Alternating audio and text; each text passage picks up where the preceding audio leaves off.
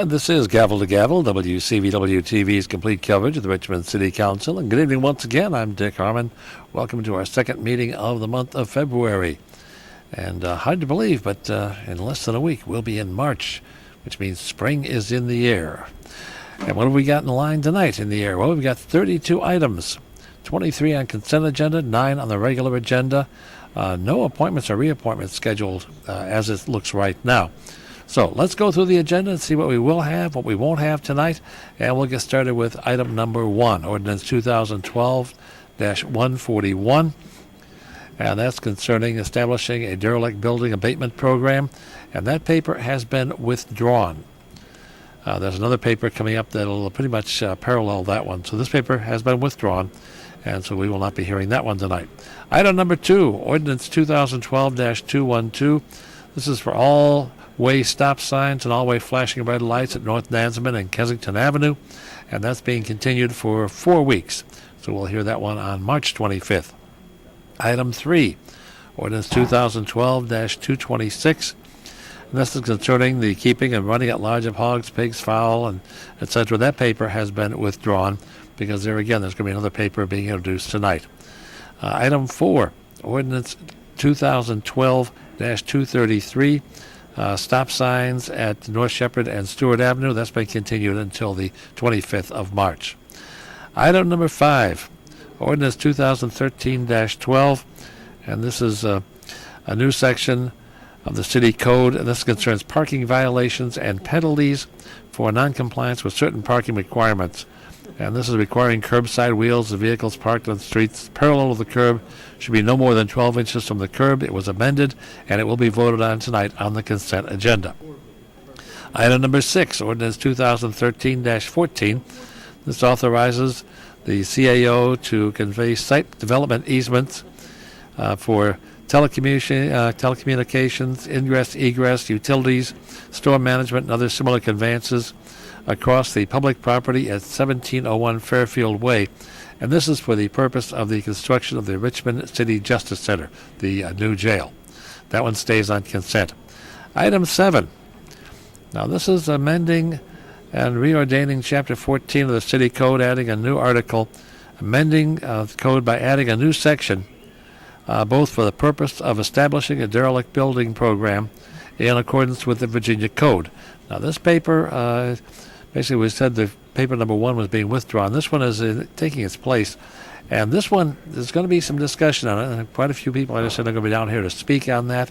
And that paper is being moved off consent agenda onto regular agenda. So that will be heard tonight on the regular agenda. Item number 8, Ordinance 2013-16.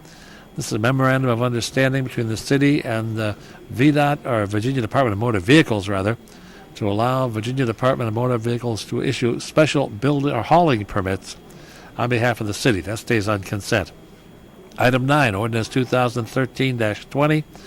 And this is accepting a donation of temporary and permanent easements on a portion of 2011 Williamsburg Road at the southwest corner at the intersection of Williamsburg and Montpelier. And this is for the purpose of maintaining and erecting a gateway sign as part of the Fulton Area Commercial Corridor Improvement Project. That stays on consent. Item 10, Ordinance 2013-21. And this executes necessary documents to take the steps to complete the rails to trails conversion of a portion of railroad property known as the James River Industrial Tract from the property known as 3111 Water Street to the city's corporate boundaries for the Virginia Capitol Trail Project. That stays on consent agenda. Item 11, Ordinance 2013-22. This concerns disposition of funds from the sale of real estate and certain insurance proceeds concerning disposition of revenues arising from lease or other use of former school properties for the purpose of providing that the revenues be set aside for the construction of new public school facilities. That one is going to be continued. It's going to land use at their March 19th meeting and should come back up again March 25th here. So that one will not be heard tonight. Item 12, Ordinance 2013-23, establishing a GRTC and Transit Study Task Force to provide that 2 city council members shall serve on the task force as co-chairs. That stays on consent. Item 13, Ordinance 2013-24, and that accepts $5,000 from the Virginia Commission for the Arts to appropriate the increase by increasing estimated revenues, the amount appointed to the non-departmental general fund budget, by $5,000 for providing a grant to cultural works. That stays on consent. Item 14, ordinance 2013-25, and this adopts the general fund budget. It makes appropriations to transfer funds $70,362 from the non-department agency Raven Street Crime Control Kinfolk Project line to the Richmond Redevelopment and Housing Authority, so they can make a grant to the authority to provide community improvement projects in the Raven Street community. Changing dollars from one side to another, but basically that money is being moved from one place to someplace else, but all staying within the city's budget. Item 15, ordinance 2013-26, establishes a business, professional, and occupational license tax task force. And this is to provide expert advice and recommendations to the council and the mayor concerning state and local legislation necessary to make the city's business, professional, and occupational license taxes more competitive with such taxes in other jurisdictions in the greater Richmond area. That stays on consent. Item 16 authorizes the CAO to execute a police mutual aid joint aviation agreement. This will be between Henrico County, Chesterfield County, City of Richmond, and this is for the purpose of operating a joint aviation unit to support aerial law enforcement activities in those three jurisdictions, as opposed to each one having their own. They have pooled their resources now, so there'll be one authority now to support aerial law enforcement. That stays on consent. Item 17, ordinance 2013-31. This is just taking an unnamed alley. It's in the block bounded by Floyd, North Belmont, Grove, and North Auburn, and naming it Bertha's Country Lane, and that one should go through on the consent agenda as well. Item 18, Resolution 2012-153, necessity to amend the code for zoning ordinances to exclude the raising or keeping of roosters. That has been withdrawn. Now, items 19 through 22 are basically approving council district funds. One is for $1,200 for the 5th District for a donation to the storefront for community design. Item 20 is $2,500 for the 7th District donation to communities and schools. This is to expand the integrated support services for the students of Bellevue Elementary. Item 21, this is $300 for the 8th District donation to Camp Diva's Date with Dad Dinner and Dance. And item 22, $350 from the 7th District for a donation to the Camp Diva's Date with Dad Dinner and Dance. Those all stay on the consent. And item number 23, last item on the consent agenda, and this designates council members shall serve on the standing committees of councils and the various boards, commissions, etc. They're appointed for the purpose of appointing council members to serve on the GRTC and Transit Study Task Force. Now, no appointments or reappointments scheduled for this evening. So we get to the regular agenda. Item number 24. This is ordinance 2011-207. This is concerning the Slave Trail Commission. That's being continued for 4 weeks till the 25th of March. Item 25, ordinance 2012-4. And this is a process to ensure funding for the 1% for Art program. That has been continued for 4 weeks as well. So you'll hear that one on the 25th of March. Item 26, ordinance 2012-29. Special use at 122 Tempsford Lane. It's been around for a while, and it'll be around for a while longer because that's been continued until our next meeting on the 11th of March. Item 27, concerning trust funds for the city, adding a new section for disposition of revenues arising from lease or use of former school properties. That paper has been withdrawn for tonight. And then we'll get to number 28. Special use ordinance 2013-4, special use at 1815 and 1817 East Franklin for the purpose of a multi-family dwelling up to 13 dwelling units. That is going to stay on the regular agenda. Item 19, ordinance 2013-13, is special use at 1006, 1008, 1100, and 1104 Libby Avenue for a tourist home with up to 16 guest rooms. That one is now being moved to the consent agenda. Then we get to item number 30, That's ordinance 2013-17. This is reordaining city code concerning keeping and running at large of hogs, pigs, and fowl, etc. That one's going to be amended and continued till the 11th of March. Item number 31 is reversing the decision of the Architectural Review Board, which denied a certificate of appropriateness for vinyl replacement windows on a home located at 2916 Monument Avenue. That one's going to have some discussion tonight. That had quite a bit of discussion at the informal meeting, so that will stay on the regular agenda. And then we get to item number 32, and this is Resolution 2013-R48. And it says, to declare a public necessity to amend city code and to initiate an amendment to the city's zoning ordinance to include the raising or keeping of no more than 4 female chickens as a permitted accessory use. Now, that particular paper, it doesn't mean if this paper gets passed that they're going to go ahead and say you can have chickens starting tomorrow. This says to initiate an amendment to the city's zoning ordinances. And there will be public hearings on this, and so it's, what it's saying is, go ahead and now initiate an ordinance to include the raising or keeping of no more than 4 female chickens as a permitted accessory use. So that's what this is doing. It's not saying, yeah, you can go ahead now and start bringing chickens in. It says, get started, let's work on this amendment, and then it'll come up for a vote. So where do we stand now? Okay, we started out with 32 items to start. 23 on consent, 9 on regular. On the consent agenda, 4 items are being continued, 3 withdrawn, 1 moved to the regular agenda, and 1 moved from the regular agenda. So we will have 16 items left on the consent agenda. Then on the regular agenda, we had 9 items. Well, 1's been withdrawn, 3 continued, 1 will be amended and continued, and 1 was moved off to consent, 1 was moved in from consent. So we will be down to 4 items on that. So 20 items, plus there will be an expedited consideration paper. And this one is also with the committees. This one basically is naming Ellen Robertson to head up the Affordable Housing Trust Fund Advisory Board. So that's what that will be. That's that resolution. And for formal awards and recognitions, we have 2 tonight. One will be Richmond Women in Construction Week, and 1 will be to Ms. Cassandra Shaw, a Richmond Public and Community Service Award. On the citizens' comment period, we have 1 person to speak on transparency, 1 requesting to close the gap at the end of the Lee Bridge. Well, actually, 2 will be talking about closing the gap at the end of the Lee Bridge. 1 to speak about cats, 1 to speak about the stormwater fee, and 1 to talk about the Anti-Poverty Commission report. So that's the way it looks for tonight. We should be getting started in just a couple of minutes for tonight's Richmond City Council meeting. I'm Dick Harmon. Stay tuned.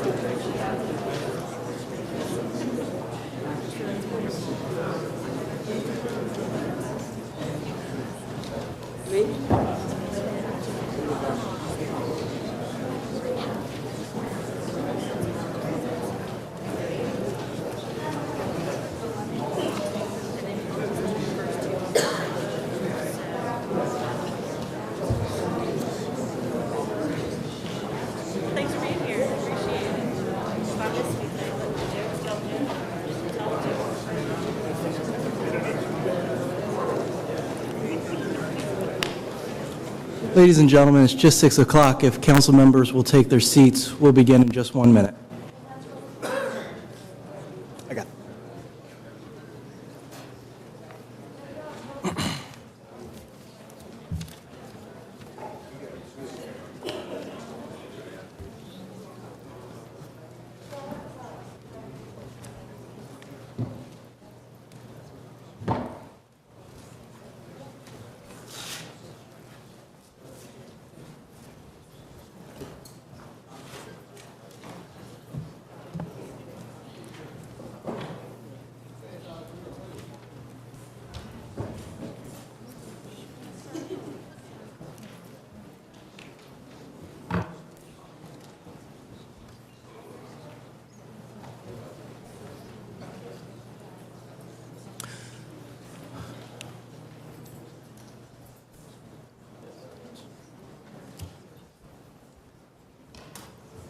Ladies and gentlemen, this meeting of the Richmond City Council will now come to order. At this time, we'll stand, and the invocation will be given by Dr. Rupert Rose, Jr. of Monument Heights Baptist Church, followed by the Pledge of Allegiance to the flag. Let us pray. Most gracious and loving God, we come at the beginning of the City Council meeting to offer a word of thanks for your goodness and your mercy. Before we consider a resolution, pass an ordinance, or make an appointment, we realize that without you, the business of this great council could not be conducted. Thank you for this body of people elected to conduct the business of this great city. May they look to you for wisdom and guidance as they go about doing the business set forth in this meeting. Bless these council members and all and share in this meeting tonight. Help them to keep you first in everything that they say and do. Bless all who are in authority with the proper knowledge, wisdom, and understanding so that we may prosper under their leadership. Grant unto them the courage, wisdom, and foresight to provide for the need of all of our citizens and to fulfill our obligations in this community. It's in your most sovereign and holy name we pray and give thanks. Amen. Amen.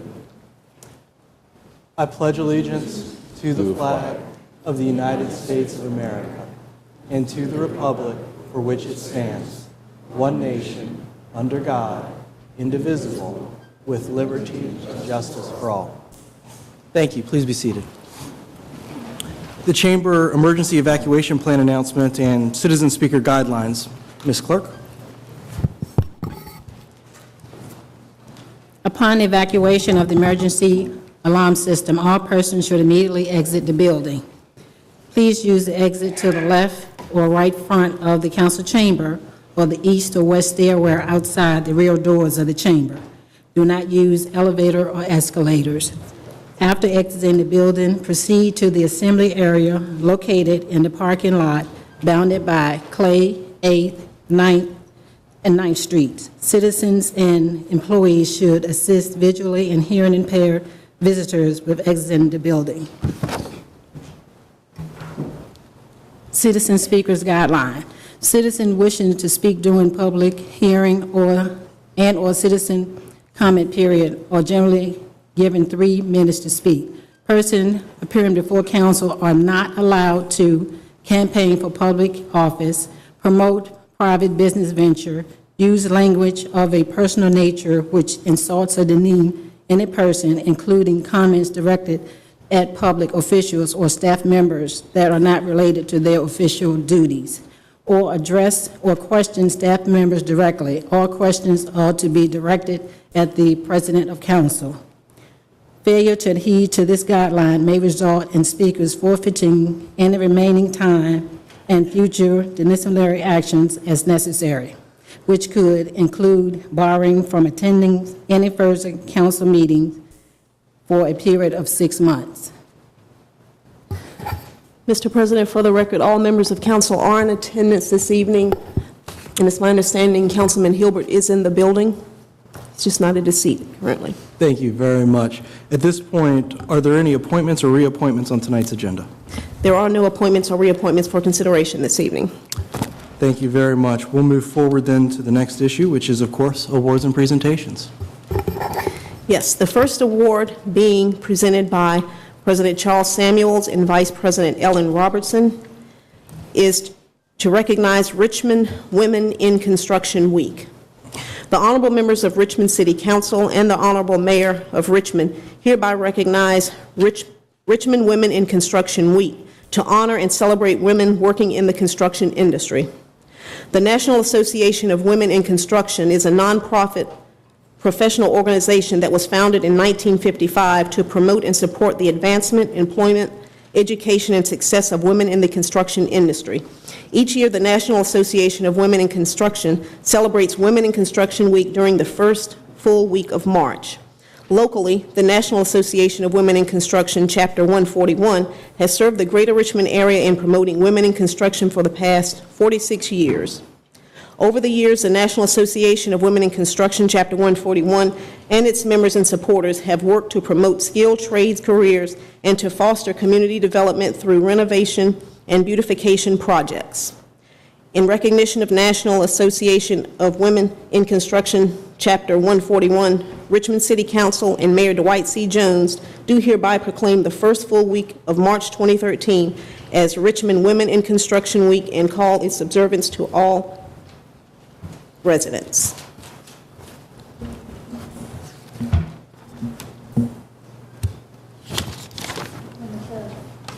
City Council, on behalf of the mayor and President Samuels, it's an honor for us to recognize the association for the great work that you are doing in bringing women into this challenging field. I'm sure over the last few years, with the economy being as it has been, construction has been one of those industries that have been hit very hard. But I know previously I also worked in the field of construction, and I know that women have made a tremendous contribution to that field, and we want to express our thanks and our gratitude for your organization and for all of the women that are members of the association and the great work that you're doing in the city of Richmond and in this metropolitan area. Thank you.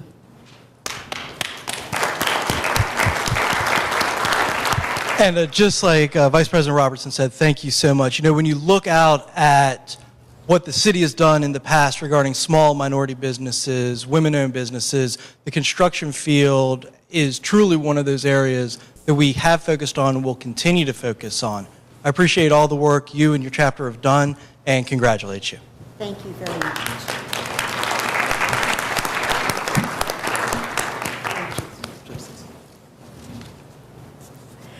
It's an honor to be part of this organization that supports women in construction and supports the trade skills and all the young people that are coming up in the trade skills so that there will be plumbers, electricians, welders, and so forth in the future. So thank you so much for your support.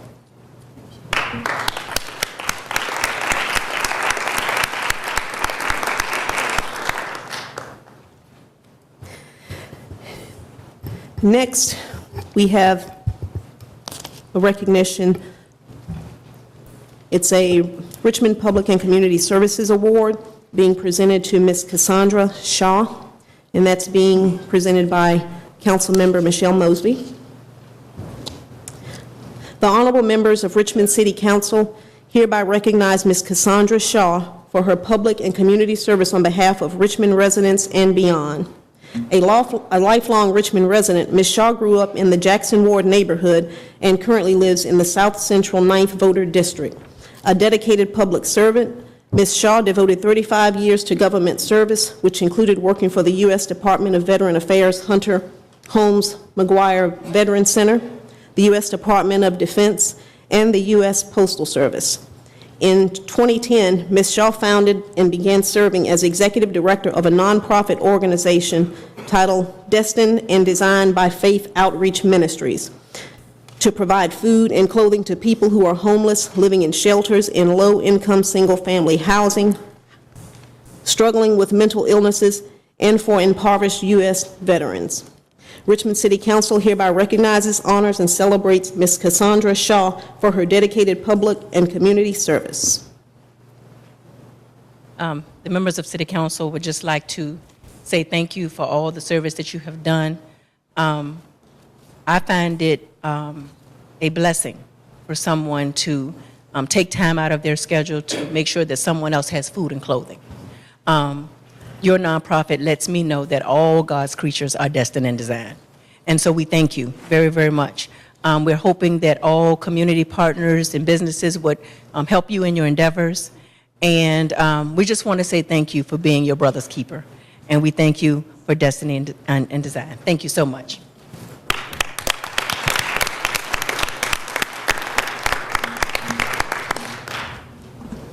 Thank you again. It is with immense gratitude that I received this, but I cannot leave this podium without giving honor to God for all that He has accomplished. I thank you, and I will continue to do the work that's set before me. Thank you.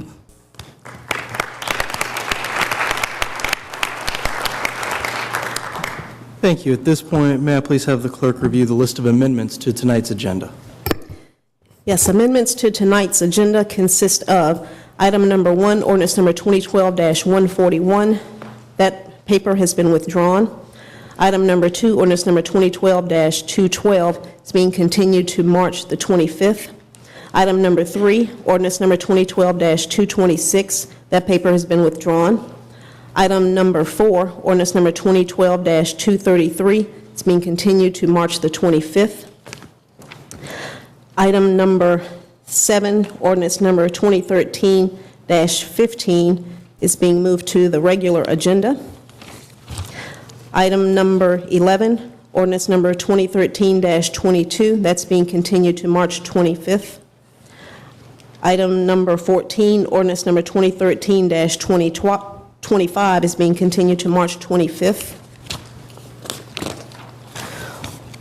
On the regular agenda, item number 24, which is ordinance number 2011-207, that's being continued to March 25th. Item number 25, ordinance number 2012-4, that's being continued to March 25th. Item number 26, ordinance number 2012-29, that's being continued to March 11th. Item number 27, ordinance number 2012-223, that paper has been withdrawn. Item number 29, ordinance number 2013-13, that paper is being moved to consent.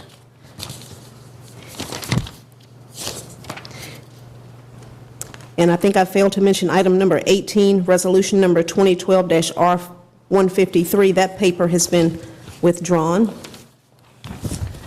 Item number 30, ordinance number 2013-17, that paper is being continued to March 11th and will not go back before the Land Use Committee.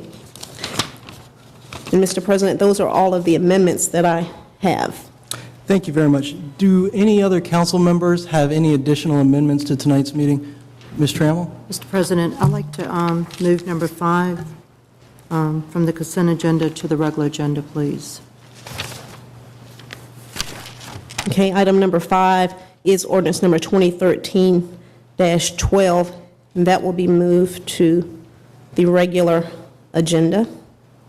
Very good. Are there any other amendments at this point to the agenda? Seeing none, may I please call it, or would you please call the question, Madam Clerk? Yes, I'll need a motion to accept the amended agenda as presented. Dr. Newbill, will you make that motion? So moved, Madam Clerk. Council is voting on Dr. Newbill's motion to accept the amended agenda as presented. Mr. Bilal? Ms. Graziano? Aye. Ms. Mosby? Aye. Vice President Robertson? Aye. Mr. Agelasto? Aye. Mr. Hilbert? Aye. Ms. Trammell? Aye. Ms. Newbill? Aye. President Samuels? Aye. The amended agenda is before you. Thank you, Madam Clerk. At this point, we're going to move forward with the regular agenda, and unless there's any objection from council, I'd like to start with paper 31.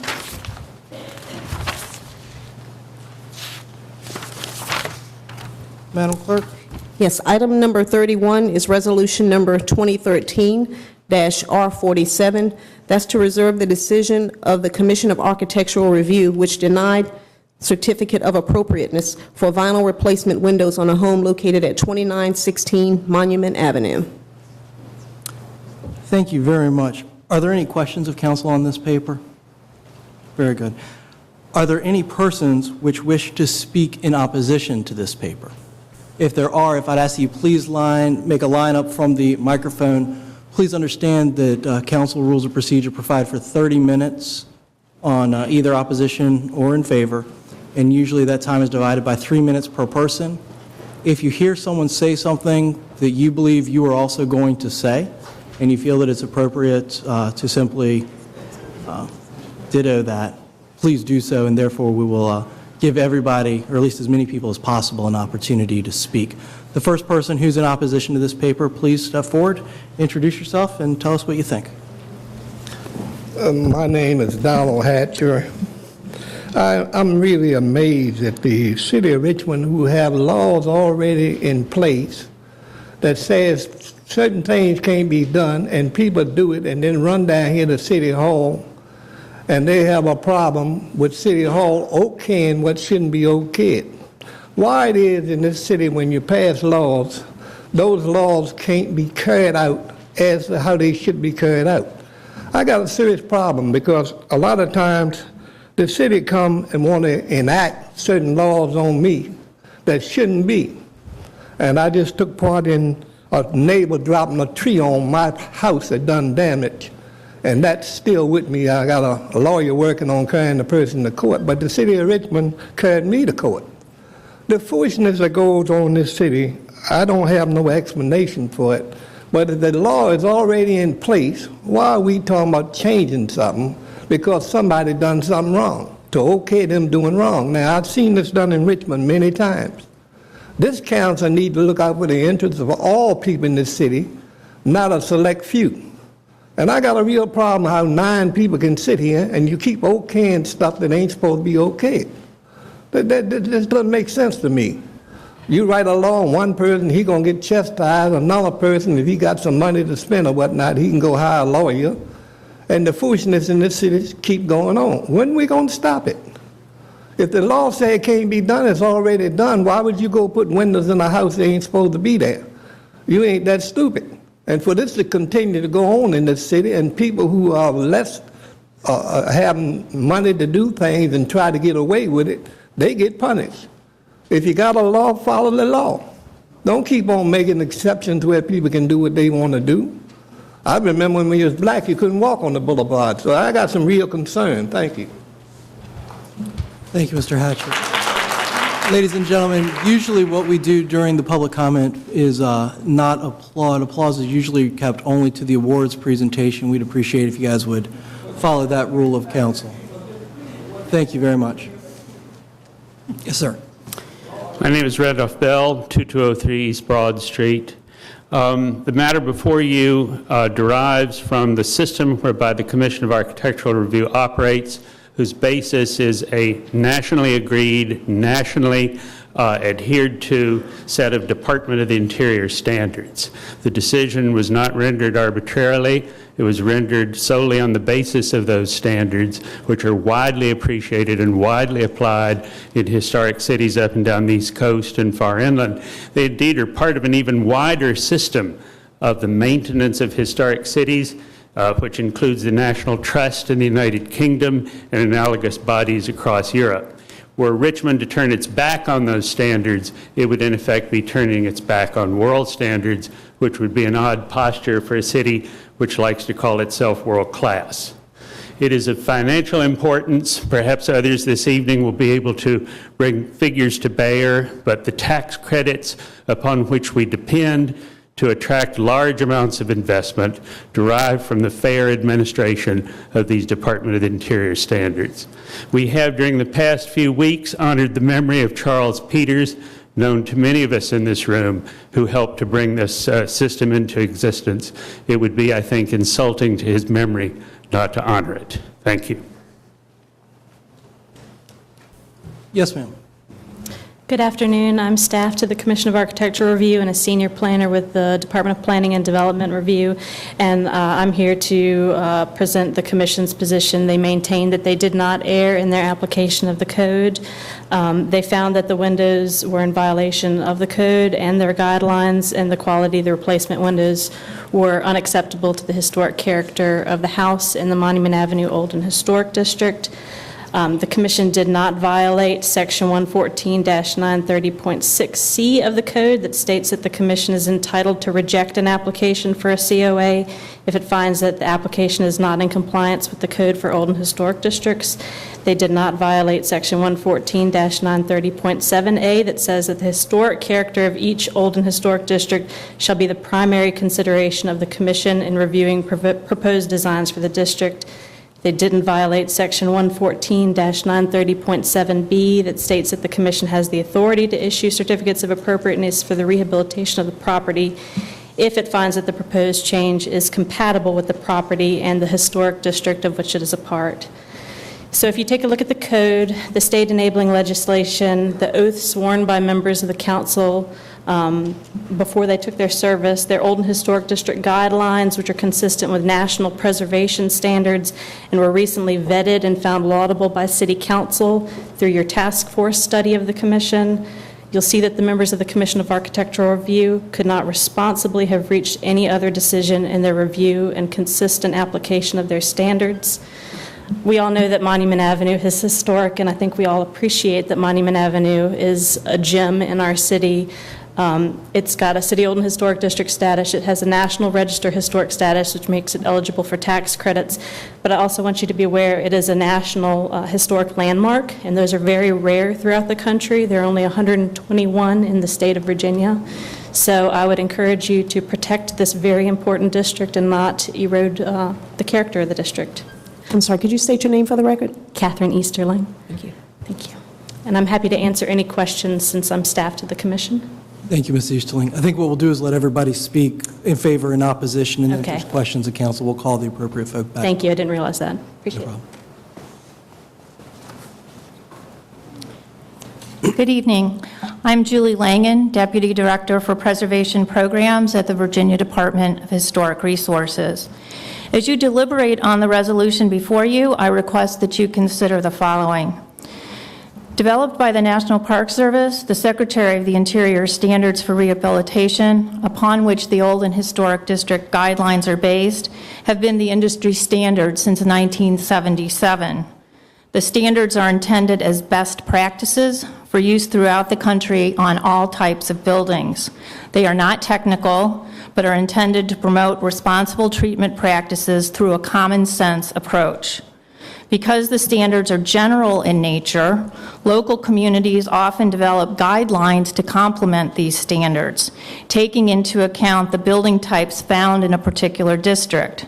The standards, as well as the guidelines, are tried and true preservation tools that have a long history of use with effective results throughout the country. Because windows are one of a building's most important character-defining features, the National Park Service has recently been tightening up its application of the standards when it comes to window replacement. Indeed, to be in compliance with the standards, a window replacement must meet two tests.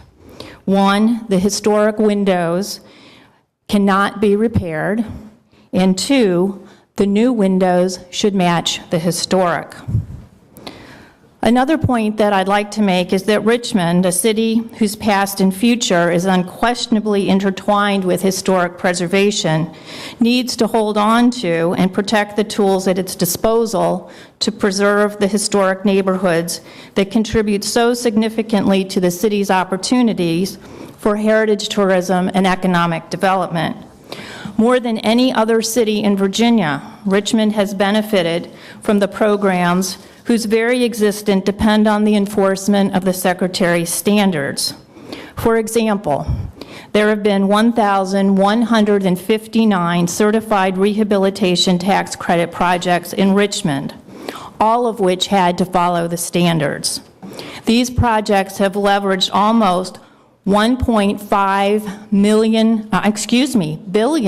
billion of private investment.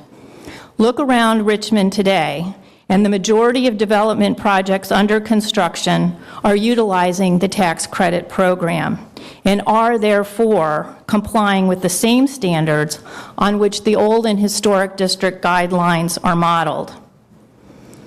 In closing, the Virginia Department of Historic Resources encourages City Council to uphold the use of the Secretary's standards and the Old and Historic District guidelines so that these tools can continue to guide the city and its property owners towards appropriate preservation practices. Thank you very much. Thank you very much, Ms. Lanham. Yes, sir. Mr. President, members of council, I'm Jack Pearsall. I'm a member of the Commission of Architectural Review. I want to speak to the very concept that the guidelines and the decisions of the Commission of Architectural Review are advisory only. They're not. We are charged by the code of the City of Richmond with determining whether a certificate of appropriateness should be issued. And if it didn't issue, the person cannot change the exterior of the structure. We're also charged with carrying out the guidelines that are set out in the code itself, which deal with preserving what was there, and those that we adopt in furtherance of that, which we are authorized to do by that same code.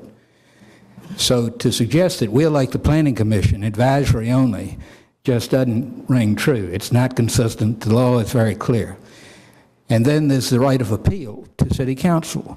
But again, the City Council has got to compare the application against the code, what it requires, against the guidelines that we've adopted, and find where we have misapplied the guidelines.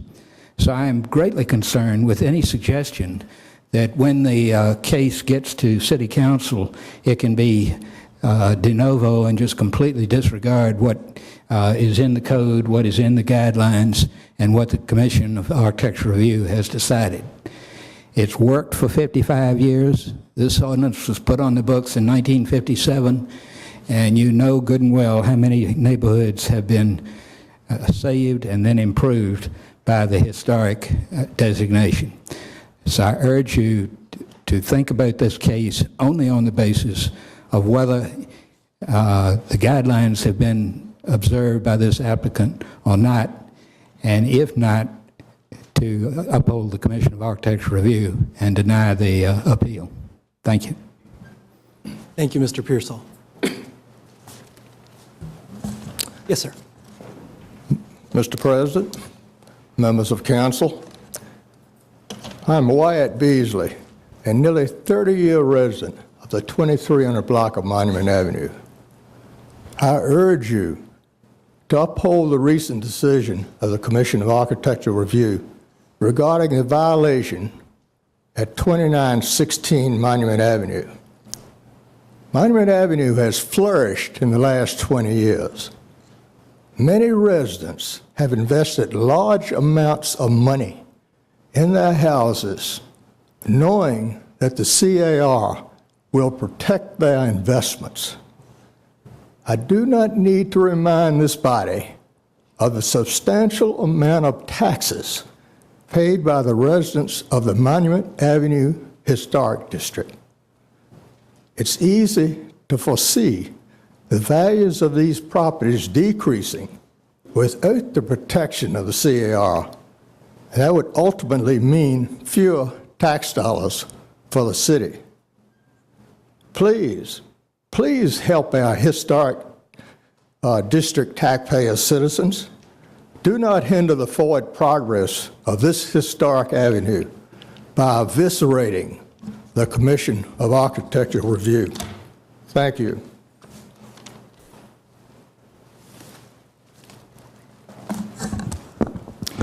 My name is Mary Jane Hogue, Executive Director of Historic Richmond Foundation.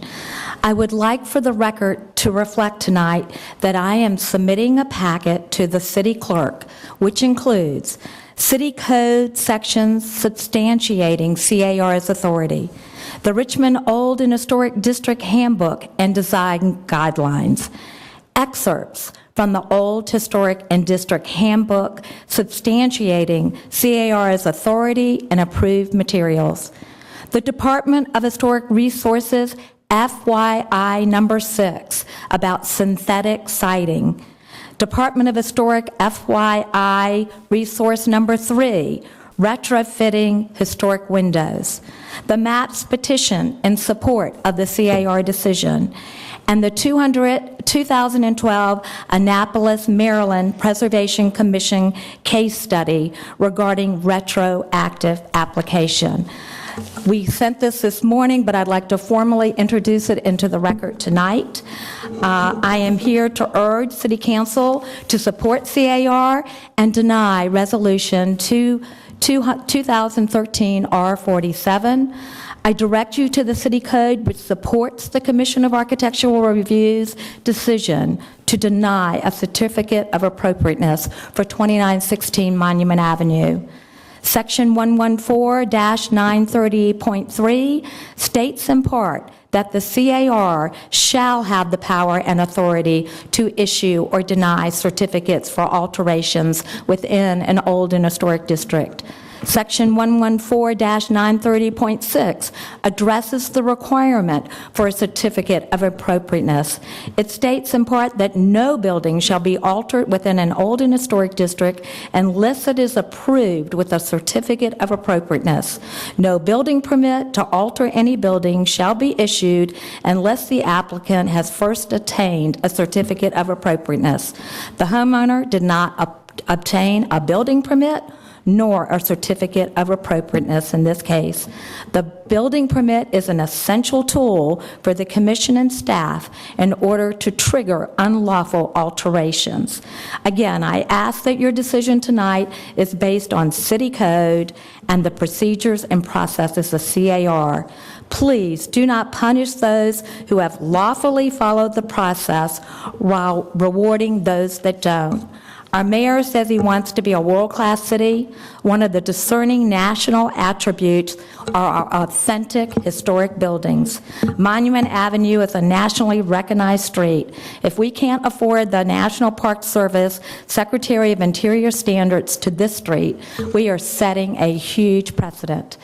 HRF would love for you to consider postponing this tonight until you can absorb all the technicalities, and HRF offers to treat you to breakfast, lunch, or dinner so that you can discern in the future about what is local, what is state, what is a federal law with the National Secretary of Interior things, because I think there's confusion and it is a lot of technicality. And I would love for you to ask who is here tonight to support the CAR. Thank you very much.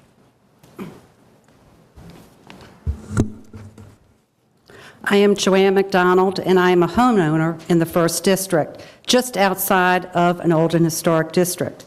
I relocated to the city 13 years ago because of its unique architectural landscape. This landscape has been preserved due to the creation of our city's old and historic districts. These districts were created to protect the physical record of our history. As a citizen, I wish my neighborhood had these safeguards in my neighborhood. The Commission of Architectural Review is charged with maintaining the authenticity of the historic architecture as stipulated in the Old and Historic District Guidelines and City Code provisions.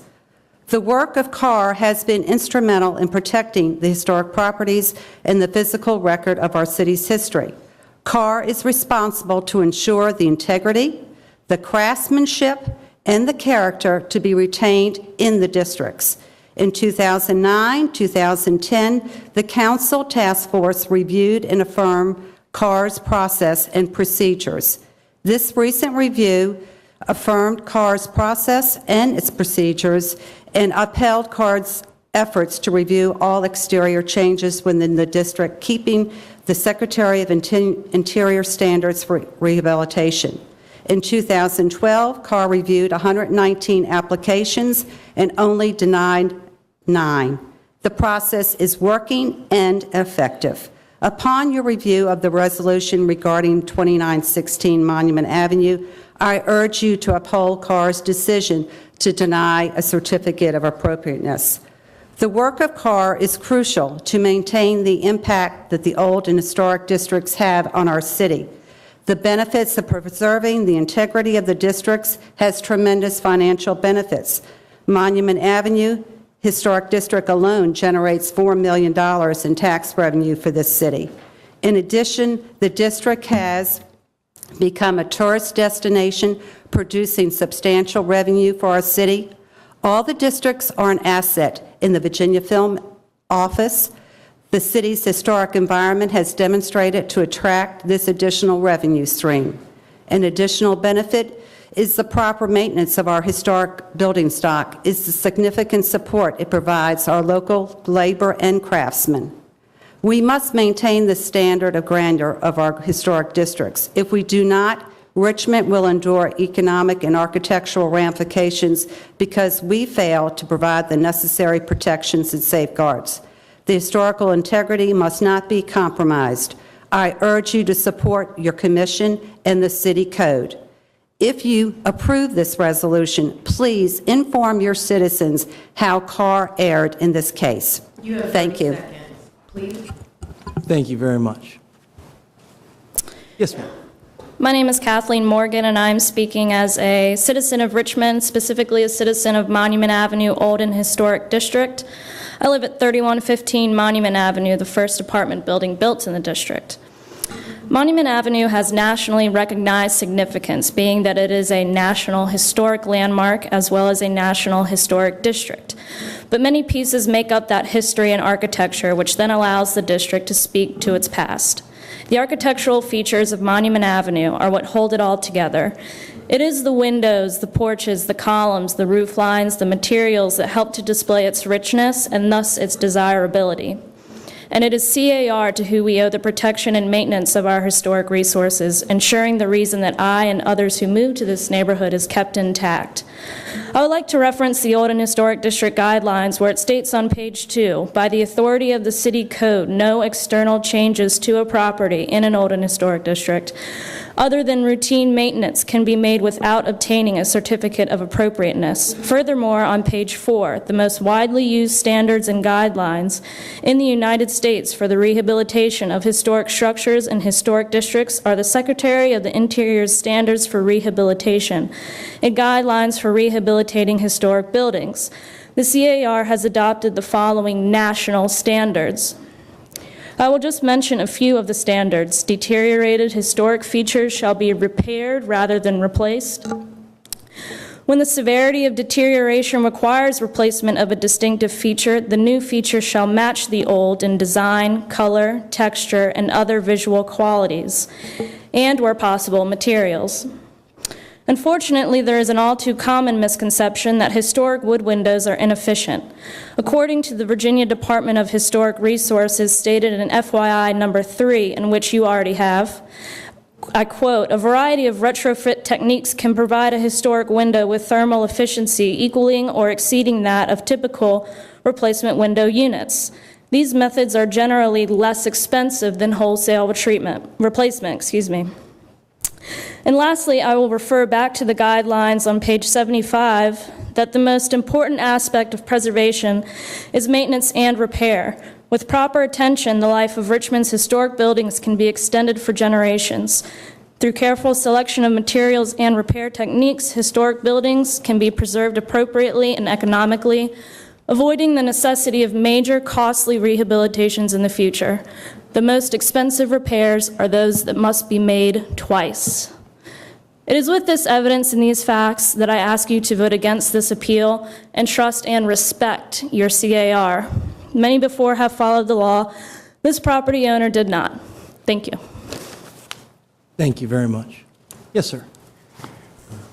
Ladies and gentlemen of the City Council, thank you. My name is Joe Yates. I'm a member of the Commission of Architectural Review, a resident of Monument Avenue, and a practicing architect in the city of Richmond for almost 40 years. I'd also like to thank Catherine Easterling, our secretary, for the presentation this evening. Original wood sash are universally recognized as a critical element of the overall architectural character of historic buildings. They're among the most visible of the character-defining elements of historic buildings. When historic fabric is lost, it diminishes the historic nature of the building. When the losses are extensive, the damage is not just to the individual building, but to the whole district surrounding it. Therefore, we must be very careful when reviewing requests to remove large amounts of historic building fabric, as occur in wholesale window replacement, as the potential damage can be very consequential. The Commission reviews all applications according to the guidelines in our handbook and review guidelines. These guidelines are based on the Secretary of the Interior standards for rehabilitation of historic buildings. The application under appeal involved replacing existing historic wood windows with vinyl windows that were of a different material and configuration than the originals. The replacements did not meet the guidelines set forth in our guidebook. The CR guidelines are very clear on this subject, And I will point you to the following references on page 51, number 9. Do not remove or radically alter fundamental architectural features such as windows, roofs, or porches. On page 59, number 5, original windows should be replaced by patching, splicing, consolidating, or otherwise reinforcing them. Number 6, windows should only be replaced when they are missing or beyond repair. Number 8, the architectural character of windows should not be altered by inappropriate materials or finishes that radically change the sash, depth of reveal, mutton configuration, the reflective quality or color of the glazing, or the appearance of the frame. Number 15, do not replace multi-pane sash with new thermal sash windows that use false muttons. And on page 90, vinyl windows are strongly discouraged and rarely approved. The code of the City of Richmond, 114-930.7, the standards and guidelines for the CAR have already been cited, so I won't bore you with those. Each application is reviewed on its own merits. Some of the window replacement examples cited by the property owner are in violation of CAR guidelines because a certificate of appropriateness was never issued. I've practiced architecture for almost 40 years. I've restored numerous historic buildings. I have found that windows are only irredeemable if the building has been abandoned for a number of years or if the building has been vandalized. And I have repaired and replaced sash in a number of historic houses that I've owned. It's not a difficult process. CAR was responding to the complaint of a neighbor at 2916. CAR was responsible only for a notice of violation, nothing more. The issuance of a stop work notice was generated by the Department of Building Inspection, and any further action was the result of the city, not CAR. Mr. Houghton, the owner cites correctly that the purview of CAR is limited to that which is visible from the public right-of-way. His house is on a corner, and therefore all three facades. Thank you. And folks, just so you know, the 30 minutes for those to speak in opposition started at 7:21. So just so you know, there's about 8 minutes left for those in opposition. In that case, I'll be as quick as I can. Mr. President and members of council, tonight you will hear from, my name is John Whitworth and I live in the historic district of Churchill. Tonight you will hear from both learned organisations and individuals who have a passion for protecting our historic districts. I am addressing you as a private individual who moved to Richmond from the United Kingdom, where we happen to have very strict rules and regulations for the renovation of historic districts for very good reason. We purchased a new house in Short Pump in 2000, and in 2003 we decided to purchase our first house in the historic district of Churchill. We decided to further invest in the historic district by purchasing another house which was in the need of serious rehabilitation. This decision was based firmly on the conviction that we could rely on the CAR process to protect my significant investment. So we purchased in May 2008. It took us 4 months to go through all building permits in the CAR process. We started in October 2008 and we finished in June 2009. The 4 months, in my opinion, was time well spent, and I would like to confirm that the rehabilitation process was real and it confirmed my belief in the historic community's best interest. I actually would like to introduce to the council some of the documents that we relied on when we renovated the house. CAR sent us, when we initially purchased the house on day one, a very clear notice that their role was to protect the historic districts and would also protect my investment. I looked at the standard of the Secretary of Interior's standards for rehabilitation. I read them thoroughly. I read the preservation briefs for the repair of historic wooden windows. This was in my files that I took out this morning. I'd like to introduce the application to CAR, and they approved my application. And after all that, about 3 years later, I decided to replace the steps leading up to my house. I could have easily have just gone and replaced them. I said to myself, I live in a historic district, I must maintain the standards of a historic district. So I again went through the whole process of Carr to replace some treads on my front steps.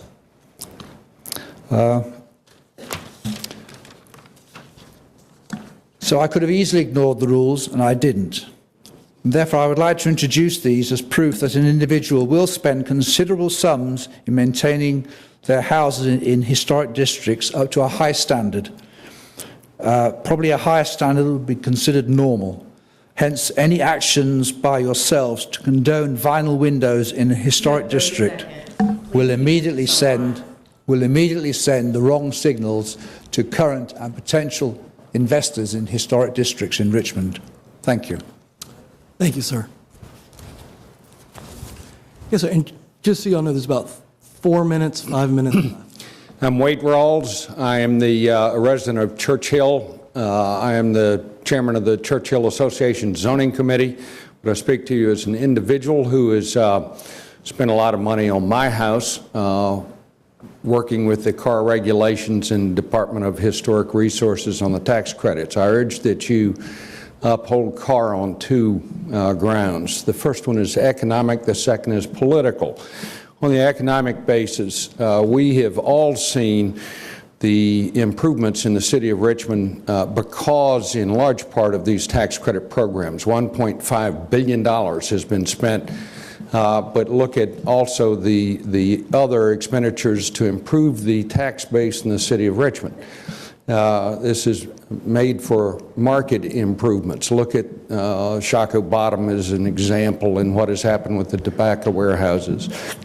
All of it accrues to the benefit of all of us as citizens of Richmond. This is not an isolated case for one person on one street. The second is political. You here on City Council need to decide, or do you believe in the rule of law or the rule of politics? Each one of you have been lobbied and lobbied heavily. You've gotten dozens of emails and phone calls. That's what happens when you abandon the rule of law. There are rules and regulations. You pass the rules, we're supposed to abide by them. When we don't, and it turns to a political process, what you get is lobbying, and we abide by who do you know and what influence do they have rather than what do the laws say. Thank you very much, and I hope you vote no on this resolution and support Carr. 2 minutes left. Thank you, President and honorable members of the council. My name is Bill Tate, and I'm the president of the Monument Avenue Preservation Society, a fair number of which are here today, and I invite them to stand to show their support of Carr's decision. I've been a resident of the historic districts since 1999, and since then I've seen continual improvement in the neighborhood, and in particular the historic preservation of our homes. We are more than homeowners, we're custodians and stewards of the historic neighborhood. And we accept this responsibility because we rely on you, our city council, to enforce the laws that are there to protect us. We willingly commit resources to preserve our homes, knowing that in doing so we are safe because our neighbors are required to do the same. If you undermine Carr's decision in this and the current case, you will invite flagrant disregard of the law going forward. This will lead to the deterioration of our precious resource, which is our historic neighborhood, and I urge you to support Carr's decision and oppose the proposed resolution. Thank you. Thank you very much. I'm Julie Wysand. I'm a woman in construction. My husband and I have Dovetail Construction. We've dealt with CAR frequently. We've found them to be reasonable and really concerned with the architectural integrity and fabric of our community. And it's really about process. So for all of us that have followed the rules and we understand and applaud the standards that they have and that they maintain, we need to be able to count on that, I think, as a community. And it's done so much. It's such a special place. And I think to undermine that would really be a serious problem, and I urge you to deny this. Thank you very much. Mr. President, council members, I'm Bill Montgomery. I live in the 2000 block of Monument Avenue. Our family moved here about 2.5 years ago from the historic district of Old Town Alexandria, and one of the reasons was because of Carr and the protection it provided these homes. Our house has beautiful windows, one of the reasons we bought the house, And I think it would be a shame if a precedent was established where other homes along this beautiful street could have vinyl windows. I think Easter on Parade would look horrible if we did that. Thank you. Thank you. Mr. President, members of council, my name is Mark Webb. I'm a resident of Monument Avenue, speaking as a citizen. My wife and I renovated a house on Monument 5 years ago, converting an undocumented apartment building back into a single-family home. We went to CAR 3 times for different occasions. We went because it's the rules and because it's the process that this council established. I urge you to stand behind the Commission of Architectural Review and stand behind the process that this council established and behind the process that all the other homeowners on Monument Avenue who make renovations and invest in Monument adhere to and follow continually. Thank you. Thank you. At this point, Mr. Whitfield, you're welcome to speak. At this point, though, I'm going to have to cut it off as the 30 minutes have extended. We're extended just long enough for one more. Mr. President, members of council, my name is Roger Whitfield. I'm here speaking as a citizen, although I am the president of the Fan District Association. The Fan District Association, or myself as a representative of the Fan District Association, is expressing our solidarity with the MAPS Association in support of the Commission on Architectural Review. That's why we're here. We believe it's be upheld. It's a common cause for historic neighborhoods, and we urge you to say no to this particular paper. Thank you very much, folks. Mr. President. Mr. Hilbert. I'm asking for suspension of our rules, given that there are only 3 other individuals there. I'd like for us to err on the side of listening to everyone. I think it was unfortunate that I didn't see the clock rolling for the first number of speakers who I believe went over 3 minutes. I'm certainly not, I don't have that documented, but just my ear seemed to think that those went on more than 3 minutes, and so I'm asking that we suspend the rules and would appeal to the president to grant that. I don't have any objection to that. Mr. Attorney, is there a vote that's required to suspend the rules of council? Technically, Mr. President, if no one moves to overrule your ruling extending time, then it can take place without a vote. Very well. I'm going to make a ruling then to extend the time by 9 minutes, 3 minutes per person that's in line right now. I have 6:54. Yes, sir. I actually wanted to speak in support of the motion to reverse. So I don't know if I'm out of line right now. If you'll sit down, yes, sir. Okay. I'd change my ruling now to extend the time by 6 minutes for the 2 people that are standing. Well, it looks like I'm the last. Change it to 3 minutes. Now down to 3 minutes. President Samuels, Vice President, Ms. Robertson, and members of City Council, I'm Bruce Tyler. And I'm here tonight as a citizen, as an architect, as a businessman who practices architecture in the city of Richmond, and I've been here for doing this now for 35 years. Historic districts were founded in 1950s, and they have been an integral part of our city since then. When you talk to folks about Richmond and you ask them why they come to Richmond or stay in Richmond, one of the reasons they do it is because of the architecture. And historic districts since the 1950s have contributed to that. And for that, we are all better off. I've often described historic districts like a mosaic piece of artwork where every little piece makes a difference. And when you step back from each piece, you then begin to have an understanding of what it is. And such is the case here. When you get involved in historic properties, it's not just a single piece of property standing alone, but it's a single piece of property in a framework. And if it's damaged, destroyed, or altered in a way, it doesn't really matter at first. But once, after a while, you keep seeing this over and over again, the district loses its flavor, or its, in this case, its architectural presence. Such is the case here tonight. While this is a very small incident or occurrence in this discussion, when you step back and begin to look at it, you understand that it has major ramifications. One of the things I think I need to point out to everyone here is that while I served on city councils, there are 2 properties within a stone's throw of this property that I sat down with the applicants or talked to the applicants or individuals involved in property in that area.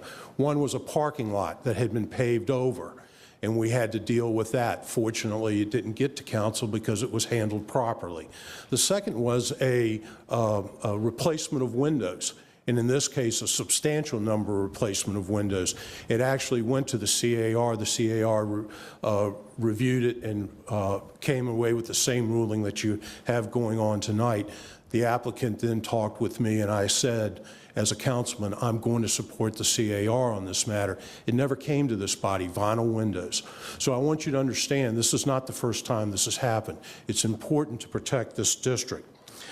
I would suggest that as you go forward with this, that we need to look for solutions when someone makes a mistake. And I believe the 2 papers in front of you tonight are either for or against, and perhaps a third should be looked at, and that is one that would allow for the applicant to leave the windows in place for a short period of time until they have the substantial financial means to replace the windows with the proper windows, particularly on Monument Avenue first, and then last but not least on the side street. I know there's approximately 16 windows there, and then there's several in the rear. But at the end of the day, we need to protect Monument Avenue in the historic district. Thank you. Thank you, Mr. Tyler. Now that we've heard from those in opposition to the paper, are there those willing or interested to speak in favor of the paper?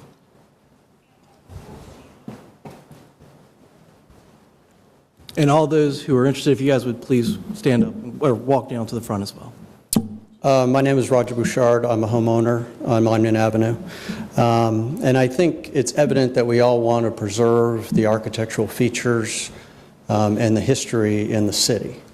I am not an architect, and I do appreciate the architectural elements of many of the homes in the area. I think in this case, the windows are standard windows. They do not provide any redeeming architectural feature, and that's why I do support the reversal of this decision. Thank you very much. Yes, ma'am.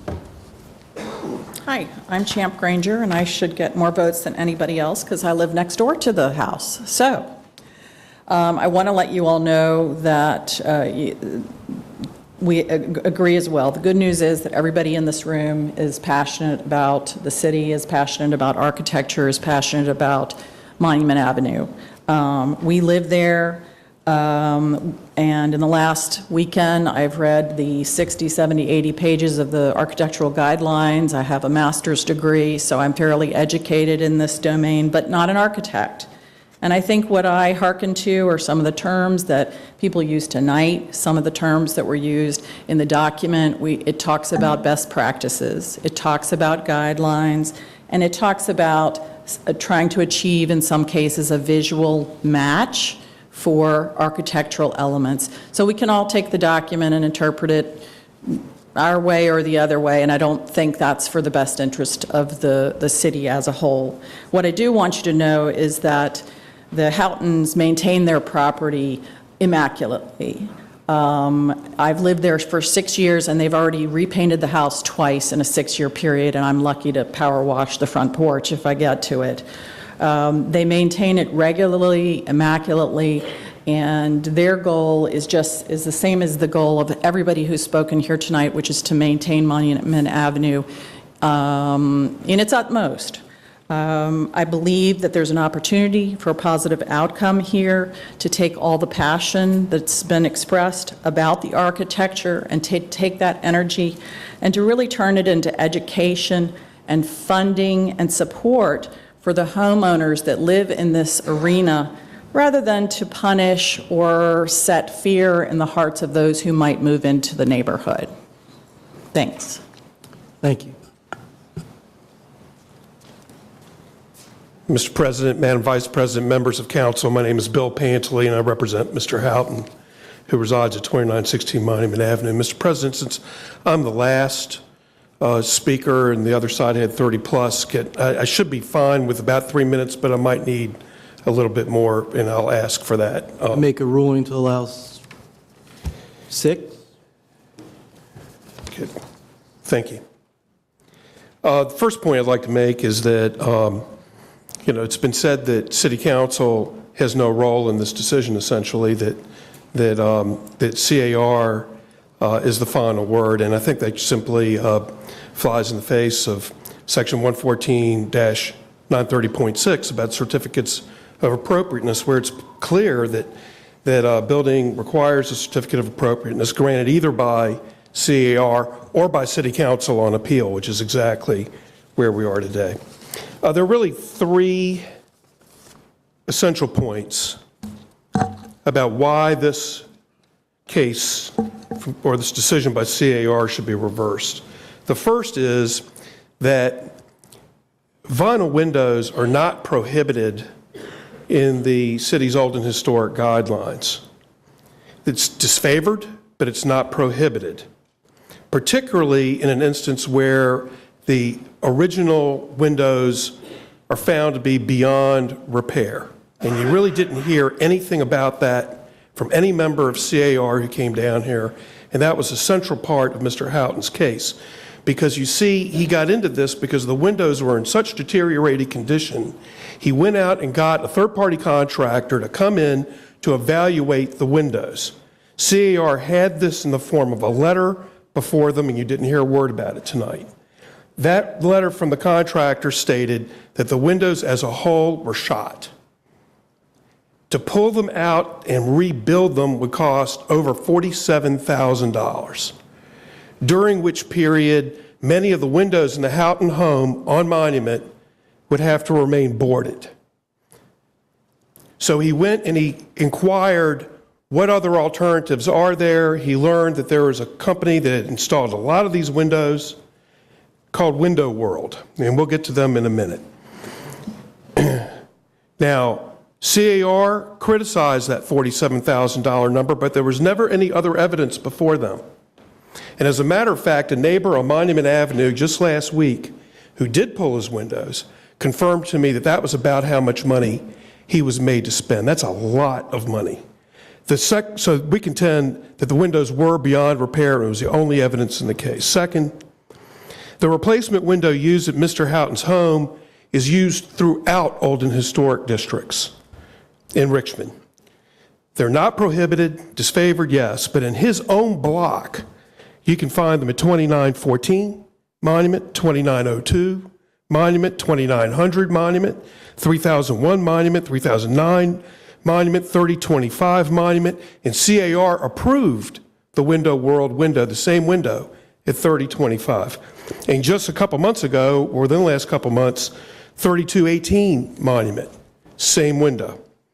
Elsewhere, this Window World window, which is very attractive, I'll show it to you. Because apparently some people haven't looked at them, but this is what they look like. You wouldn't notice them. There's never been a complaint. Let's see where else they exist. They're 1000 West Franklin Street, 209 West Franklin Street, 11 West Lee Street in Jackson Ward, 3200 Monument Avenue, 2335 West Gray Street. And one in particular I want to talk to you about, and that's 405 North Boulevard. Because you see, that particular property came up before CAR this past August. This is the precise same window around the corner from Mr. Houghton's house. This did go to CAR. CAR approved the window.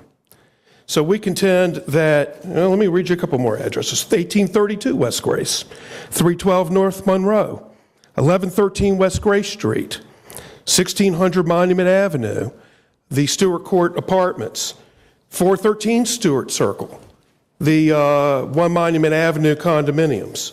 These windows are, if we're talking about compatibility, these windows, frankly, are everywhere. And they're very popular. It's estimated that there are tens of thousands of these windows in city old and historic districts. Several of them have been approved by CAR, but they wouldn't approve this one. Mr. Houghton's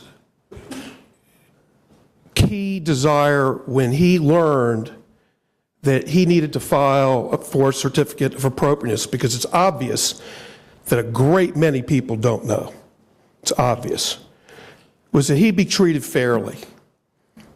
With CAR ruling this way, he is going to be made to pull the windows out of his house, go get salvaged wood windows, spend the $40-some thousand. But it's just him. What about all these other properties that we've just read to you? He shouldn't have to be singled out and treated differently. Everybody has to be treated the same if we're going to have a fair, consistent system for regulating the architectural integrity of these neighborhoods. We think that this decision by CAR was inappropriate. It didn't take into account his evidence that his windows were beyond repair, didn't take into consideration the cost, didn't take into consideration their regular approvals of these windows elsewhere, nor did it take into account just how prevalent these windows are without objection in old and historic districts in Richmond. I urge you to uphold the appeal. Thank you. Mr. President. Ms. Trammell? Bill, do you have any pictures of what the windows look like before those windows were put into the house? On Mr. Houghton's home, I do. And I'm good, Mr. Panley, you're welcome to distribute those to her, but I'm going to ask that we hold any questions until we get all the speakers. Okay. Thank you, and I'll pull the pictures. Yes, sir. Good evening. My name's Silver Persinger. I'm a citizen of Richmond, Virginia. What it looks like to me just happened was a bunch of rich people complaining. I don't have any problem with rich people. Some of my best friends are rich people. However, I believe that a person's home is their castle. I think you have a right to do with your home what you want to do without appealing to a Commission of Architectural Review. You know, you're supposed to apply for any modifications to your home if you live in an old and historic district. You can't paint your home the color you want to. It has to be an improved color from the Commission of Architectural Review. So I'm not a fan of the Commission of Architectural Review. I like historic properties. I think they're cool. But, you know, if you're going to spend $250,000 or whatever it costs to buy a home on Monument Avenue, $500,000 maybe, that we heard from people that probably lived in houses with those sorts of values. They're the people complaining.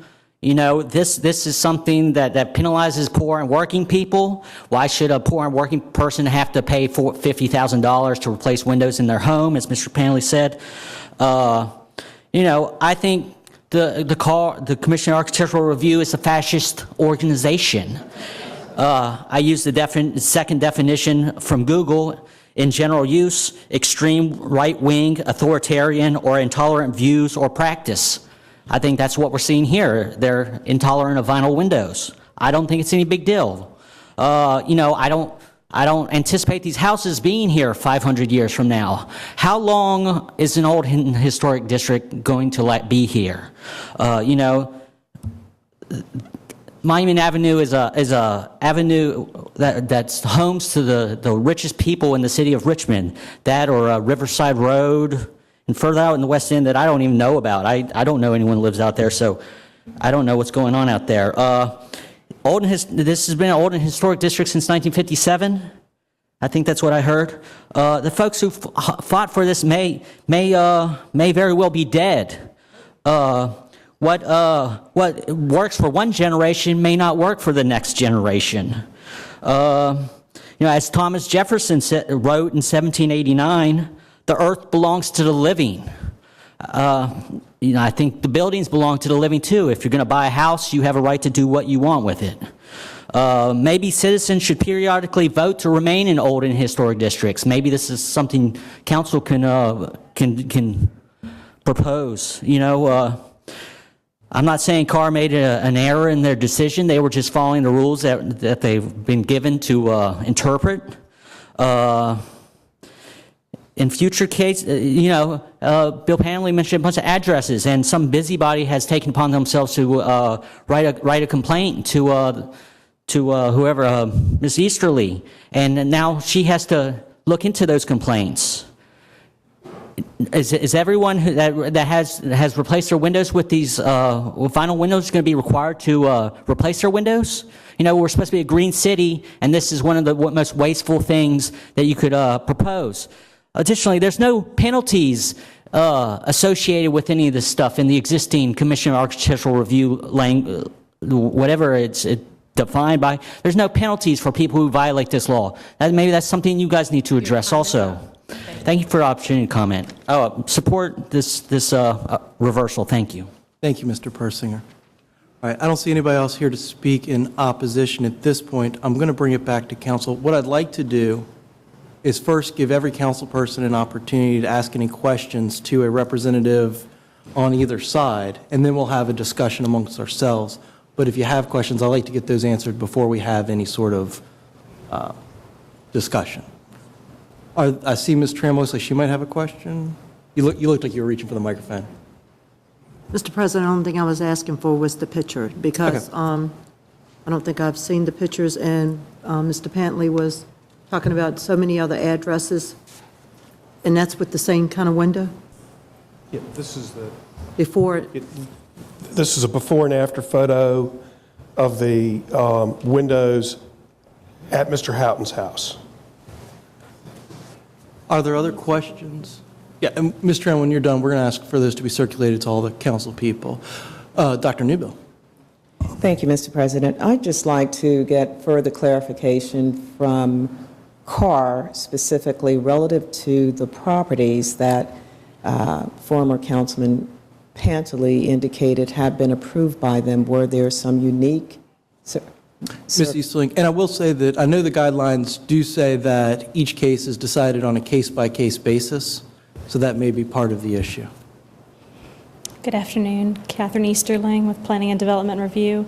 405 North Boulevard, the applicant cited, the commission did approve a window at that property, but that is a non-historic apartment building that's set back significantly from the street. So the commission felt that it was appropriate to approve that window in that instance, since it is not a historic building and it wasn't resulting in the loss of historic fabric. I believe 3025 Monument Avenue was also not a historic building. A number of those properties, the Commission of Architecture Review has not reviewed or approved a certificate of appropriateness for them, so they're in violation of the ordinance.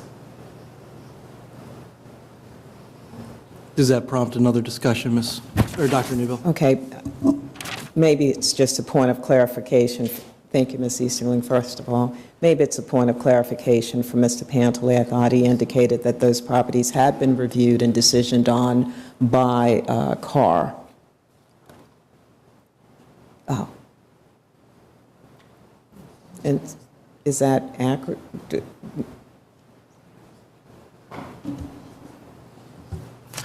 And after this question, I think what I'm going to do is get folks to, if you have any questions for Ms. Easterling, we'll ask the questions of a representative of CAR, and then after she's answered those questions, if there's any questions for a representative of Mr. Houghton, Mr. Pantley, we will ask him those questions. Okay, I'm sorry, Ms. Newbill, I didn't catch the question that you were asking. Yeah, you articulated a list of properties that you intimated the CAR had ruled on and found to be acceptable with that same type of window. Right. 405 North Boulevard is one of those properties. I think that what the staff is referring to is making the distinction between a contributing and a non-contributing structure. But that distinction is nowhere in the guidelines.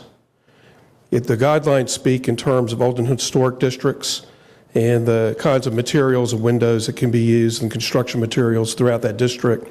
There's no question that in August we have the minutes that CAR considered this application for that building. It's across the street roughly from the Virginia Museum. They approved the windows, and I should also state that in that particular case, there was really no challenge of the homeowner about whether or not his windows should have been removed. It was simply stated that the windows were deteriorated, and the staff simply accepted that. In the other cases that we have rulings from CAR approving these windows, 3025 being one. Again, it's a property that fronts on Monument Avenue. The issue is the age of the property. Again, we have the minutes of that. There was no discussion of why the windows were removed to begin with. Another property is 413 Stewart Circle.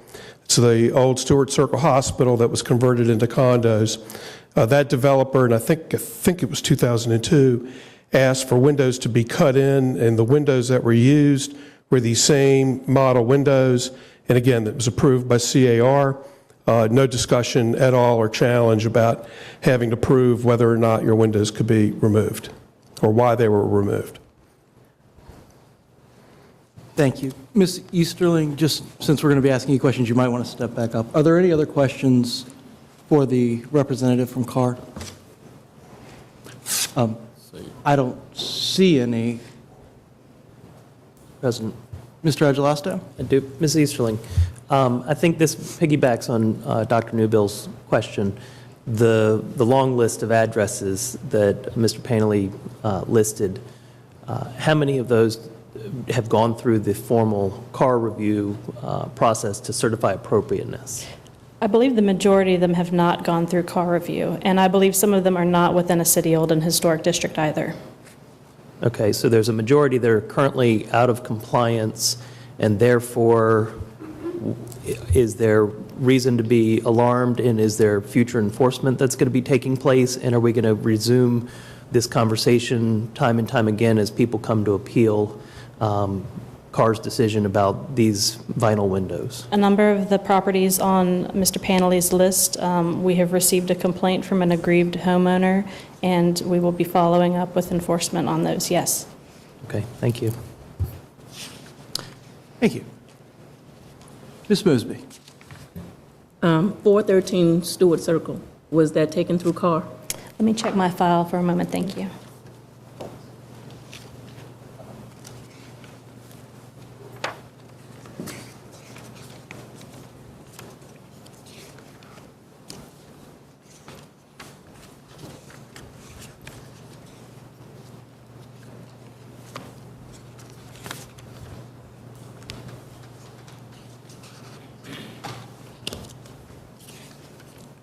While Ms. Easterly is looking for the answer, are there other questions that we can line up? Okay. Yeah. Yep. With 413 Stewart Circle, it's a very large building, and the documentation that I have, the commission approved some new balconies for the property, and they approved the installation of several windows on the east elevation of the structure that will match the original windows in design and alignment. So it does not sound like they approved a wholesale window replacement at that property. Okay. 3025, I'm sorry, Mr. Pensley, what was the 3025 address? 3025 address? Was the monument, was that approved through CAR? That was approved by the commission secretary back in 1994. I just want to note that that is a non-contributing apartment building in the district. Okay. But are these places, do they have these type of windows or an original? Those properties, the non-contributing, non-historic properties, do not have historic wood windows. The apartment building at 405 North Boulevard had deteriorated metal windows from the 1960s, 1970s, and the commission found no architectural merit in those windows, and so they approved the replacement window. The property owner also came to the commission and provided photographs of the windows and the condition of those windows. Okay. Do you have an address of something recent that you all went back to the wood? The commission, I've worked with the commission for 5 years, and they very consistently have rejected replacement windows when they're viable wood windows on a historic building. I don't have a list of addresses, but it's extensive. Okay. Thank you. Thank you. Ms. Graziano? Yeah.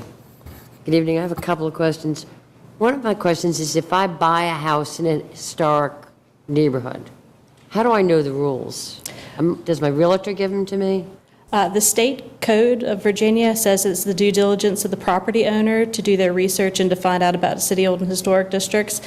We also do a quarterly mailing. At least I have in the last 5 years that I've been here. We do a quarterly mailing, which Mr. Whitworth referenced in his presentation to council, notifying property owners of their responsibilities. So I get a newsletter every quarterly?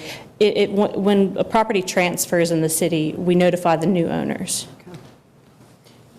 My other question, I have another question, and that is from something that was in the packet that we have, and it's on page 41, building in old and historic districts, and it's the guidelines. In the third paragraph starts out, it should be noted that local guidelines are just that, guidelines. Is Yes. that how we treat it all, as just guidelines? The city code states that our design review guidelines are advisory and they supplement the city code. They help guide property owners in making the right decisions. They help guide the members of the commission and staff in making the right decisions. City code is the ultimate authority, and the commission maintains that they did not violate city code.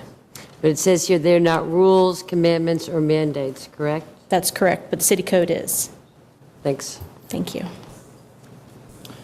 Thank you. Any other questions from council members for Ms. Easterling? Mr. President. Mr. Hilbert. Thank you. I'm looking at the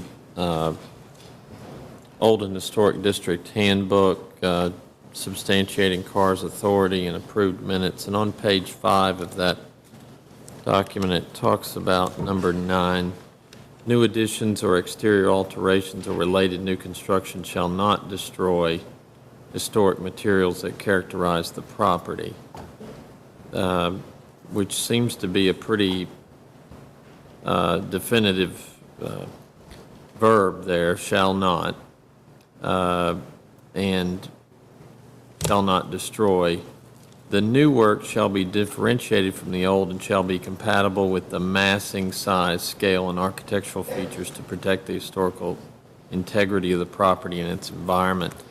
I seem to recall within, I would say, the last 4 years of the property in Church Hill where massing was not considered relevant.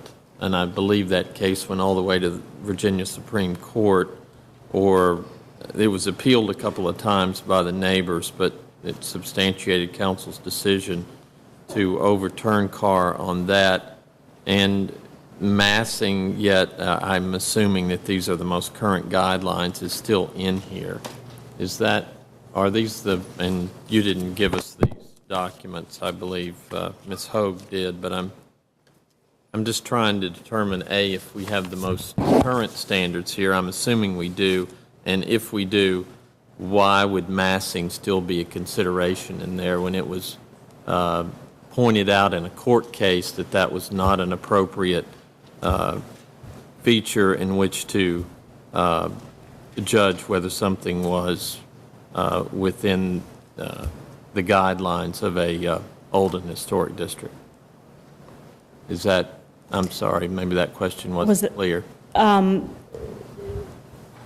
I would assume that Historic Richmond Foundation provided you with the most recent copy of the guidelines. I can't vet that without taking a look at it. Okay.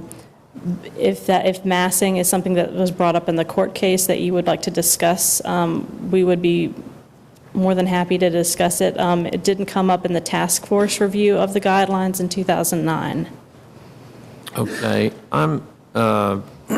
Excuse me, that previous sentence of which I spoke, and let me reiterate that.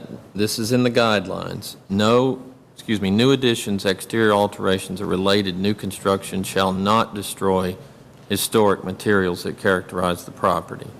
However, when you go to the city code, it says the historic design, features, materials, finishes, and craftsmanship of a property shall be preserved whenever possible. Now, it's wherever possible in the city code, but it's a shall here in the guidelines. And to me, it seems like we've had guidelines that are stricter than the code, and that's troubling, particularly given, as I said, the previous case where there was an apartment complex in one of the old and historic districts in the Churchill area. Massing was definitely not part of what should have been considered. It was considered, and that decision of City Council was upheld by a court. So I'm seeing this as another instance where we've made the guidelines more restrictive than the code. And again, the code points out that the guidelines are advisory, but I would turn your attention to section 114-930.7A that says that the historic character of each old and historic district shall be the primary consideration of the Commission of Architectural Review in reviewing proposed design guidelines for the district. The Commission may adopt additional standards. Section B says that the Commission has the authority to issue certificates of appropriateness for the rehabilitation of a property if it finds that the proposed change is compatible with the property and the historic district of which it is a part. And the Commission did not find that it was compatible with the Monument Avenue Old and Historic District, nor with 2916 Monument Avenue. Okay, I apologize here. I lost you for the second reference certificate of appropriateness. Okay, I see it there now. Let's see, 293. Okay.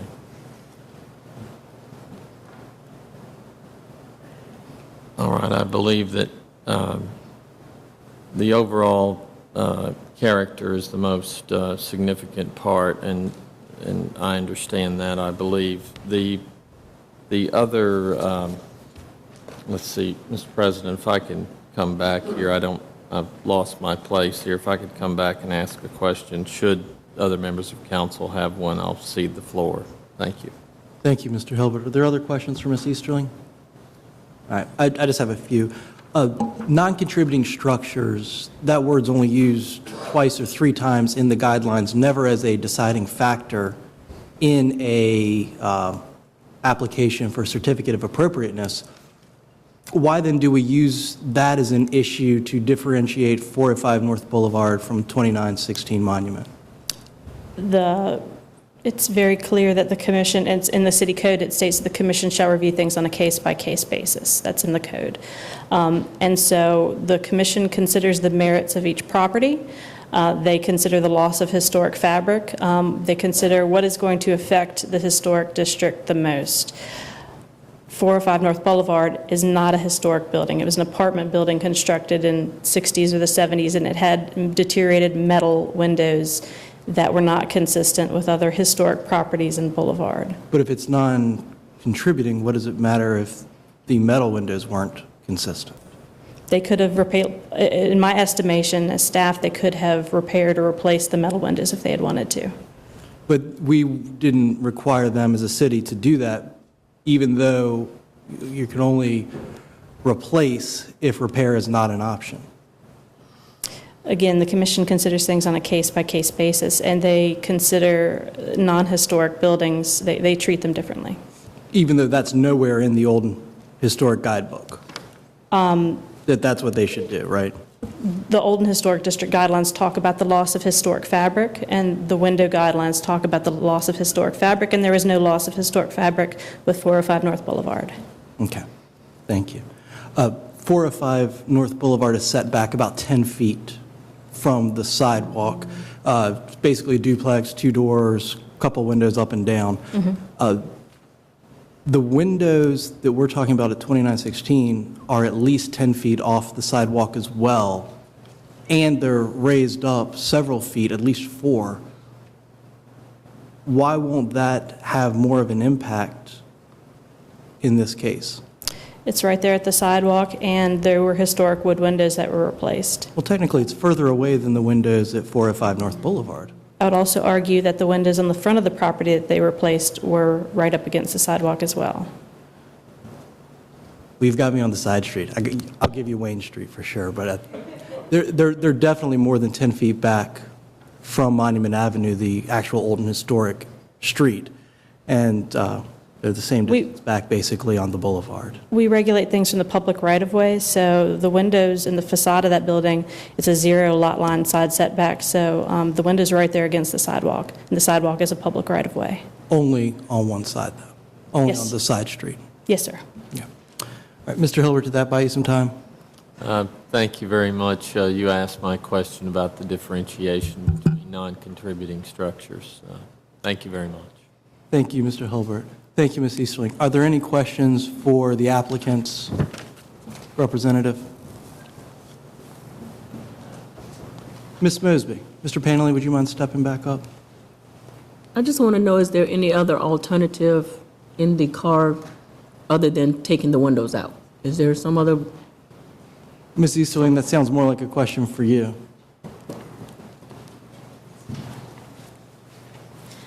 The homeowner would need to come back to the commission to propose an alternative, and the commission would consider the application, but they would again consistently apply their guidelines and the city code. Okay, thanks. We had, and I would just add, staff, my colleague Jim Hill, had an initial interaction with the property owner's wife and advised them to maintain the historic wood sash that they had removed just in case the commission made them put them back in, but they did not retain the sash. Do we know if that occurred before or after? Well, I can't ask you. You don't know if Mr. Hill did that before or after the sashes had already been removed. He did that after the sashes had been removed. Okay, thank you. Mr. Newbill? Yes, Ms. Easterling, I just want to go back to Councilwoman Mosby's question. I'm sorry. She asked if there was no option, and you indicated, yes, they could come back to car. That's clear. But are there options and remedies for this that would not create a hardship for this family? It's ultimately the decision of the commission. I understand that part. With this type of window, is there any type of remedy that allow, I don't know what it might be, but are there any remedies at all? In my estimation, this window, you can't remedy it. You can't install snap-in buttons over it. It's a grid between the glass vinyl window. The material's inappropriate, and the grid between the glass design is inappropriate for the district, so they would need to remove the windows. The commission wouldn't necessarily require them. Somebody had said that the commission would require them to install salvaged window sash, and I don't believe that that is an accurate depiction of what the commission would do. The commission has approved simulated divided light windows, true divided light windows, aluminum clad windows. Those products tend to be more consistent with the character of the district. So those are something that the commission would consider. We wouldn't necessarily require the homeowner to go back with a sash window salvaged from one of our salvage yards or a window with a wood window with true divided lights necessarily. Thank you. Thank you. Very good. If there's no questions for Mr. Panley, I'm going to bring it back to council for discussion. Ladies and gentlemen, now's your chance to say your thoughts on this.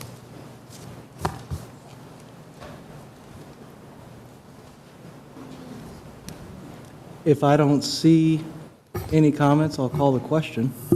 Mr. President, just like to say that I've spent more time learning about Windows in the last 4 days than I ever knew about. And it's good because I need new windows on my house, but luckily I don't live in an old and historic district, so I don't need CAR's approval. However,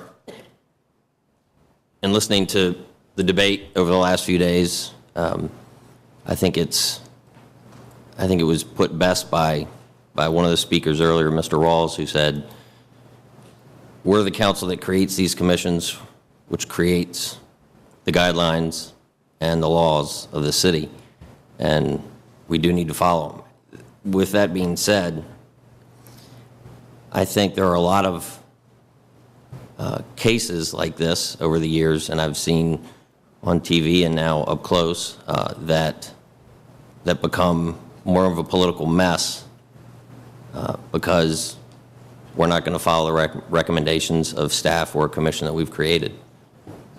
And I think in this case, we need to listen to the commission because the owner still has a remedy in the courts. The court is going to apply a solution based more on the law than a political body. And I know that we've all cited code here. However, as one speaker noted, we all have been lobbied one way or the other over the last couple of weeks. And I think it's incumbent upon us to listen to the commission in this case and reverse the decision. Thank you, Mr. Beliles. Are there other comments? Mr. President. Yes, Ms. Trammell. Mr. President, I think it was Cynthia that had asked earlier, is there a way that they could go back to the table to see if they could earn this out without, I mean, that is a lot of money that that person has spent. And then to hear someone come here and say that looks like different people were treated differently, and then we're getting different addresses where they're saying that this one has the same windows, this one does not, and then we have someone that comes up here and says, no, that's not true. Well, you know, maybe all of us don't know exactly where all these locations are, but it seems like to me that if one family or one person was given permission to do it and that another family's not, it seems like something like everybody's not being treated fairly, and it looks like everybody's not on the same page. So I was just wondering if they could go back to the table, sit down, and see how they could redo this without, you know, with everybody coming together, instead of being divided right now. Thank you, Ms. Trammell. Mr. Jackson, I know there was a rule that said that a decision on appeal had to be made within 75 days. Is there any authority for us to send it back to CAR for further deliberation? Mr. President, the actions of council are governed by subsection C of section 114-930.8. It says first that council must be satisfied that the decision of the commission is in error. If the council decides that the decision of the commission is in error, then the council may reverse the decision, it may modify the decision, and it may do either of those things in whole or in part.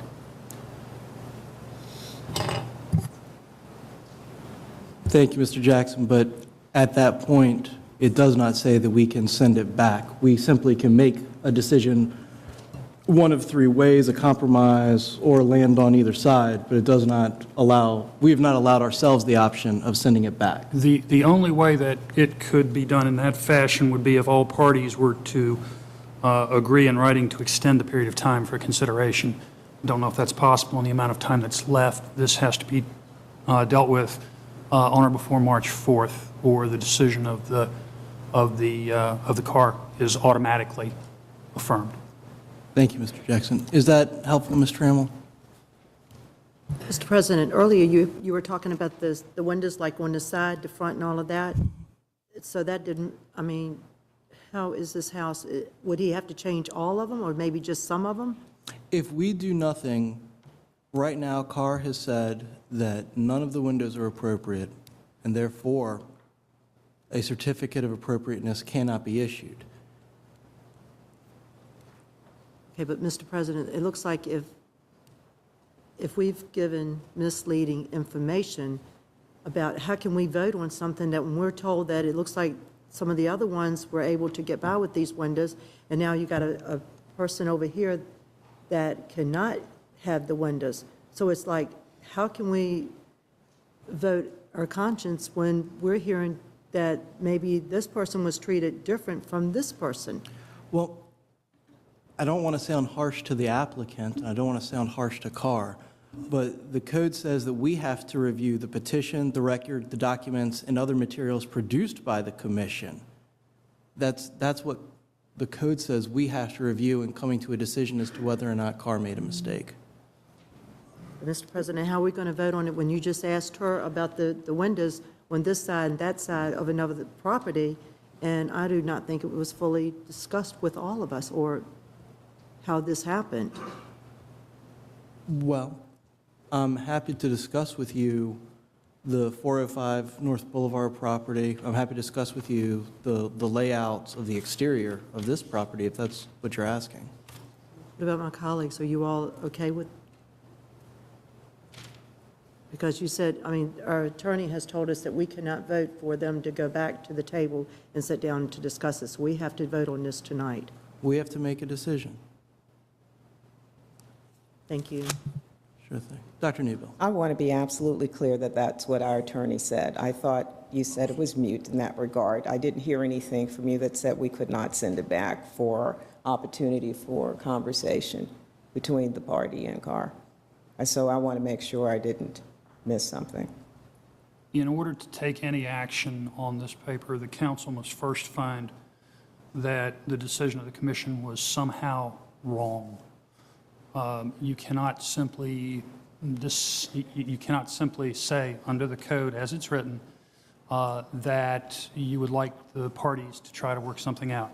You need to identify a mistake that was made and then either reverse the decision, and that has the effect of sending it back, or modify the decision, and you do either one of those things in whole or in part. You can say they completely missed the boat and reverse it, or you can say that they made a mistake as to some part of what they did and modify the decision.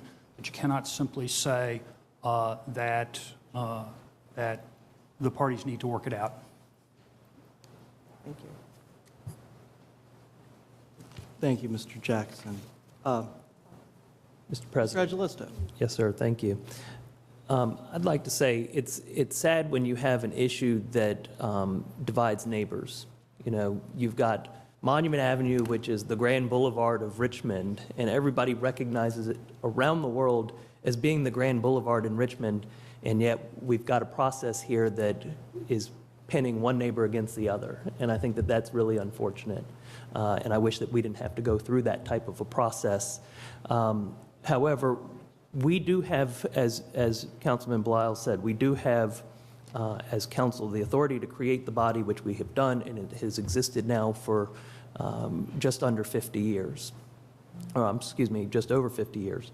And I can understand the value of protecting our historic fabric. And I think there was a comment earlier saying, well, these buildings aren't going to be here in 500 years. I think the purpose is to try and do everything that we can to keep these buildings here over the next 500 years. There are buildings in Rome that are thousands of years old. So I think we have the ability to maybe make a difference. When it comes to the professionalism and the responsibilities of the CAR, I believe that it is incumbent on this body, when we appoint members to these bodies, to the various boards and commissions, that we do our due diligence to make sure that we're appointing the people who will work on the ordinances the way that we think that the ordinances ought to be applied. So I think once we have done that process, I think we need to be supportive of these volunteers who are doing it because of their commitment to the city of Richmond. I don't see great value in trying to undermine their effort in the work that they do. However, from time to time, I do concede that errors can be made, and it is up to this body to correct those errors. When it comes to making a decision tonight, I certainly would recommend to other members of City Council to support the work of our Commission of Architectural Review.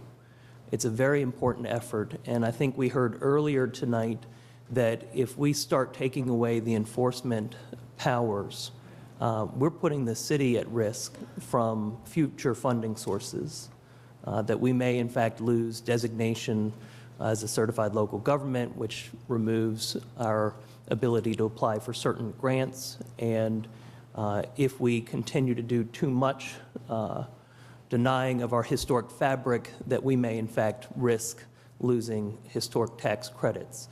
Now, I can concede that right now that the likelihood of that happening is probably low, but I don't like to take on considerable risk. And it's my understanding from Ms. Easterling that there are quite a number of properties that are currently not in compliance that are going to be investigated and brought forth in front of CAR to determine whether or not they need to be more conforming.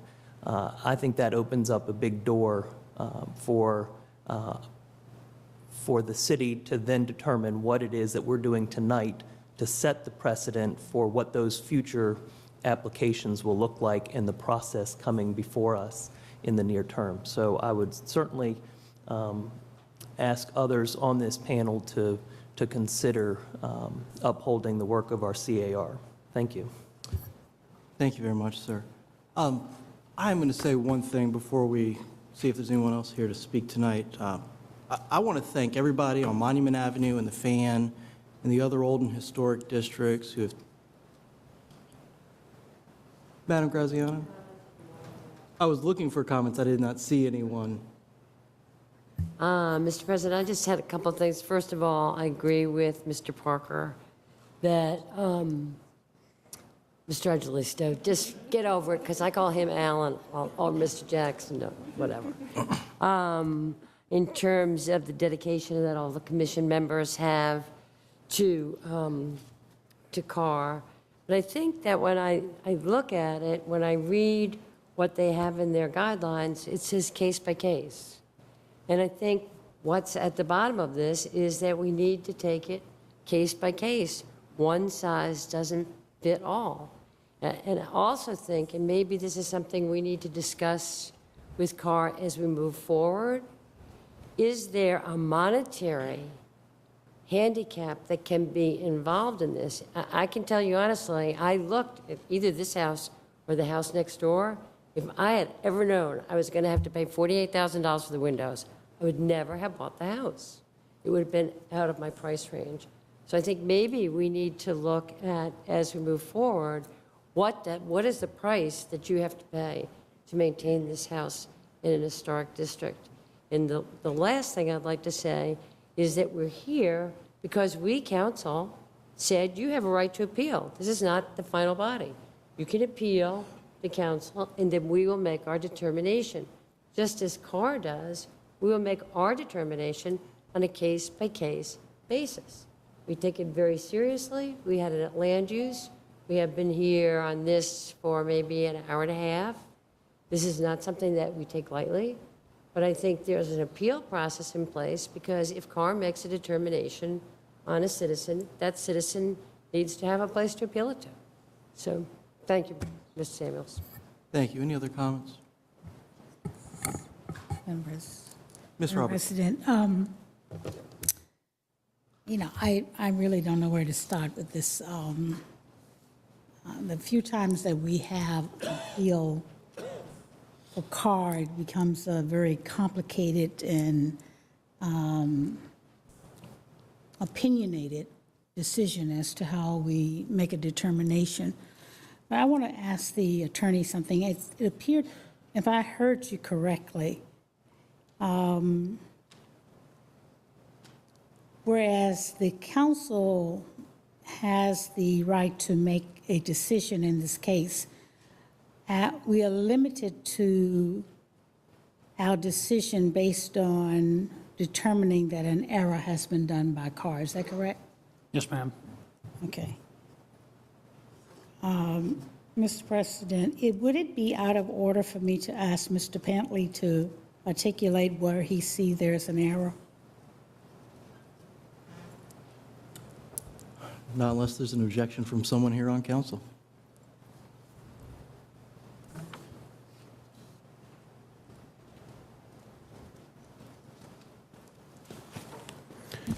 Thank you, Madam Vice President, members of council. As I said during my main remarks, we feel that CAR made an error in not taking into consideration that Mr. Houghton's windows had to be replaced and that the replacement windows that he proposed were consistent with windows that are all around him and include windows that CAR has previously adopted or approved. To me, CAR is an entity of great value that is in place to protect the historic district from deleterious effects. The most obvious being things such as, metallic porches being installed in the front of a beautiful mansion, or inappropriate colors, or that kind of thing. But we think that taking the totality of the circumstances of this case, this man's next door neighbor has these vinyl windows and has for some time, and there's been no objection, no problem, no action taken against him. He's got the same window that Mr. Houghton is putting in. So we think that all of these properties should be treated equally and the same, and in consideration whether a particular window or a style of window is compatible with the district, you start by looking at the windows that are around it. The list that I read is just too long to say that this is a mistake or that there was one window or one house that we're trying to rely on.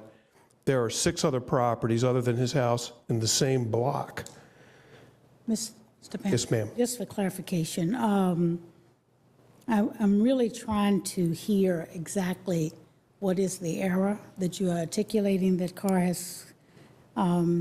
The error is that CAR refused to allow him to use a vinyl replacement window consistent with others located all around him in the old and historic districts of Richmond and in Monument Avenue in particular. Okay. Now, my understanding is that Carr says that the windows that they have approved, not ones that have been installed absence of their approval, are not the vinyl window as is used here. I don't know that I heard them that way, Ms. Robertson. I think they were saying that those particular properties had something different about them, that they were non-contributing properties or something having to do with the age of the property, but not the window. I mean, my understanding is that the windows that we cited as having been approved are the same window as Mr. Houghton proposes. Thank you, Mr. Panley.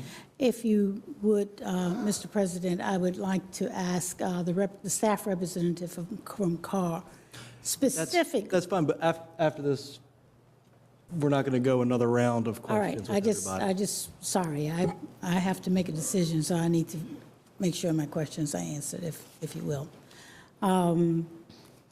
Did I understand you to say that this particular vinyl window has never been approved by Carr?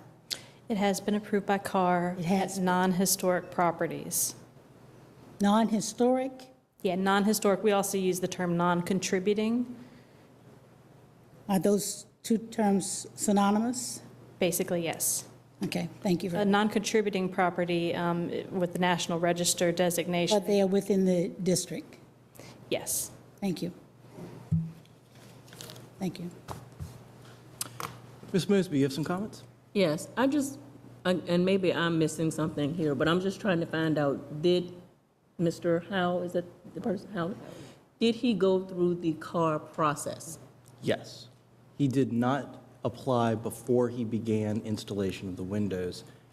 During installation of the windows, he received a stop work order and then began going through the Carr process. Okay, so he had taken the windows out?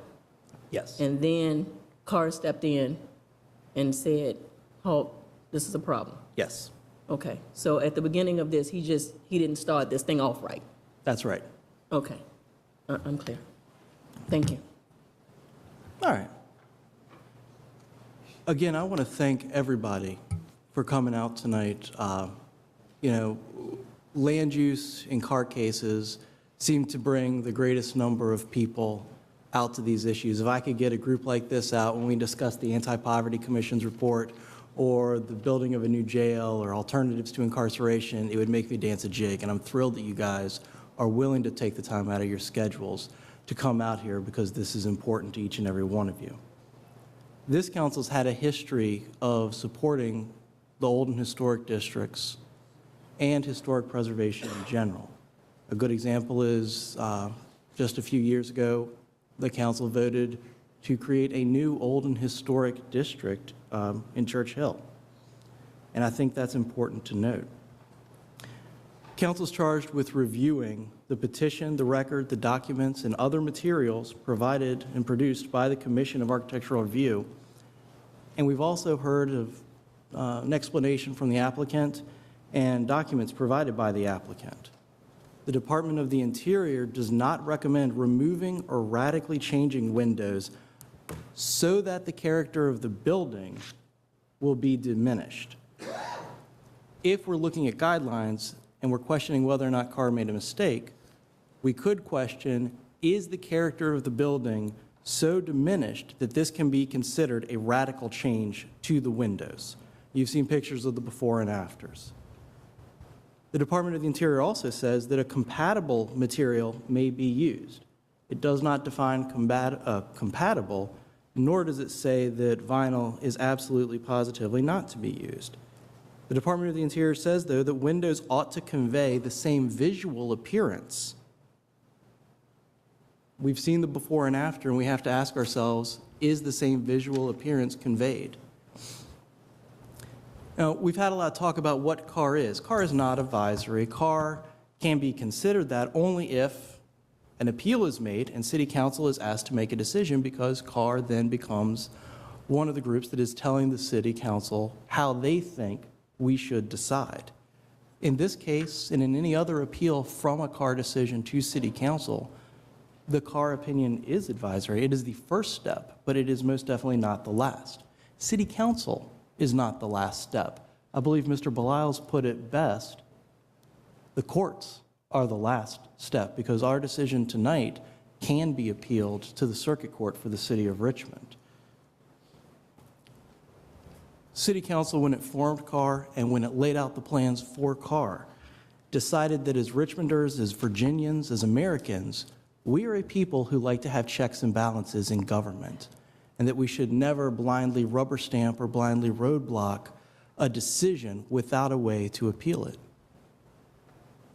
We've supported Carr in the past, and excuse me for calling out people's past Carr applications, but the Carreras paint job, several blocks east, 2011 R165.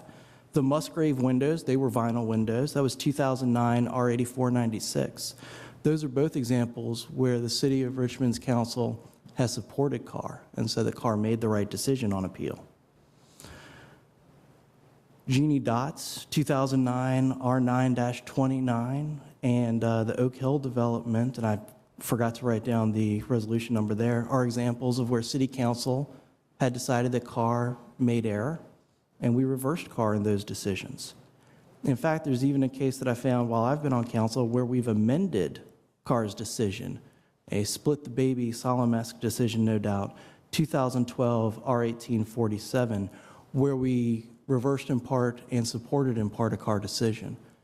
I don't think there's any way that anyone can say that the City Council blindly overrules Carr, or that we set any specific precedent in any one case by doing so, because we do have a real history of supporting, opposing, and splitting the decision based on the facts presented to us in any one specific case.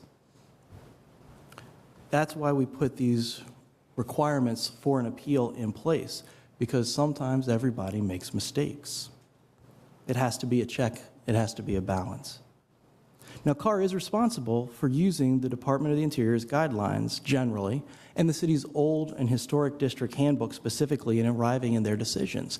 They've adopted both as guidelines or reference points for how they ought to come to a decision. I think that makes good sense. There's also a local ordinance which they have to use to consider these decisions as well. If in conflict, it's my opinion the local ordinance would supersede the others, and the old and historic would supersede the Department of the Interior's recommendations, because those are the locally created, locally adopted documents. But like Ms. Graziano said, these are, except for the city code, guidelines. They're not mandates, they're guidelines. These guidelines show that most certainly vinyl windows are not preferred. but they're not banned.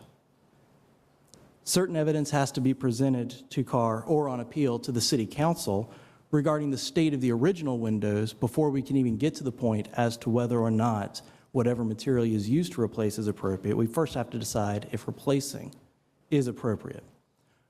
So I first start by looking at the evidence of what we have. We have a letter from a contractor stating that basically the windows are beyond repair. Replacements are going to cost, if we're doing it with wood and repair, the $47,000 plus. We have no evidence other than that of the status of the windows. We do have a couple of windows that are still original on this building, and it's been suggested that we use those to determine the quality or the condition of all the other windows. Well, a downspout on my house flipped out in one of the last hurricanes, and it's caused more damage to that one window than to any other window on my house. If you were to go to the side of my house and look at that window and say every single other window on my property is like that one, or if you went to one of the windows that is protected and is in great shape and then determined that every other window in my house was like that one, I think you're really missing the boat. You have to look at what evidence we actually have. The evidence we have, the only evidence we have, is the letter from the contractor.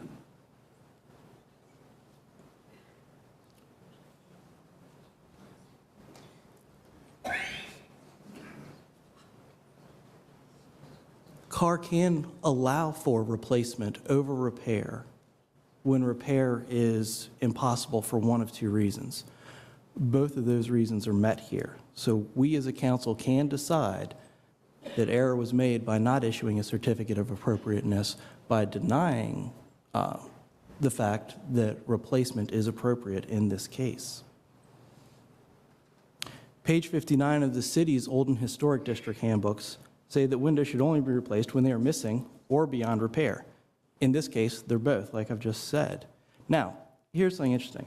On the same page, page 59, the architectural character of windows should not be altered by an inappropriate material or finishes that radically change the sash, depth of reveal, mutton configuration, the reflective quality or color of the glazing, or of the appearance of the frame. We've heard nothing to suggest that's the case with these windows. It may be an unpreferred material, but it has not radically changed any of those requirements. Again, we could decide that CAR has erred there. When we look at pages 50 and 90 of the Old and Historic District handbooks, we find that, again, vinyl is not banned or forbidden, it's just not encouraged. I think it's certainly clear that it's not preferred. In page 45, discussing new construction, which this is not, this is restoration, but in discussing new construction, page 45, the Old Historic Districts provide vinyl windows are strongly discouraged and rarely permitted. Page 90 says the exact same quote. Vinyl replacement windows are strongly discouraged and rarely permitted. But again, neither bans vinyl replacement windows. So we can't find that vinyl is inappropriate at this point because we don't have anything to suggest, based on the law and based on the evidence we've been presented by CAR and by the applicant, that we shouldn't issue a certificate of appropriateness in this case. I think for those reasons, it would be appropriate for us to vote in favor of the paper supporting the applicant in this case. But please understand, folks, I do support CAR, but each and every case has to be determined on its own merits. In this case, CAR has not presented us with anything to suggest otherwise. I appreciate all the hard work that CAR has put in. I appreciate the work they'll continue to do. But I do believe at this point that they have erred, and therefore I'm going to support the paper. Madam Clerk, please call the question. Dr. Newbill. Mr. President, I just holding out hope against hope that there's an opportunity to look at this matter in a way that might allow for some resolution without pending blame or error to Carr in this point. We have until March 4th, basically. We have a week that we could ask these folks to sit down without having to decision that Carr has made an error, as much as can we get to a place that's workable for this family who we value and we thank for their decision to be an old and historic district, because that's a commitment to preserve the fabric of our old and historic districts. And we have asked folks to serve on Carr and to take a first look at these situations and to make recommendation to us. I'm still wanting to have us to consider sending folks back to the table. We have until Monday, or development will meet. I would be willing to see if there is an opportunity to, without again, I don't want to assign blame, because that's not where I am at this point. Sure. I would be willing to do that. I think in order for the 75 days in which our timeline has to be met, in order for them to go back to the table, Carr would have to meet. Carr would have to vote to approve a continuance or an extension of that 75-day time period. The applicant would also have to agree to that. In order for Carr to do that, and Mr. Attorney, I'm going to ask you to tell me if I get this wrong. In order for Carr to make that decision, they would first have to meet. And I think we just need to know what the notice guidelines are as far as how quickly a meeting, a special meeting, I suppose, would go out. Well, that's what we would be asking. For us to consider. And I understand that this is not the norm, but we do this case by case, is what I've been hearing thus far. And I'm asking for a case by case, in this case, consideration that Carr would take a look. The land property owner would take a look to see if there's a possibility. We're within the 75-day window.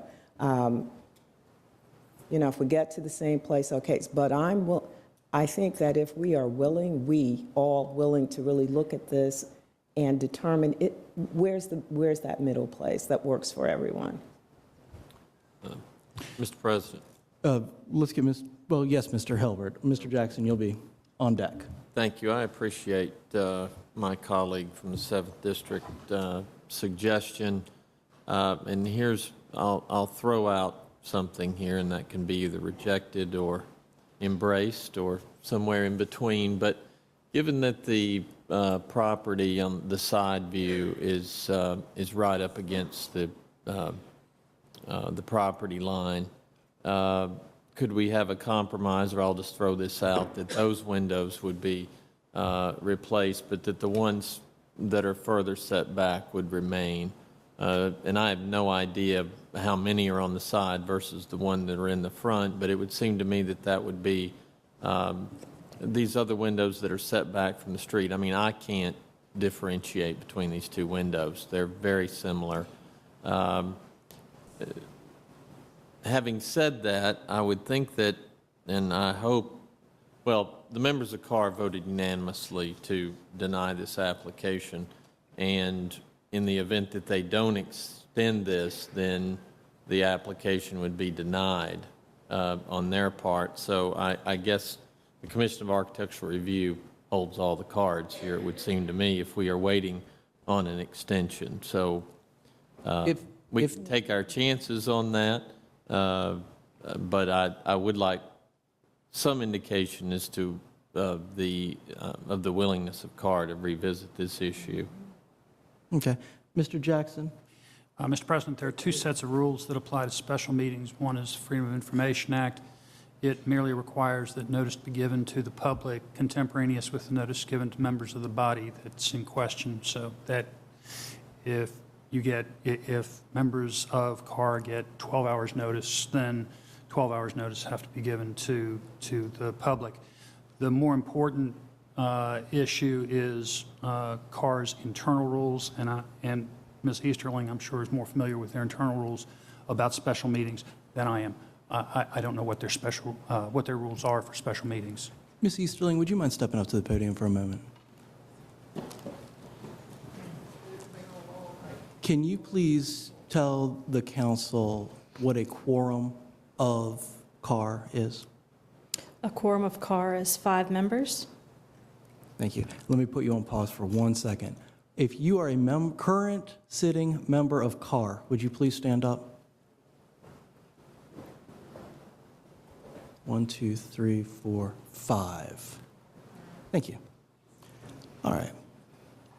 Ms. Easterling, are there any internal rules about special meetings? I don't have my policies and procedures handbook with me. I could run upstairs and get it if you'd like, but generally we require 3 days public notice. But again, I can't clarify that until I look at my policies and procedures. Thank you. And I'm more than happy to run upstairs and get them. Thank you. Mr. Panelli, the question is going to be, should CAR agree to an extension of the 75-day limit? Is the applicant willing to also agree?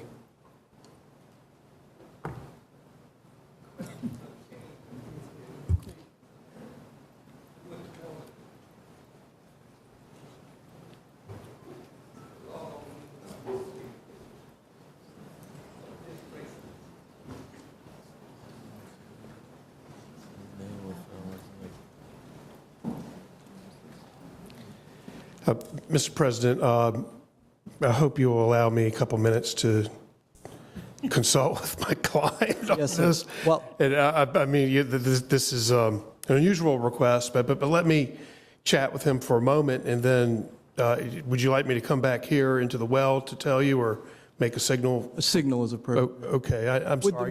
would the 5 members of CAR please stand again? Now, this is no vote. I'm not going to hold you to this, but is there a consensus among the members here as to whether or not CAR might agree to a continuance?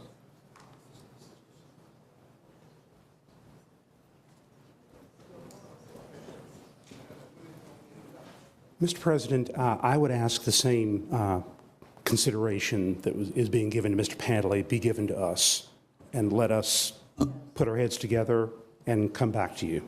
I have no objection to that. My only question is whether or not, because there's a quorum here, some sort of public notice needs to go out for FOIA to allow the 5 to... I'm not a lawyer. I can't address that. The answer would be yes. You would have to give notice to the entire body. You'd have to give notice to the entire body. So unfortunately, it does not appear that a sidestep away would do... it would appear that allowing the members of CAR currently present to step aside to discuss CAR business would violate FOIA. May I ask the city attorney, we've got a meeting tomorrow. Would it be improper to bring it up at that meeting? It's not an advertised application. It's simply whether or not we consent to an extension of time. In terms of, I would still have to defer to Ms. Easterling, because I don't know whether your meeting whether your rules might restrict the agenda that you can consider on such short notice. I know that council has its own specific rules that are established by the charter, but I don't know what CAR's rules are. I don't know of anything in the rules that would prevent our considering it. Well, I think at this point then, it's pretty much in CAR's hands. If there's an agreement, if there's a consensus that we could work out an agreement within the next week. Okay. But I will tell you that if an extension is necessary, that's great, but I'm not interested in dragging this out for 2 years. Yes, Dr. Newbill. Mr. President, March 4th is the date I'm understanding. That would be the 75-day period. Am I accurate there? Okay. And so today's Monday. We have a week. We have you've already indicated that the CAR board or body will be meeting tomorrow anyway. So it's not so much an extension. We have time for the two entities, the owner and CAR, to sit, I believe, discuss to see if we can arrive at anything that is acceptable to both, but still be within that time frame. So we're not having to extend the time. Mr. Clerk, in my quick math, I've got 71 days as of February 28th. 72, 73, 74. So March 4th is definitely the day. The weekends, we're fine with that. Yes, sir. It's very good. 5 days from the date the petition was filed, which was December 19th.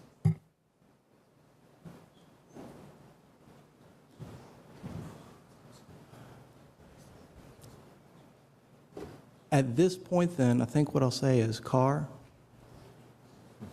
tomorrow, if you decide to an extension, that's wonderful, but we have a meeting on March 4th, and one way or another, we'll have to make a decision within the 75 days if there is no extension. What I'm going to ask Mr. Panley to do and Ms. Easterling to do is reach out to each other on Wednesday, since the Carr meeting is tomorrow, to, well, no, I guess you need to reach out to each other tonight or tomorrow so that you can determine how long an extension is necessary, if that's the will of the council. But for right now, we'll assume it's going to be on our agenda for March 4th. That being the case, Ms. Clerk, I believe what we will need is a motion to continue this paper to organizational development on March 4th. So moved, Mr. President. Council is voting on Dr. Newbill's motion to continue item number 31, resolution number 2013-R47 to the March 4th Organizational Development Standing Committee meeting. Mr. Beliles? All right, point of order. We need a second to that motion. Excuse me, Mr. President. It also needs to be a continuance to the special meeting that will be held.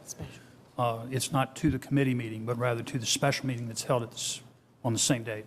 Very good. So do I hear a motion to continue this paper to the special meeting of City Council held March 4th? Can there be a condition attached? I mean, I'm not just interested in continuing it until Monday. I'm really interested in Carr possibly sitting with the owner to talk about, is there some resolution here that I just want to make sure. I agree, but we have to have the ability to vote on it, up or down, if they don't come to an agreement on the extension. Absolutely, but I'm just saying the intervening period, that is the intent. I think they get that. Okay. Is there a motion? Second it. Is there a motion? So moved, Mr. President. Thank you. Is there a second? Second. Mr. Robertson, Ms. Hilbert, thank you. Madam Clerk, would you please call the question? Council is voting on Dr. Newbill's motion to continue item number 31, resolution number 2013-R47 to the March 4th special meeting of council. Mr. Beliles? Aye. Ms. Graziano? Aye.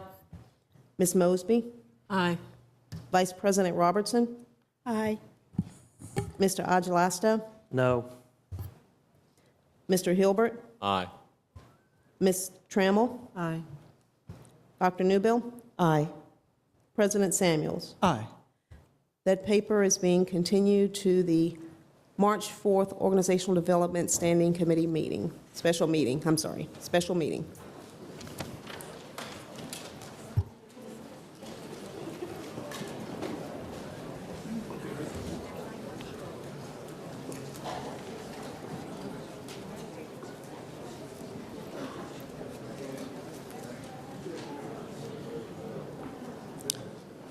Mr. Chairman? Mr. Chairman, point of information. Yes, When I called the clerk's office at 4 o'clock this afternoon, she said that my time to speak would be at 6 o'clock in the open citizens' comment docket. And I just wondered, could you give us some advice as to when that will occur? Yes, ma'am, I'd be happy to. Our agenda has citizen comment coming after the regular agenda. There are still a couple more regular agenda items. That was just the first one of a couple. All right, thank you very much. Thank you. All right. Speaking of regular agenda items, having disposed of that paper, may we please continue with the regular agenda? Yes, would you like to do item number 7 on the regular agenda? Yes, please. Item number 7 is ordinance number 2013-15 to amend Chapter 14 of the City Code by adding a new Division 7 and to amend Chapter 98, Article 3, Division 1 of the City Code by adding a new section number 98 through 99, both for the purpose of establishing a derelict building program in accordance with the Virginia Code. Thank you very much, Madam Clerk. Is there any introduction to this paper from the administration? Did you see something? Mr. Dunlap. Good evening. My name is Douglas Dunlap, and I am the Deputy Director for the Department of Planning and Development Review. Just real briefly, the ordinance is being brought before you in an attempt to enact a derelict, or to create a derelict program to address properties, key properties around the city. Those key properties being those that may or may not be currently in compliance, which gives us a tool that we have not previously had in the past. The derelict ordinance is also required as a prerequisite and must be in place before we can move forward with a stronger program that we would like to enact and bring before you, which would be receivership. And the definition for derelict, because we've had conversations about blighted properties, vacant properties. Derelict properties are a little bit different in that, again, they may or may not be in compliance. The other distinction is that they must be vacant. They must also have not had power for at least 6 months, and in addition to that, must be boarded. So again, the ordinance itself gives us the ability to go after properties that we would consider low-hanging fruit. This program was actually brought to the state by the city of Norfolk for the purpose of going after vacant properties, key properties in neighborhoods throughout their city that were, again, above at a level of compliance or just above. In many instances, our code enforcement team is brought into communities to address properties that are called in instances where they are asked to address properties that, again, may already be in compliance, but in some instances are looked to be in disrepair. In this instance, the tool will give us the ability to go after those properties. Our goal would not be to go after properties that are potentially in condition, a blighted state, which would allow us to do demolition. The reason why we would not use this particular ordinance for that purpose is simply because we currently have tools in our toolkit that would allow us to do that. So there, again, this does nothing to enhance our ability to go after severely blighted properties. Would also mention that in addition to giving our staff an additional tool, there are 4 specific incentives that are attached to the ordinance. The first being a refund of the demolition permit. The demolition permit averages for our programming $100 for the cost for applying for a demolition permit. There is also a refund of or an abatement for taxes over a 5-year term. Finally, there are additional fees either for building permits and also subdivision fees that will be reimbursed up to half of the cost or $5,000, whichever is less. So that being said, I would ask if any of the members of council have any specific questions about the ordinance. Thank you. Are there any questions? Mr. President. Mr. Hilbert. Thank you. The ordinance here says that 3 things must be in place to define a derelict building. Vacant, boarded up in accordance with the building code, and not lawfully connected to electric service. Would would therefore an owner of a property, by failing to board up their property in accordance with the building code, would they get themselves out of this being declared a derelict property? If the property is not boarded, then it would not be considered derelict. So, I mean, okay, and therefore, so my refusal to go along with boarding up a property helps me it helps me from it being declared derelict. Does the city not have the authority to enforce that themselves, well, I'm sorry, let me not answer my question. I was just going to interrupt and say I do believe that the city does have the authority to secure a house by boarding it if the inspectors deem that it's a danger or people are using it for squatting and other purposes. Well, that being said, what would prevent the city from seeing every vacant and property that doesn't have electrical service to go board them and then declare them derelict? One would be resources, because we don't have the resources to do so. Again, this would be, enacted for the specific purpose of going after certain properties and modeled after the programming that is being used currently in Norfolk. In Norfolk, rather than opening the floodgates and applying this to the entire city, they target 50 properties around the city. At the beginning of the fiscal year, I believe, it's either the fiscal year or the calendar year. And those properties are assigned to staff, and those are the properties that are pursued throughout the year.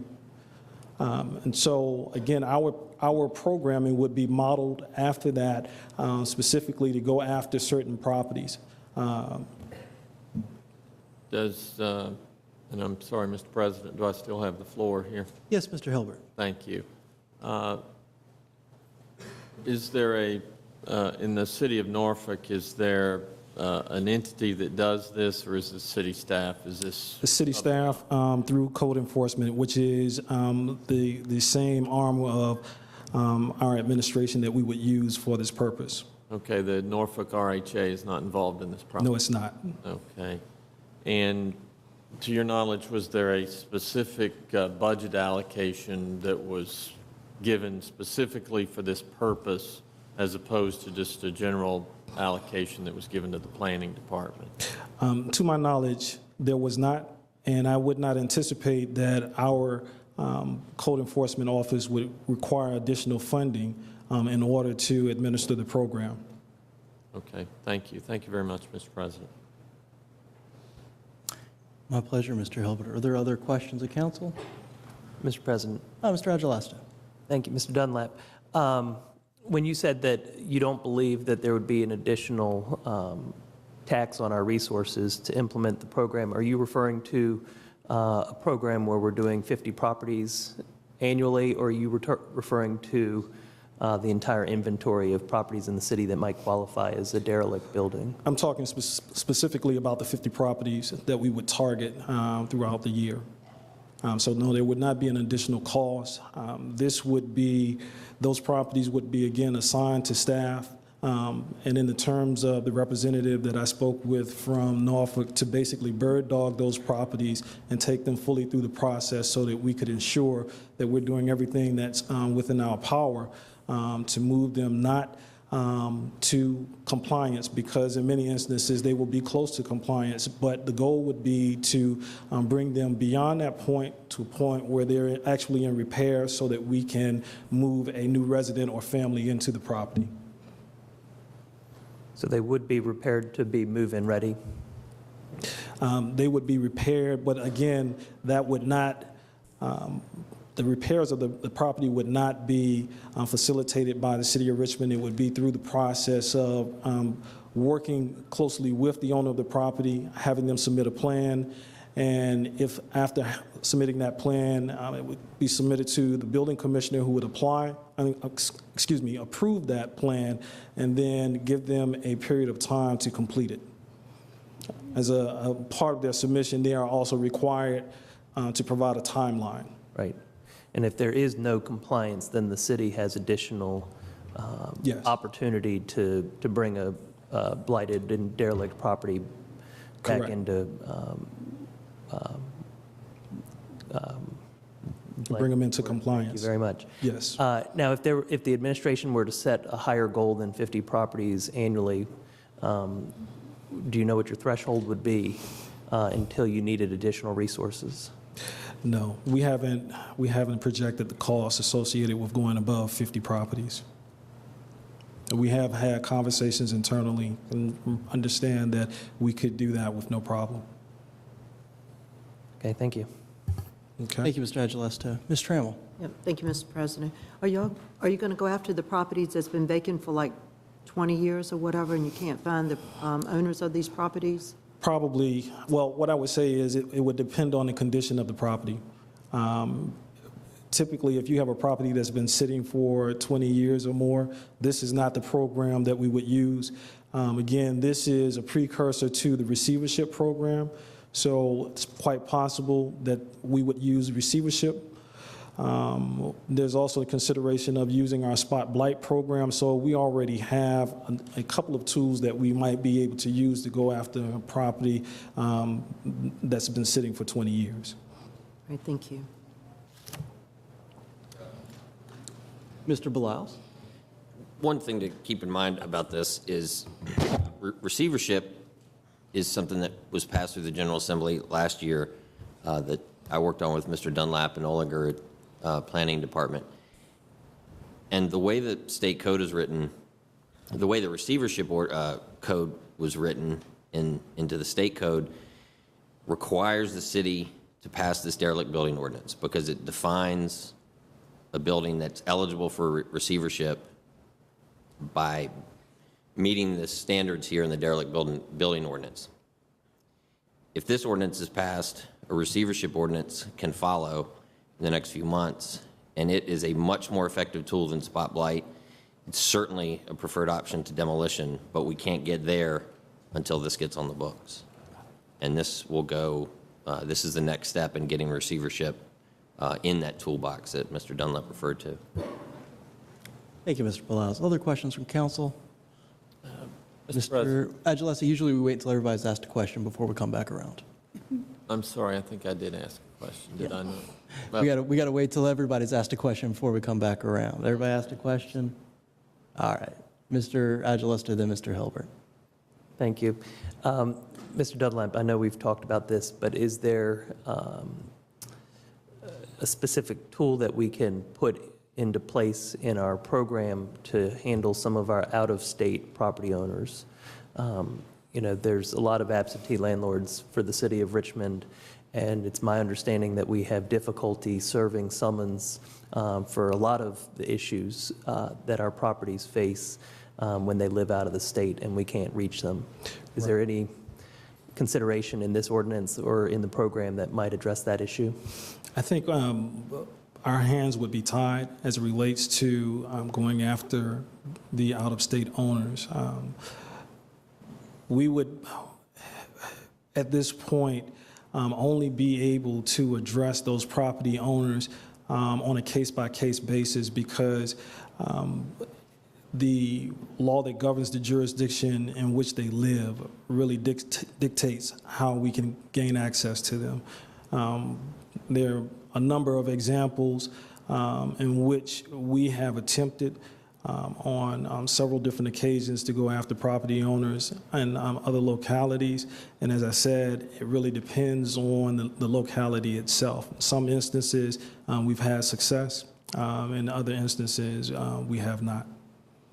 So I really, for this particular ordinance, I don't think that making an adjustment or adding additional provisions as it relates to the out-of-state owners would address the true issues.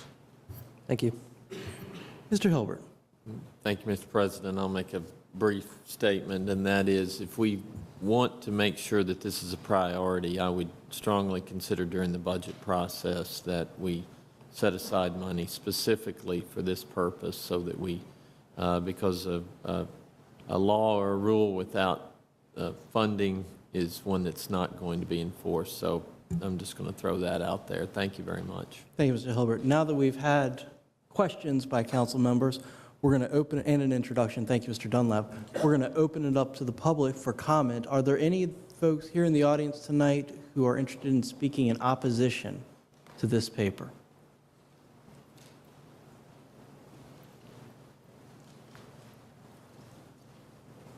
My name is Donald Hatchett. It's a disgrace to be a citizen. Got how many? Oh. Wait, who is that talking to? Sorry, Mr. Hatcher. Please start with a full 3 minutes right now. Thank you. My name is Donald Hatcher. You know, I'm got to be 73 years old. I have never seen such a disgraceful method of a council talking about controlling the people in the city.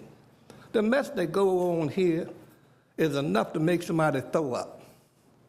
Y'all just take people to be a bunch of idiots in this city. And as a black, I got nothing to lose because you've been doing this foolishness all your life. I just done sat here and watched some of the biggest mess. You got a council person over here, Ms. Graciana, that have made statements to me about my hands being dirty. I need to ask you, is your mama's hands clean? Sir, we're not going to have any sort She of made comments to me, sir, and y'all carried it out for how long?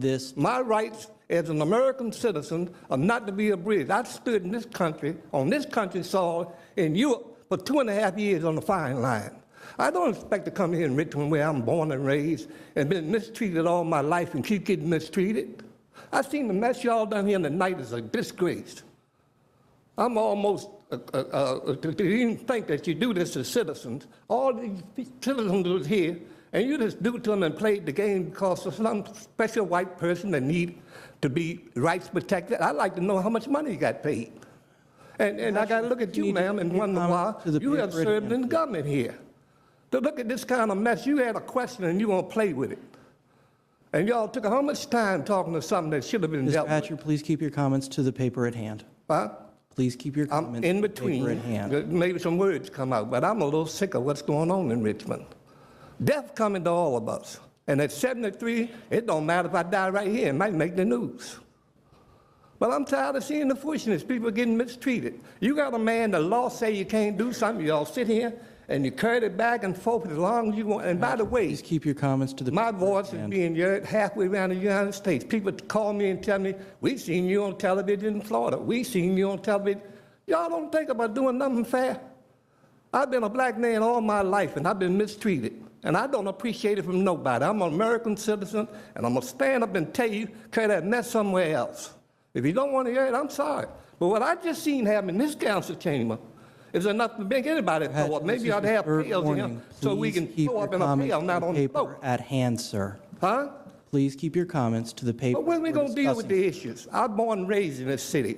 Being black was something that you made a necessary thing out of. You didn't need the courts. You carried out laws against black folks, you mistreated them, and you're still doing it. This city is a disgrace. And if don't nobody stand there, I ain't got nothing to lose. I'm halfway dead now, and you white folks are still trying to kill me. Give me medicine I don't need and send me to the hospital and sit there and lie. I'm tired of the foolishness. I'm an American citizen. And when you got a person sitting here, like you sitting up there and make a statement about somebody's hands are dirty, I don't appreciate it. I've served for 2.5 years on the front line for this country. And I stand here and watch this mess you all do tonight. It bothers me. All 9 of you don't see nothing wrong. I guess keep on doing it. I believe there's a God. Some of you are going to drop dead walking where you're going. Thank you, Mr. Hatcher. Mr. Persinger? Hello, Silver Persinger, citizen of Richmond, Virginia. I'm speaking opposition to this paper because I don't know much about it. I don't think the public knows much about it. There is one provision in the paper that I object to is something about violations. Person violating any provision of this ordinance shall be guilty of a Class 2 misdemeanor, and each day of violation shall be considered a separate violation. I think that's severe. I don't think that's realistic. You know, that time should be extended. Why not make it a week or a month for a class? No, Class 2 misdemeanor is punishable by confinement and jail, not more than 6 months, and a fine of not more than $1,000, either or both. That's excessive. I appreciate the city's trying to clean up abandoned houses, but I don't think there's been enough public discussion. I don't think the people in this hall understand what's being proposed. I don't propose. I don't understand. I went to the meeting where this was discussed, and it wasn't even discussed very well. So I'm speaking opposition to it because it's not clear to me. It's not clear to the public. It's probably not even clear to members of City Council. Thank you for the opportunity to comment. Thank you, Mr. Persinger. Any other members to speak, or excuse me, any other members of the public to speak in opposition? Any members of the public to speak in support of this paper? Seeing none, I'll bring it back to council for discussion if there is any. Mr. President. Vice President Robertson. Thank you very much. This paper has been and was introduced well over 6 months ago, and there have been additional meetings that we've had that were announced publicly for the industry to give us feedback on this paper. We've amended this paper. We've talked to members of CAR. We've talked to members of Historic Preservation. We've talked to people, contractors in the industry. We've talked with nonprofit organizations as it relates to this paper. As Mr. Blouse has said earlier, the city put forth a tremendous amount of effort over more than one General Assembly session to work to get a receivership paper introduced and adopted through the General Assembly, which was accomplished last year. This paper is a prerequisite to us being able to move forward with the receivership legislation.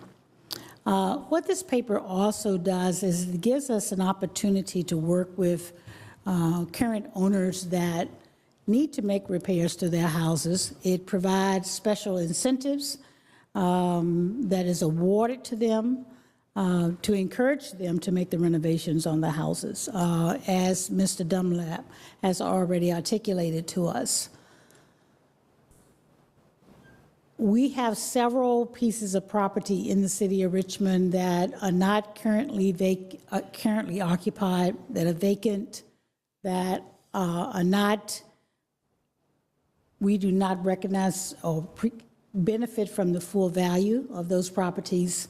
And with this legislation, we will be able to work in concert with the owners to bring their properties to a condition where people can move into them.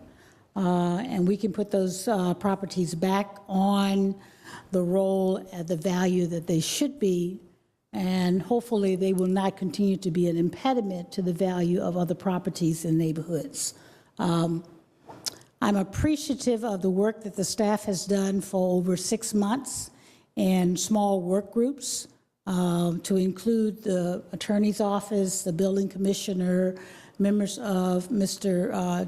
Peter Chapman's staff, several subdivisions within his portfolio. I want to also thank Mr. Algelesto and Mr. Blouse for being a part of the most recent meeting that we had in regards to this. This is the right thing to do for the city. We need to move forward with this. I think the fact that the city has made a commitment that they would identify a limited number of homes per year, 50, give us adequate opportunity to make the right selection. There is also one other part to this paper that has not been spoken to, and that is that as a part of this paper, the Building Commission will have 90 days to put together a detailed plan as to how they will implement this program, which will critically identify how they would select those 50 properties.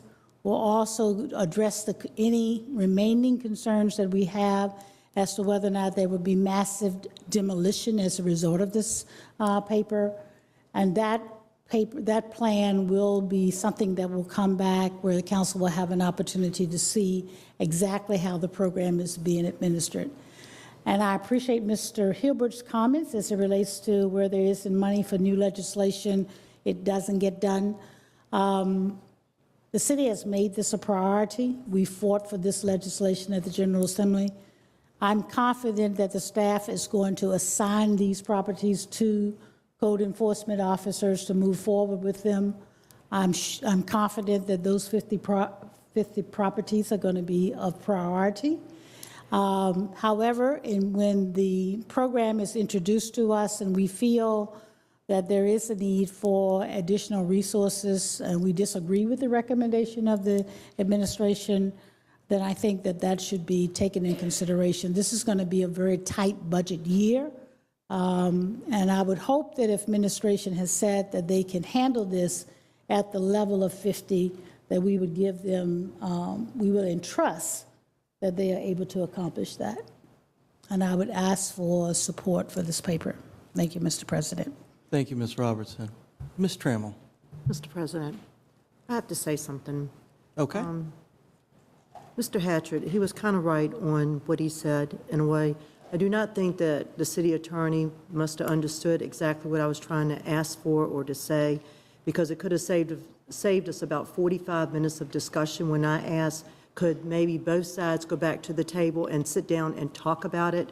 And thank you, Ms. Cynthia Newbell, Dr. Newbell, for explaining it well. But Donald was right when he came up here and said, some of the things that, not as far as we're not dumb, we're not stupid, but, we have to depend on our attorney to give us the right advice to let us know if it could have been continued on or how did we do this so that we could not, eventually be sued or in the paper saying we did not know exactly what we were doing. So, Cynthia, I want to thank you for explaining it, and I just wished it had been explained a little bit better so we couldn't have spent 45 more minutes on a discussion that could have just been solved by them going back to the table that we did not even know until you brought them up here, President, to ask them, and then we found out they were going to meet tomorrow, and we did have 5 members here tonight.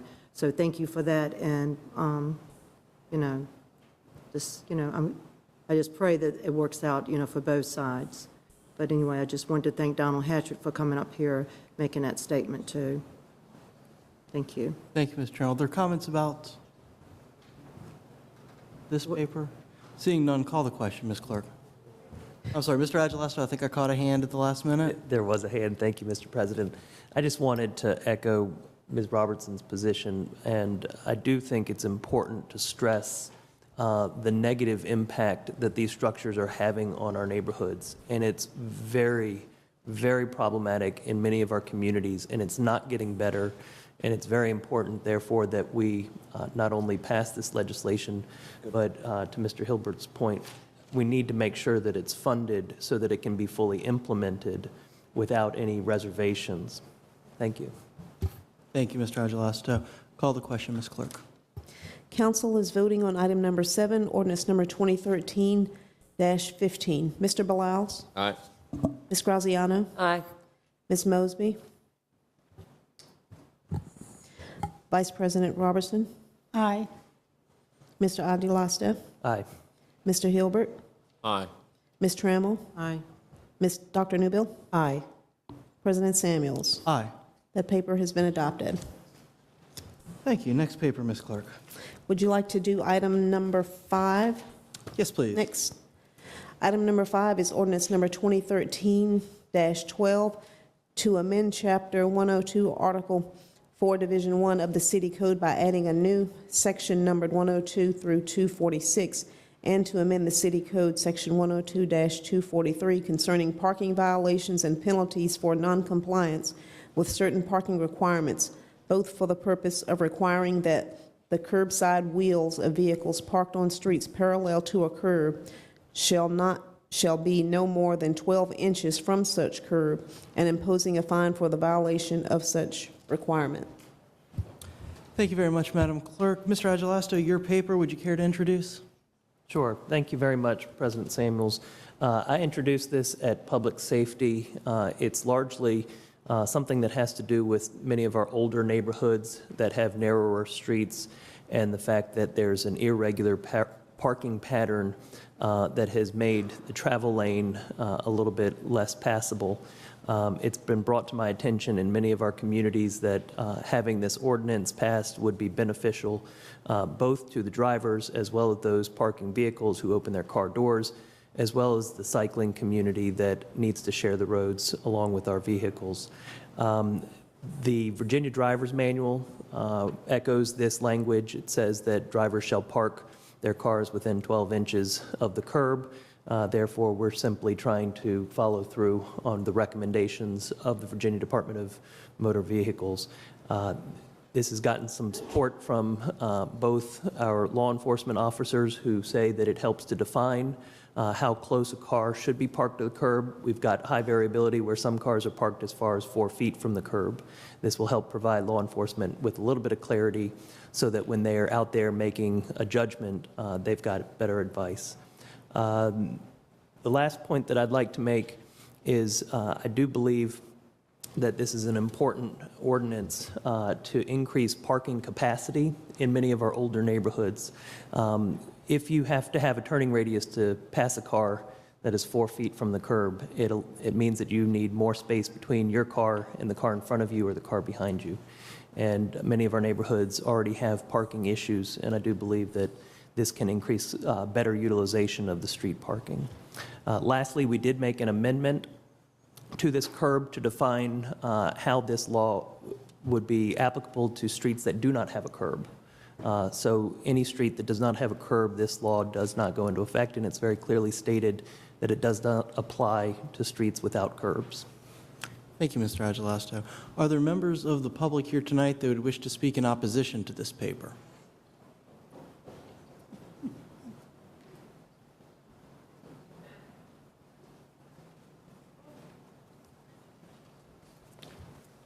Good evening again. My name is Donald Hatcher. I got some problems because as a citizen of the city of Richmond, the police have come to my house and said to me after someone hit my car that my car was more than 24 inches from the curb and wanted to give me a ticket. And I said, my car been knocked 40 feet. What are you talking about my car parked more than 2 feet from the curb? Now, there's something wrong in this city in many ways. How is it now you want someone who's old and have the ability to only see so good? You now want them to carry a rule with them so they get out the car and measure how far the wheel is from the curb? When you got a one-way street and there's plenty of room if cars parked on both sides for a car to go down the street. Now we talking about if it ain't no curb there, well, you ain't gonna pay that car no mind. And for someone to park a car 4 feet from a curb, they got a serious problem. Was they drunk? Or they don't have a brain at all, or something is wrong. You know, this city doesn't get any better. For someone who lives here, they keep on seeing the foolishness, and people can come walking down the street and tear your house up, do whatever they want to your property. And if you live in a black neighborhood, they can steal from you. The city don't see nothing, the trash and the filth all around the place. It's sad what goes on in this city. If 9 of you sit here and can't see, you need to come out in the neighborhoods and walk around and see what's going on. I just don't understand it. People in this city can't come at the house and walk to a bus stop. They better be ready to fight. Don't nobody see nothing. People hanging around all day with drugs and being drunk and don't have no issue about having anything to do with anything decent. And the jackleg preachers in this town that's preaching the false message, they someone else who needs to be dealt with. Now, there's been people down here talking about this mess that goes on here. And when you talk about Jesus Christ, and you're probably going to have some people come down here and talk to you, but they don't like that. But we've been taught all our lives, and I'm saying this on purpose, because you're going to have some people come down and tell you that you shouldn't be worshiping Jesus. There are certain religions in this town that plays that game. And I done got smart enough to realize that Jesus ain't never existed. So all y'all that believe in Jesus, I'm believing in God. I ain't going nowhere near Jesus. So you do what you want to do. But the citizens in this town deserve better. How do a man fix anything when he ain't got no income? You got a bunch of senior citizens live in this town that only get so much a month to live on. The houses are inadequate. They don't have insulation. And that's the problem, because the attic, the side walls, and the floor underneath the house is ice cold. Poor folks can't pay but so much. Poor folks being black in this city was deprived from making decent livings. And it was done with the saying of nice white folks saying, well, we're not going to pay you so much. The foolishness in this country needs to stop. We're all Americans. And I done seen it for 73 years. people want to play with you to sit in these seats. It ain't no joke nobody living out here in a house that's cold at night. It ain't no joke that you're going to come in my poor neighborhood and gonna raise somebody's rent to $900 a month. How do people pay it? There's a lot of foolishness going on in this town. Y'all don't have to address it. It's going to get to the point. It's going to get to the point where somebody's going to do some harm to somebody. Thank you, Mr. Hatcher. Are there others here to speak in opposition to the paper about parking 12 inches or closer to the curb? Seeing none, is there anyone in the public tonight that would like to come and speak in support of this paper? Good evening. My name is Silver Persinger. It's 5 minutes to 9 p.m. I would like to speak in support of this paper, although I'd like to chastise both the council for the summary on the agenda and Mr. Agelasto, my councilman, who I think is doing a very good job, and I appreciate all the communications through Facebook that he's been sending out. He appears to me to be one of the hardest working council members on the council, and I appreciate that very much. I would urge all of you to make more of an effort, particularly through Facebook, to communicate information that's happening in the city with your constituents. But I'd like to speak in support of this paper, but what I'm chastising the council and Mr. Agelasto for is not being clear. You should tell the citizens of the city you're going to be fined $20 if you park more than 12 inches from the curb. That's simple. You're going to be fined $20 if you park more than 12 inches from the curb. Citizens of Richmond, Virginia, you will be fined $20 if you park more than 12 inches, 1 foot from the curb. I just want to make that clear to the people of the city of Richmond, and I would urge you guys to do something about the summaries of the ordinances and resolutions you provide to the public, because it's not clear what's going on here. And you guys can do a better job.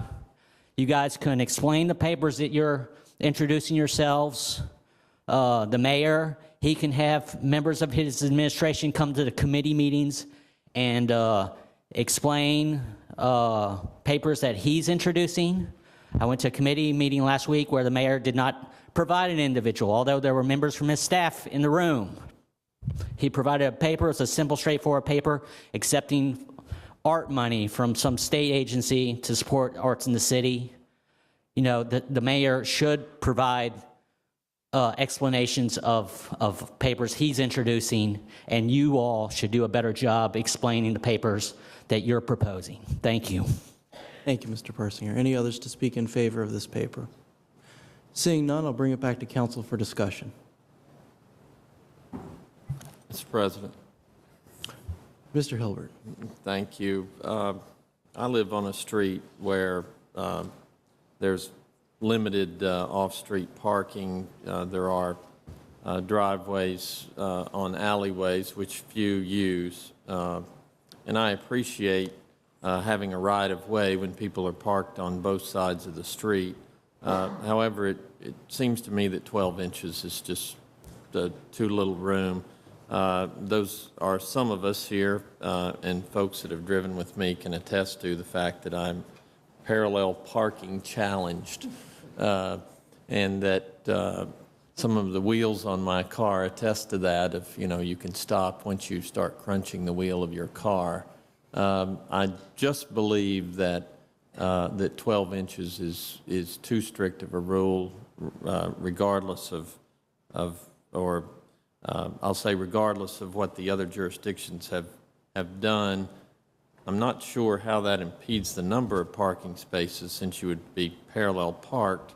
So I'm sensitive to the fact that other districts have a much more difficult parking situation than my district has. But of someone that lives this day in and day out of parking, parallel parking in front of my home, I think this is too strict of a requirement, and I cannot support this. Thank you. Thank you, Mr. Hilbert. Are there other comments? Mr. Blouse? I have a question for Mr. Agelasto. Looking here at the report, cities all over the state have this law already in place. Williamsburg, Roanoke, Hampton, Norfolk. Chesterfield County has an ordinance that says 18 inches off the curb. Some of the others are 12 inches. Norfolk is the closest at 6. How was 12 decided on? I mean, Strawberry Street is much narrower than, say, Carytown, and if you've ever been to Carytown, it's a professional sport watching some people parallel park, but the road is wider, so 12 inches. If they were further off, they may not be in violation, or they would be if this were passed, but it may not be impeding the traffic flow like it would be on Strawberry Street. Was there a determination of 12 versus 18? Thank you, Mr. Beliles. If I may, Mr. President, I'll respond. The determination for 12 inches was done by our staff looking at various ordinances passed by other jurisdictions, and they did a survey across the state. Most municipalities were issuing 12 inches, as you've cited.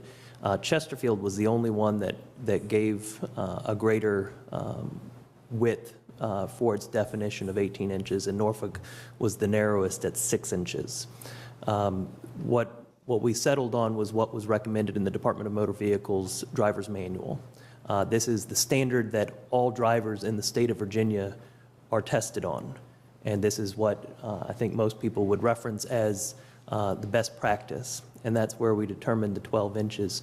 However, I do want to make sure that everybody understands that this ordinance is to work with the existing ordinances that police have the discretion to determine whether or not a parked vehicle is obstructing the right-of-way. They can determine a parked vehicle is obstructing a right-of-way even if it's an inch from the curb. That's a discretion power that they currently have. What we're trying to do is provide a little bit more uniformity so that more people understand what we think is the best standard. Thank you. Other questions for Mr. Aguilas, or actually, excuse me, other comments from council members? Yeah, Ms. Graziano. President. Yeah, I just, I hear the parking concerns. However, I think Mr. Hatcher made a good point, and that is you have lots of neighborhoods with very senior people, and sometimes don't get it right. And I think also, Mr. Beliles made a good point, 12 inches on Cary Street is very different than 12 inches on Strawberry Street. So, though I don't disagree in concept with it, the police already have the ability to cite someone if they're blocking, correct? Did you say that?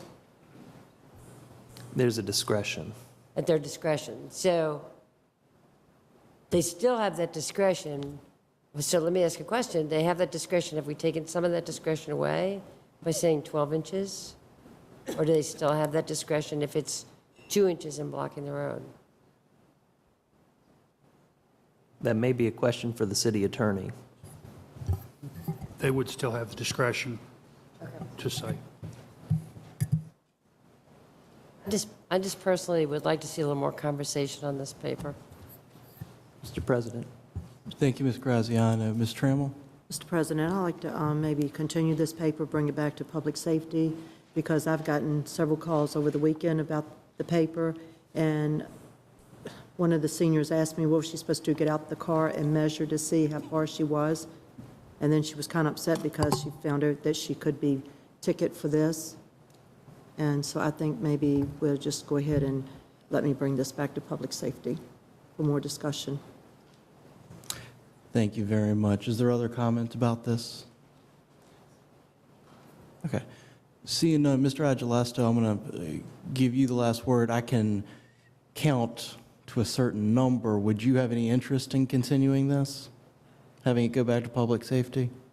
I'd be happy to continue it to public safety. However, I would also encourage my fellow members of City Council to come to me when you have some concerns, because I'm available.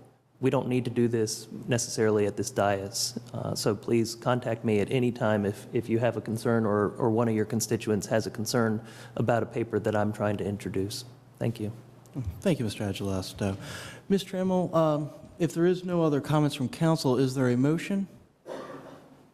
Yes. Would you move to continue this paper to the next council meeting after public safety and for this paper to be sent back to public safety? So move, yes. Is that okay, Parker? Is that all right? Did I hear Mr. Blouses give a second? You did. Wonderful.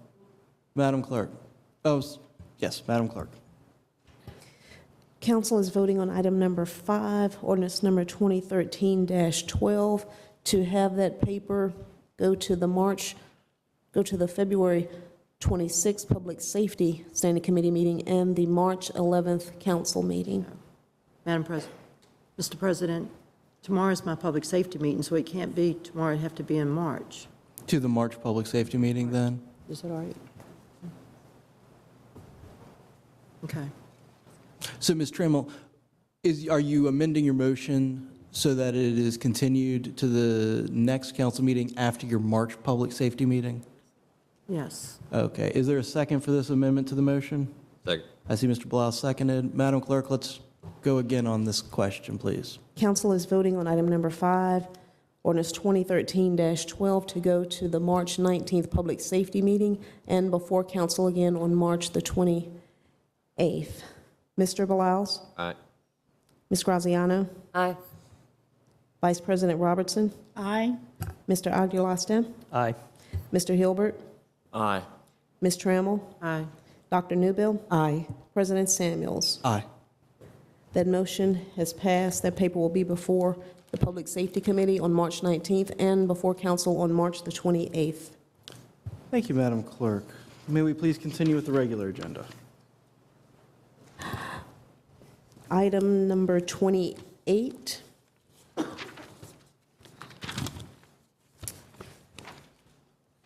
Which is ordinance number 2013-4, to authorize a special use of 1815 and 1817 East Franklin Street for the purpose of a multifamily dwelling with up to 13 dwelling units upon certain terms and conditions.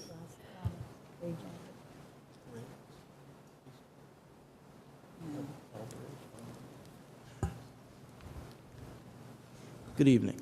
Good evening, Mr. President and City Council. I am Matthew Ebinger. I serve as the acting principal planner for land use administration and the acting secretary to the Planning Commission.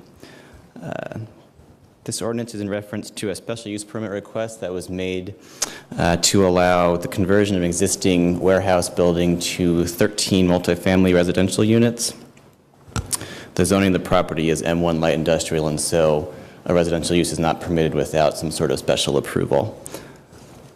The major issue at hand surrounding this application is the issue of windowless dwelling units. The Planning Commission passed a resolution on June 4th of 2012, and I'll read the title for you. It's to promote the provision of adequate light and air, and in so doing to both eliminate to the extent reasonably possible the existence of windowless dwelling units and to promote utilization of operable windows in the renovation of historic buildings.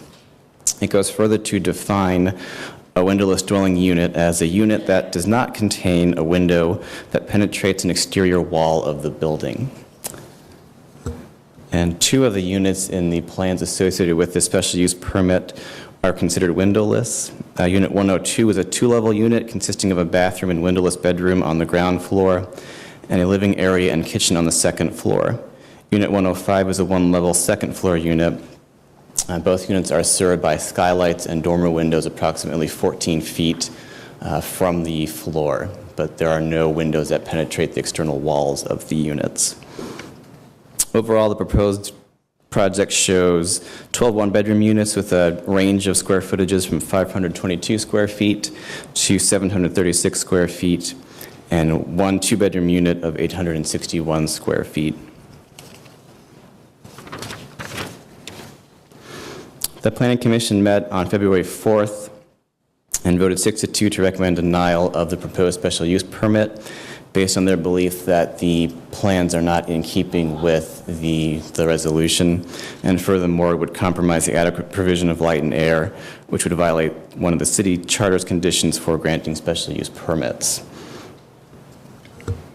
I'll go further. There are certain allowances in the resolution for windowless units, but it does specify that those are to be avoided at all costs, and it is in very specific situations when a windowless dwelling unit would be the only way to prevent the building from being demolished or lost. So in other words, if the only way of preserving this building were to have windowless dwelling units, then they could be permitted at that time.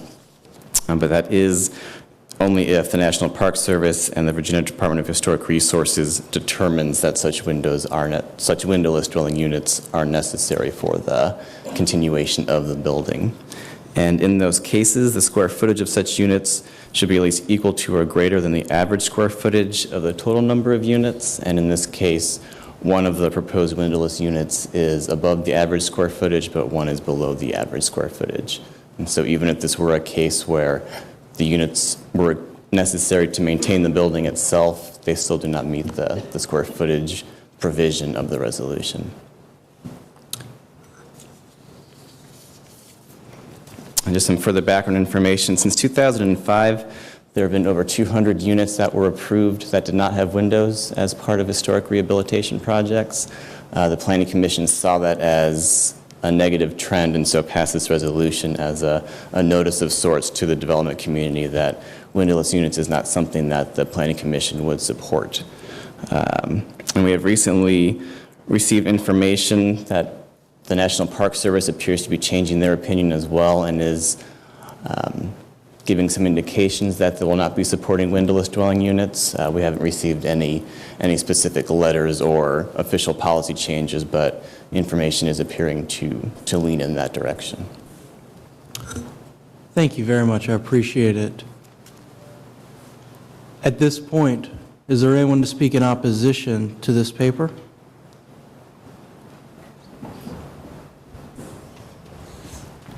Silver Persinger, citizen of Richmond, Virginia. I'd like to speak in opposition to these two proposed apartments without windows.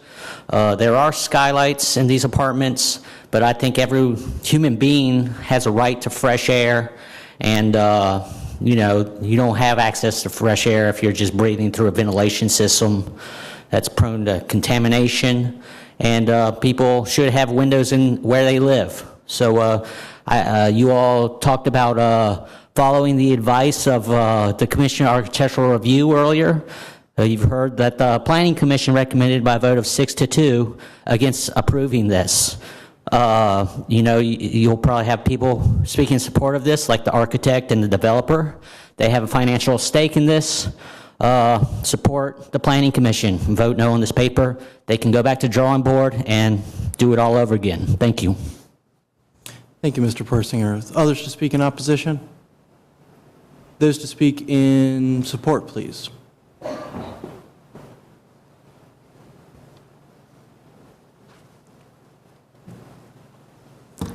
Good evening. My name is Walter Parks. I'd like to thank you all for being here. It's after 9 o'clock, and I hope you have some little energy left. If you look around the city of Richmond, there are a lot of great things going on.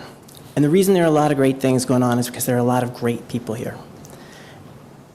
And one of the reasons for that is we've got a lot of great buildings. And those great buildings are historic buildings, wonderful old buildings that we've been rehabilitating as a city over the last many years.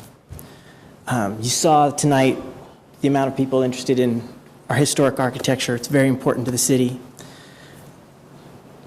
One of the things that we do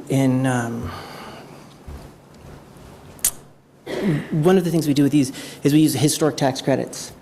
And the historic tax credits help us keep and define our historic buildings, and we use them in a manner that's consistent with the architecture of the city. The project that I bring before you today has been turned down at the Planning Commission because of the resolution that they passed. It is not because of the project itself. I feel very strongly that this is sort of the vetting out process of the resolution that they've passed. I agree with Mr. Persinger completely that every person should have a window and every person should have light and air. These particular units have windows. They have windows that are high up on the wall. The roof comes across at an angle. The entire wall, 10 feet of it, is glass. We've created operable sashes in them so that those windows can open and you can get air. The unit that Mr. Ebinger spoke about, one of them is smaller. It has 3 skylights that are 5 foot square. That's 75 square feet of skylight. These are not windowless units. These are not dark units. These are practically too bright. We are going to have to install blinds on them so that they don't blast you out with the amount of daylight that they're going to get.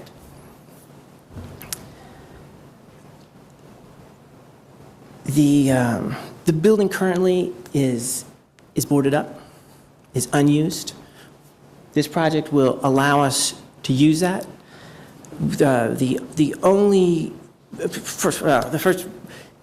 There is no opportunity to get a window into a side wall. The building is completely landlocked. There are buildings on the east, there are buildings on the south. 50% of the building has other buildings abutting it. There is no room.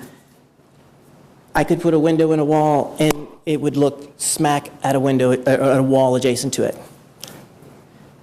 This project absolutely meets the requirements of the light and air resolution.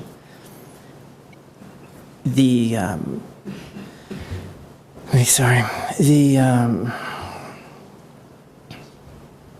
time is up. Thank you. Okay, thank you very much. Sorry, I asked. Thank you, Mr. Parks. Are there others to speak in support of this project? Or, excuse me, support of this paper? Very well. Seeing none, I'll bring it back to council for discussion. Dr. Newbill? Thank you, Mr. President. I have a couple of questions for staff.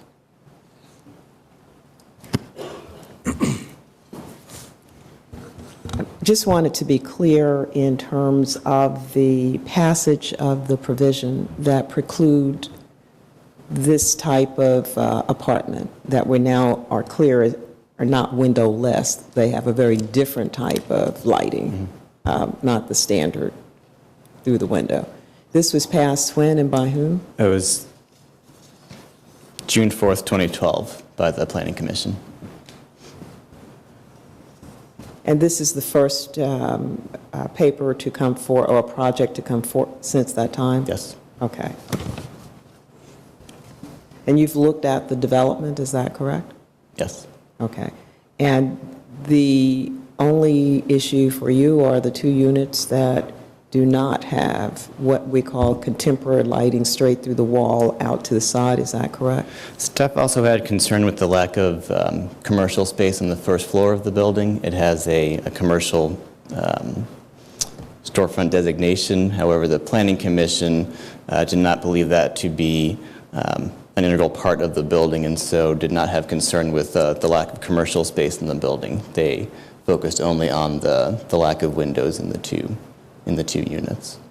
And so that was the primary concern, and I believe really the only concern that the Planning Commission expressed was the 2 units that did not have the windows in the external wall. And we do have allowances for windowless units, you did indicate that. Under very specific circumstances, and the way the resolution is written, it seems to be driven more by DHR than by the applicant. Thank you. Okay.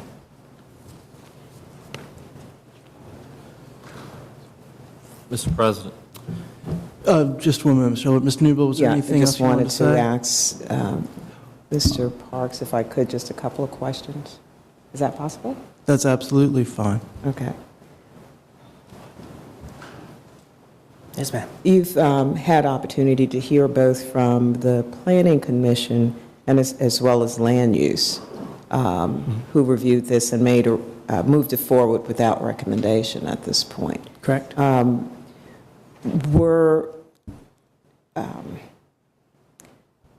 In terms of the 2 units that are in question, did you have conversation about any options or opportunities to tweak them in any way that might be more consistent with what is being asked?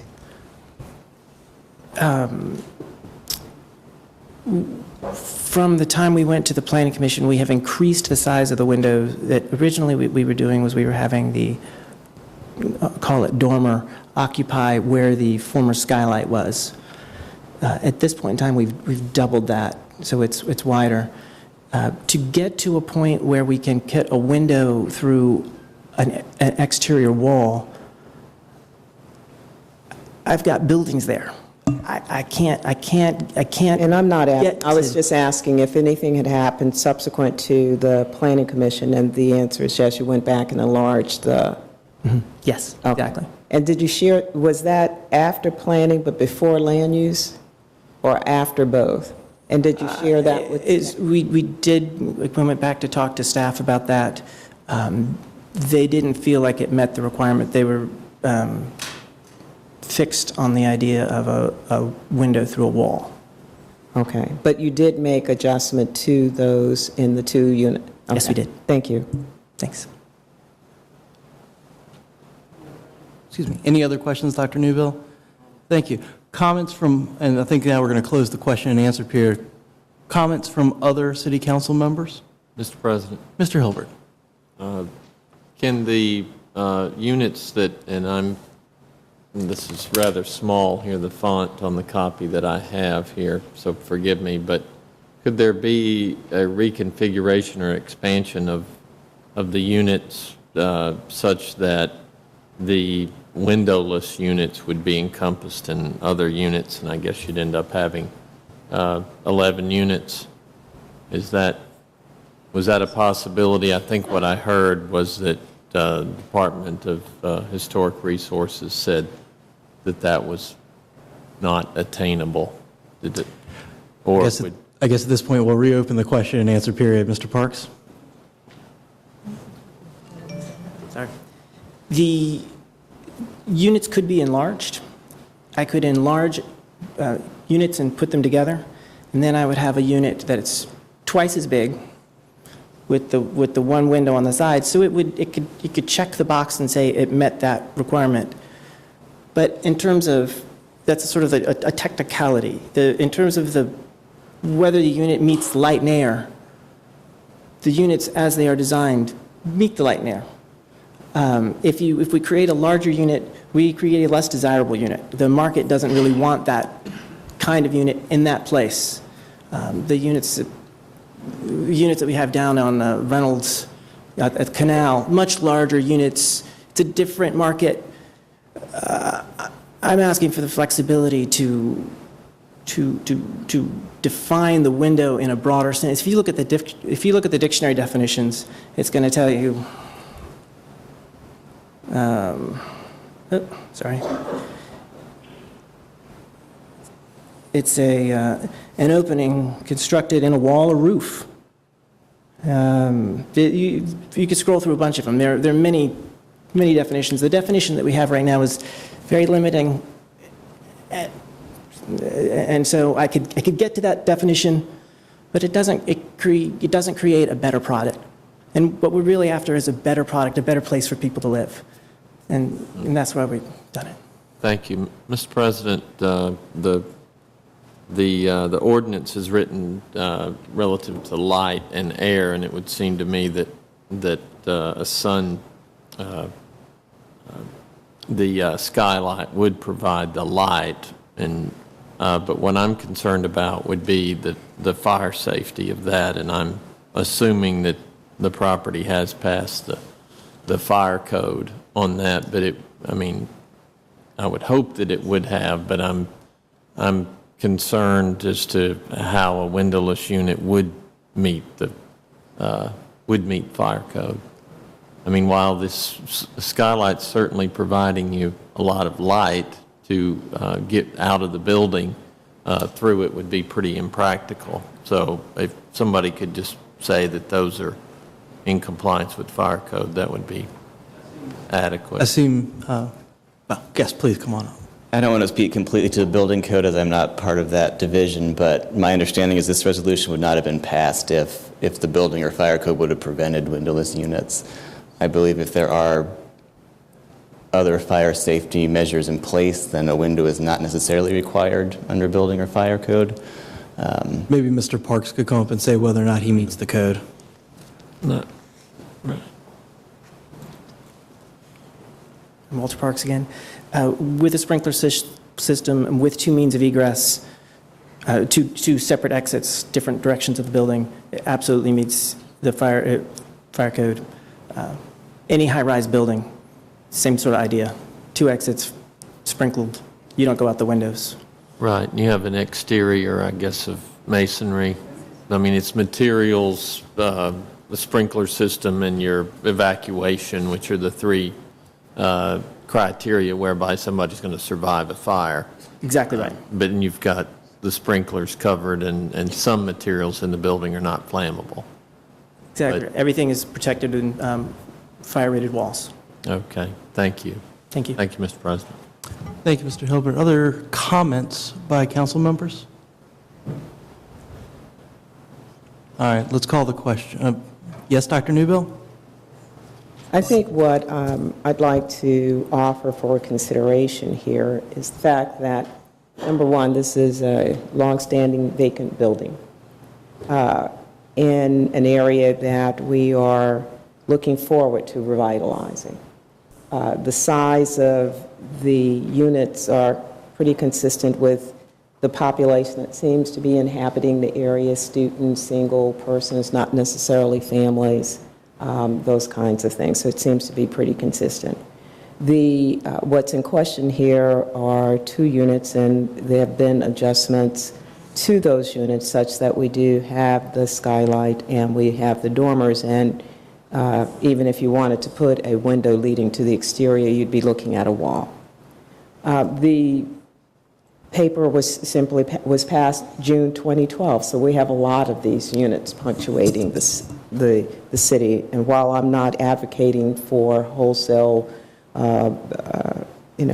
continued construction necessarily of this size with these features, I would suggest that in this instance, this is an opportunity to bring a building back into functionality and would ask for support of my colleagues in considering this as an instance to do that.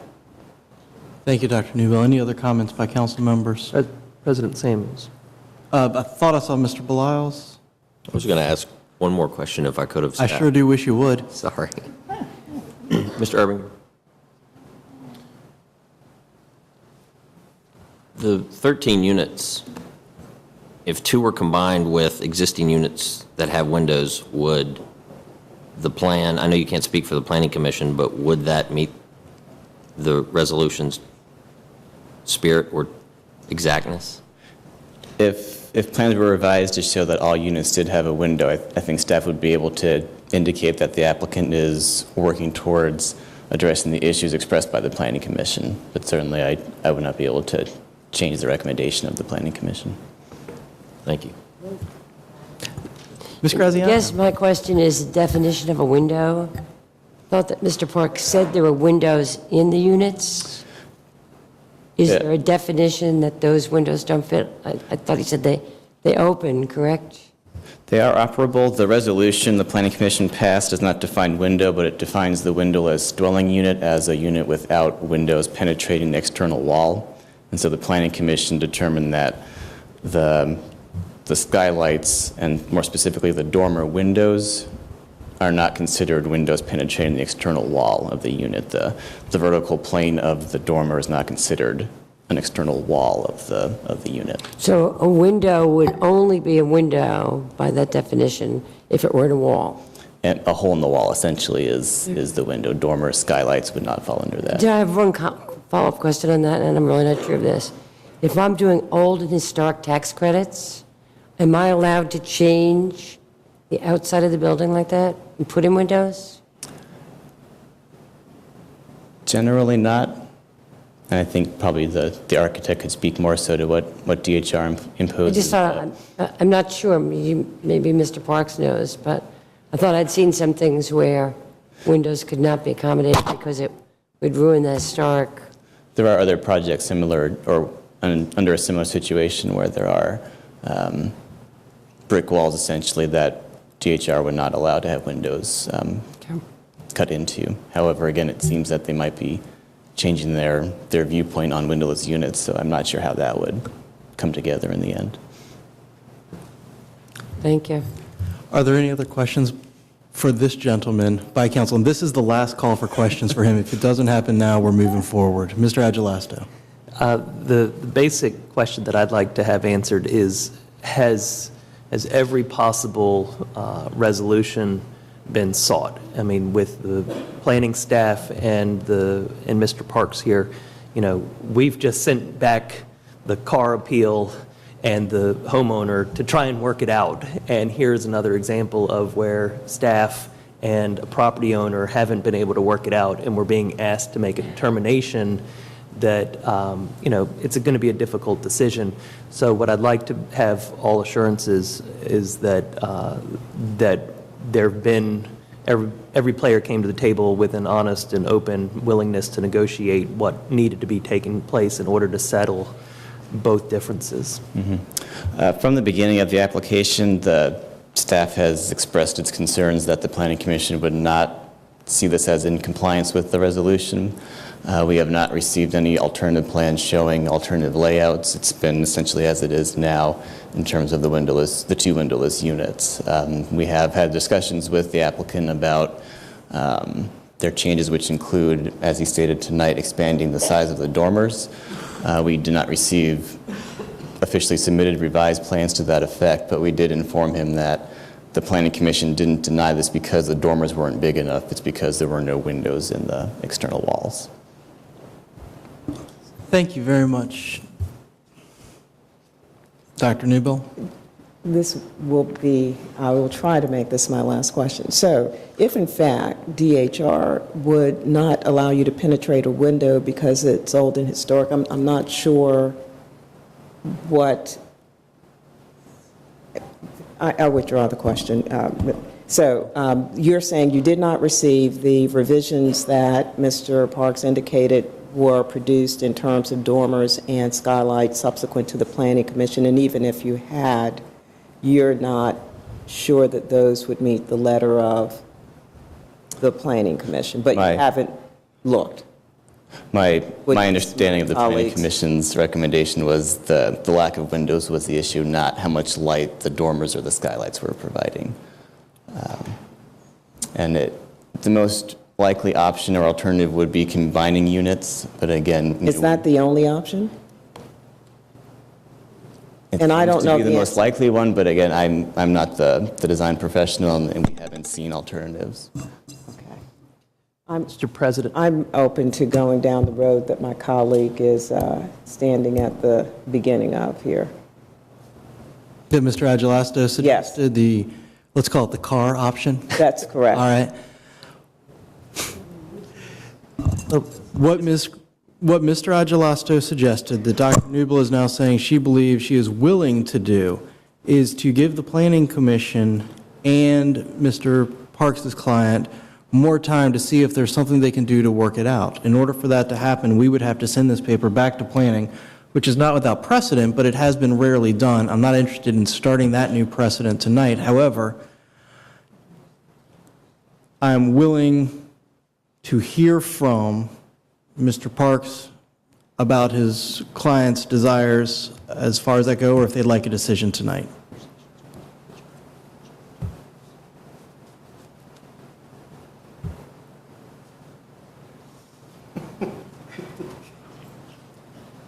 Sorry. I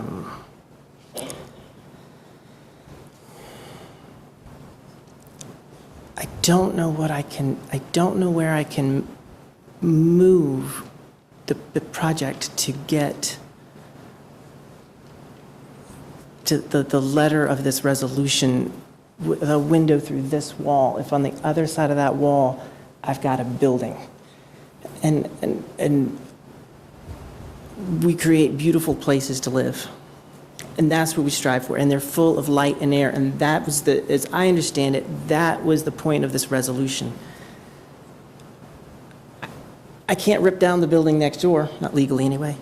I can provide good light and air. We've got the windows, they operate, they'll draw light, they'll draw air, they'll bring in light.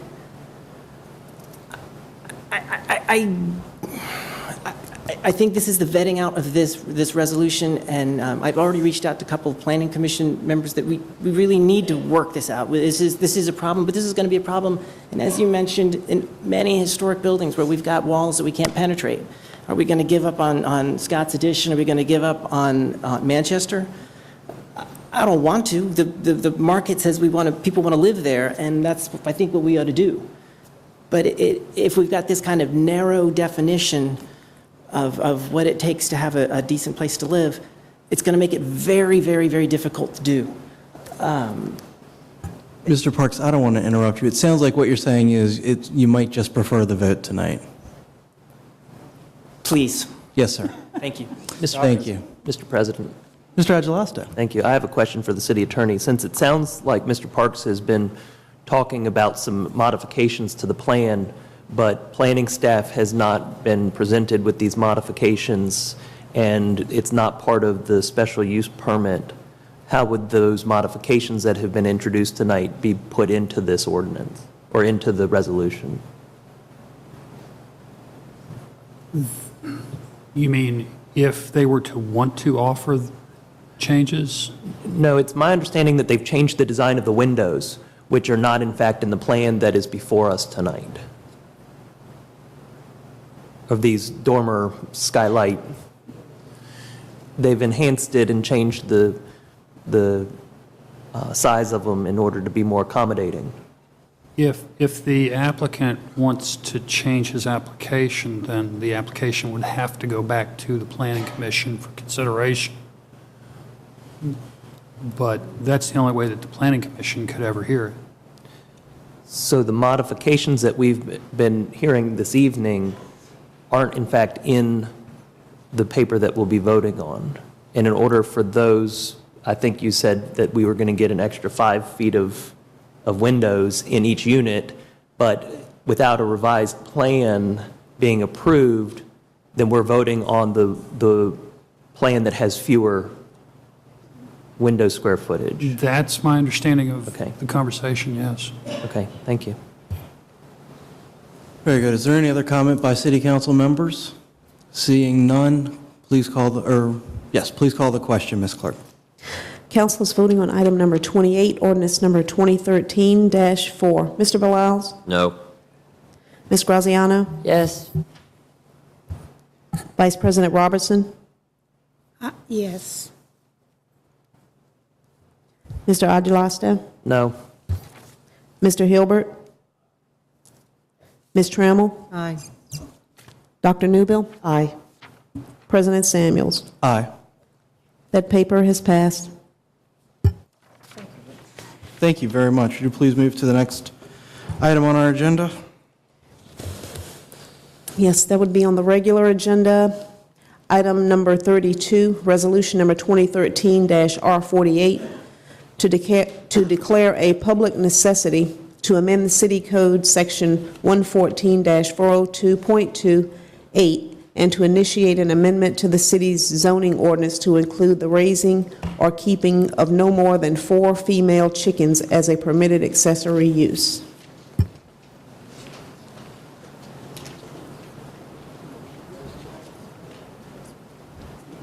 Thank you very much. This is my paper. I'll be very brief about it. It allows 4 hens, female chickens, to reside in the city. There are specific and detailed rules about distance from other people's homes, as well as the condition they are to be kept in, including the pen and an area surrounding the pen where they would be kept. This is in resolution, not an ordinance. It does not have the effect of law. Instead, it is asking the Planning Commission to review anything and prepare amendments to any ordinances that may be necessary to make this effective. Having said that, are there those willing to speak in opposition to this paper? Seeing none, are there those willing to speak in favor of this paper? I see 1, I see 2, I see 3. Please come and line up. If there's anyone else willing to speak in support of this paper, this is your chance to get in line. All right, seeing none. Good evening. Hi, I'm Jennifer Phillips. I'm in the 4th District, and I support the chicken bills, or the chicken paper. I wanted to say, Richmond is an amazing city, and I'm proud to be a member of the Richmond community for many reasons. We've got beautiful parks, architecture, tons of history, both good and bad, and we've got citizens who are proud of the place they call home. I think we've seen that tonight. One of the many things I really love about Richmond is the thriving and growing local and slow food movement going on within the city. In fact, anybody who has been to the south of the James Market over in Forest Hill Park can attest to the fact there's a lot of people in Richmond that really value getting their foods locally. I'm a huge proponent of sourcing food locally, and it doesn't get much more local than your own backyard. My parents live in Memphis, Tennessee, in a neighborhood just like many of our neighborhoods here in Richmond, and they have a flock of about 12 chickens. We're only asking for 4. They have a fenced yard, and they've had these chickens for about 6 or 7 years and have had no complaints from any of their neighbors. I want to share with you guys some of the facts about backyard chickens that I know to be true from my own personal experience with my parents' chickens, and these are reasons that I want chickens in my own backyard. Chickens provide us with food. My parents' hens provide them with a little less than 1 egg on average per day in the warmer months, and probably about an egg every other day in the colder months.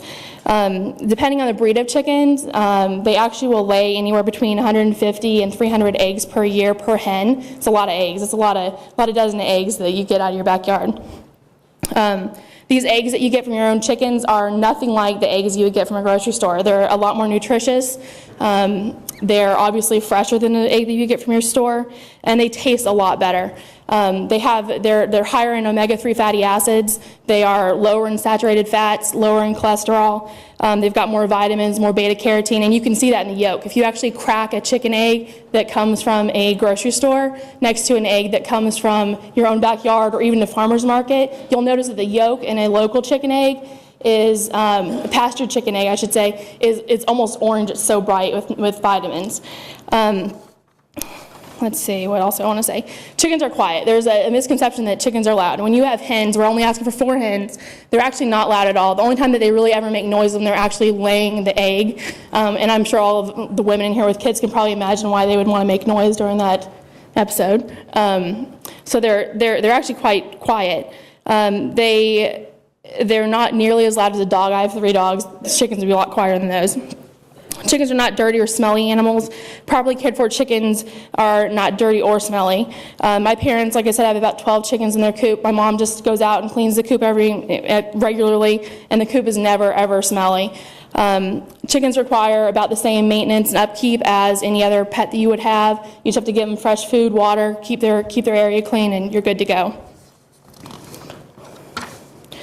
My mom gets her chicks from a local hatchery when they're about a day old. Okay. I guess what I want to urge you guys to do is just move on this paper. It's been delayed quite a bit. It's important to me. It's important to a lot of other folks in the community. I urge you guys to please vote on this tonight, not continue the ordinance when it comes up, and get some chickens in Richmond. The time to do this is now, and I appreciate all your time. Thank you. Thank you. Next speaker, please.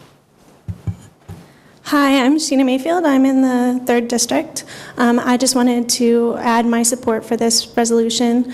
I think it is great that it's coming up and that we're going to get all of the zoning and the city code together under one similar law that will be easy to understand and easy to follow. And I commend City Council for bringing it forward. Thank you.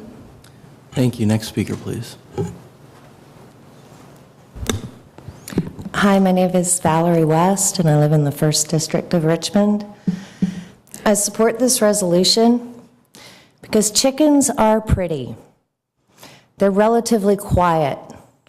They're egg-producing, insect-eating, garden-fertilizing pets. In fact, they are more productive and less problematic than many other common pets. Hens are both quieter than dogs and easier to care for than cats. I believe that simply showing a negative preference for a species of animals is not sufficient to deny others the right to keep such animals. Fair public policy demands that facts, not popularity, not perception, determine which species are acceptable. If Richmond passes this resolution, we'll be one step closer to joining the more than 70% of major U.S. cities that now allow backyard hens. A common sense approach to regulation will allow those who choose to raise hens to eat more healthy while sustainably saving money on pastured eggs and gardening. If council or residents have any questions regarding backyard chickens, there's a community of knowledgeable people on the Chickens Facebook page. That's CHICKUNZ. We're there to answer your questions. There's a lot of members on the page who can give different perspectives on the chicken movement. I look forward to backyard hens finally being legal in the coming months. Thank you for your time. Thank you, Ms. West. Mr. Persinger? Silver Persinger, citizen, Richmond, Virginia. I'd like to speak in support of this paper. I'll keep my comments brief. Ms. Trammell, you've been the most vocally opposed to the chickens. I'd encourage you to talk with Ms. West. She says they're willing to show you how it's done. They'll show you clean chickens. Thank you. Thank you, Mr. Persinger. Seeing no one else to speak in favor or opposition, bring it back to council for discussion.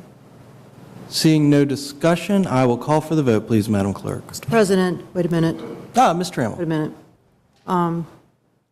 It's not that I've been so vocal against chickens. It's the idea of, who's going to be enforcing it. I don't know where my colleagues are that had some questions about it earlier. But anyway, we want to know if there's enough animal control officers, who's going to be enforcing this, what's the, how far apart from your neighbors, who's going to be providing the food, the cages, this, that, making sure it's all cleaned up. Those kind of questions that we have asked that we have not gotten all the answers to. And I don't know about you all, but I know that some citizens have been calling me, not only in the 8th District, but all over the city, asking the same questions that I've been asking and haven't got all the answers yet.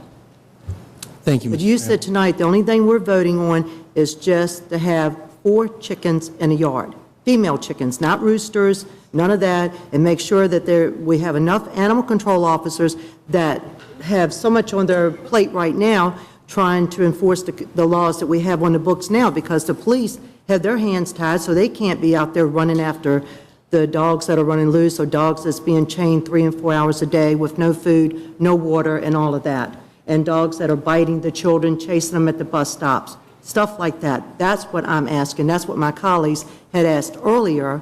I don't know where they are, as I said, but anyway, these are questions that we had that have not been answered.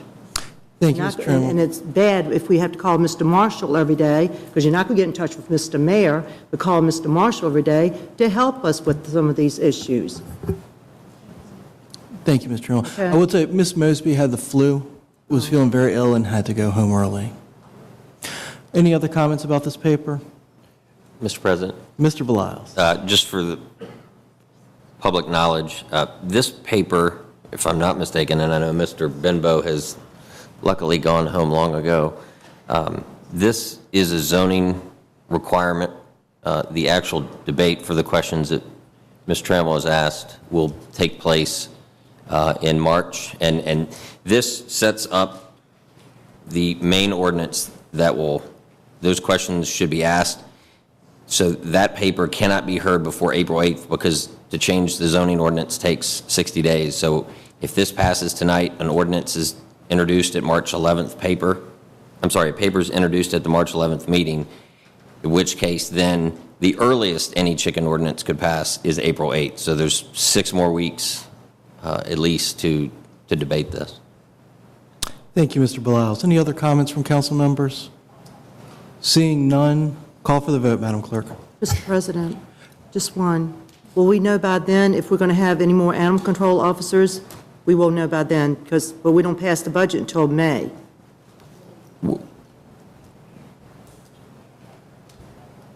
What else? Thank you. I can't answer that question. The budget process begins March 12th. It depends kind of on when we get to that portion of our budget discussion. But we should have a pretty good idea of what the mayor's proposed March 12th. That's a month before April 8th, so we should have some time to discuss whether or not there needs to be more animal control officers. Call the question, Madam Clerk, please. Council is voting on item number 32, resolution number 2013-R48. Mr. Beliles? Aye. Ms. Graziano? Aye. Vice President Robertson? Aye. Mr. Aguilasto? Aye. Mr. Hilbert? Aye. Ms. Trammell? Aye. Dr. Newbill? Aye. President Samuels? Aye. That paper has been adopted. Thank you very much. Is that the end of our regular agenda, Madam Clerk? That is correct. May we please, with the acquiescence of council, suspend the rules, not go to the amendments, but go to public comment? This nice folks have sat through a long regular agenda. I'd like for them to get their opportunity to have their say after listening to everyone else. Any objections? Seeing none, please call the public comment period, Madam Clerk. The first speaker for tonight is Marion Agnew. Thank you. Ms. Agnew. Good evening, Mr. Chairman and members of the City Council. This has been a most amazing evening. For me, I have learned so much, and I am particularly impressed with the care that you all give to all the issues that come before you relating to historic preservation. The windows were wonderful. I love the chickens. And I am a woman in construction. I've been working on a historic building in the Fan for 10 years to renovate it. So,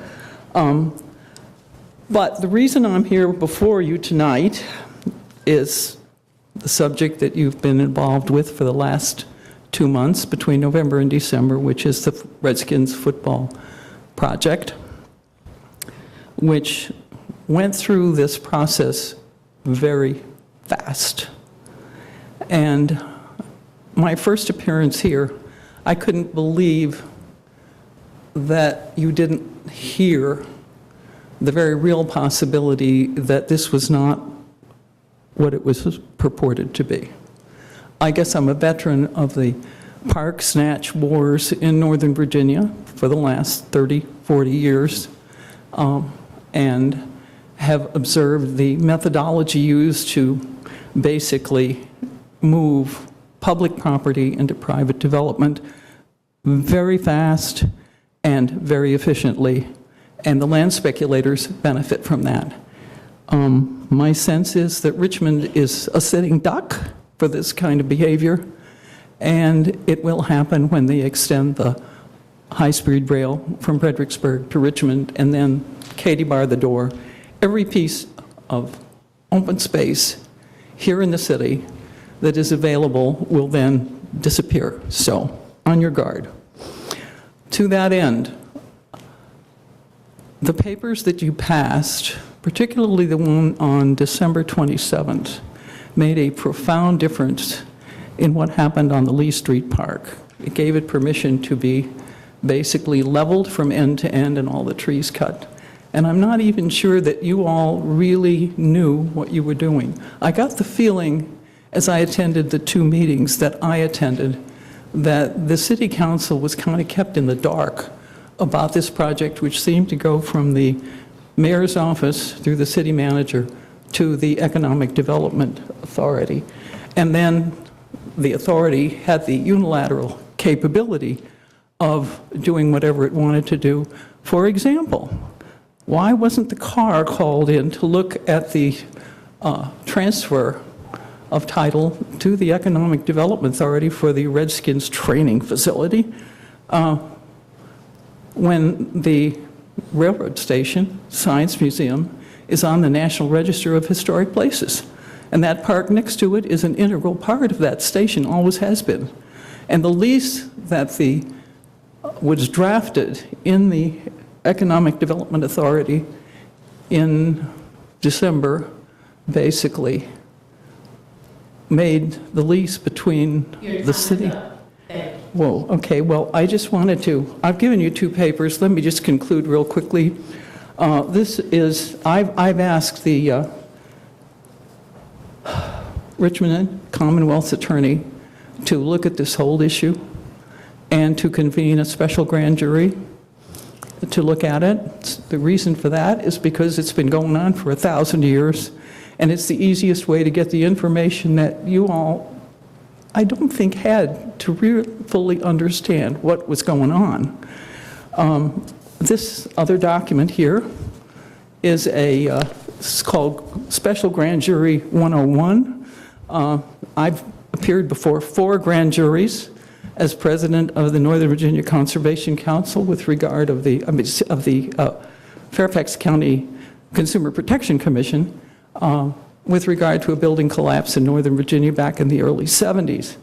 And it's a very, very benign and wonderful experience.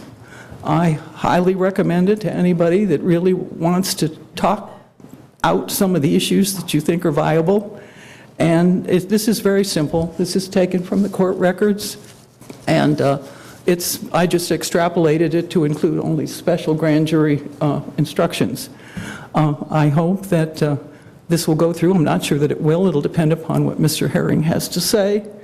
And then people can ask questions and find out, basically probably more. The great thing about grand juries is they have subpoena powers, and they can find out things that ordinary people can't. And I think the lack of transparency, which was noted on many, many, many times during the testimony that I heard here, is prevalent, and we need to eliminate that in the state of Virginia. Thank you. Thank you, Ms. Agnew. You may not remember, but almost 10 years ago, my wife and I were... I'm sorry? You may not remember, but my wife and I, about 10 years ago, were invited into your house by you to discuss some backstairs. I'm sorry, I'm really kind of deaf, so I Well, that's okay. It was nice seeing you again tonight. Okay. Thank you for coming down. Thank you. The next speaker is Janice McGarity.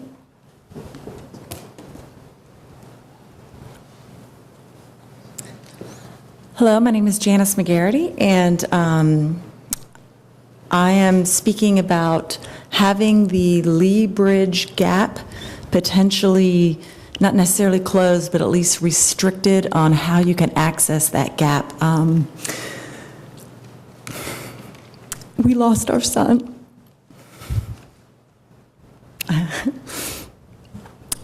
And unfortunately, the news didn't quite accurately depict the situation.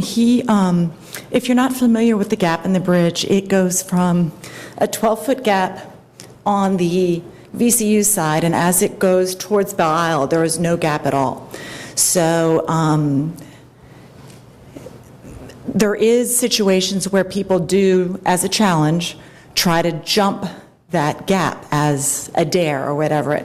That unfortunately was not the case for our son Reed. He was on one side of the bridge. He and his friend were crossing over to go to the other side to walk back to a friend's house, and they were crossing not aware that there was, at least Reed was not aware that there was a gap at all at this particular Jersey wall, and he just hopped over it thinking he was going to land on the other side, and unfortunately there was a gap there.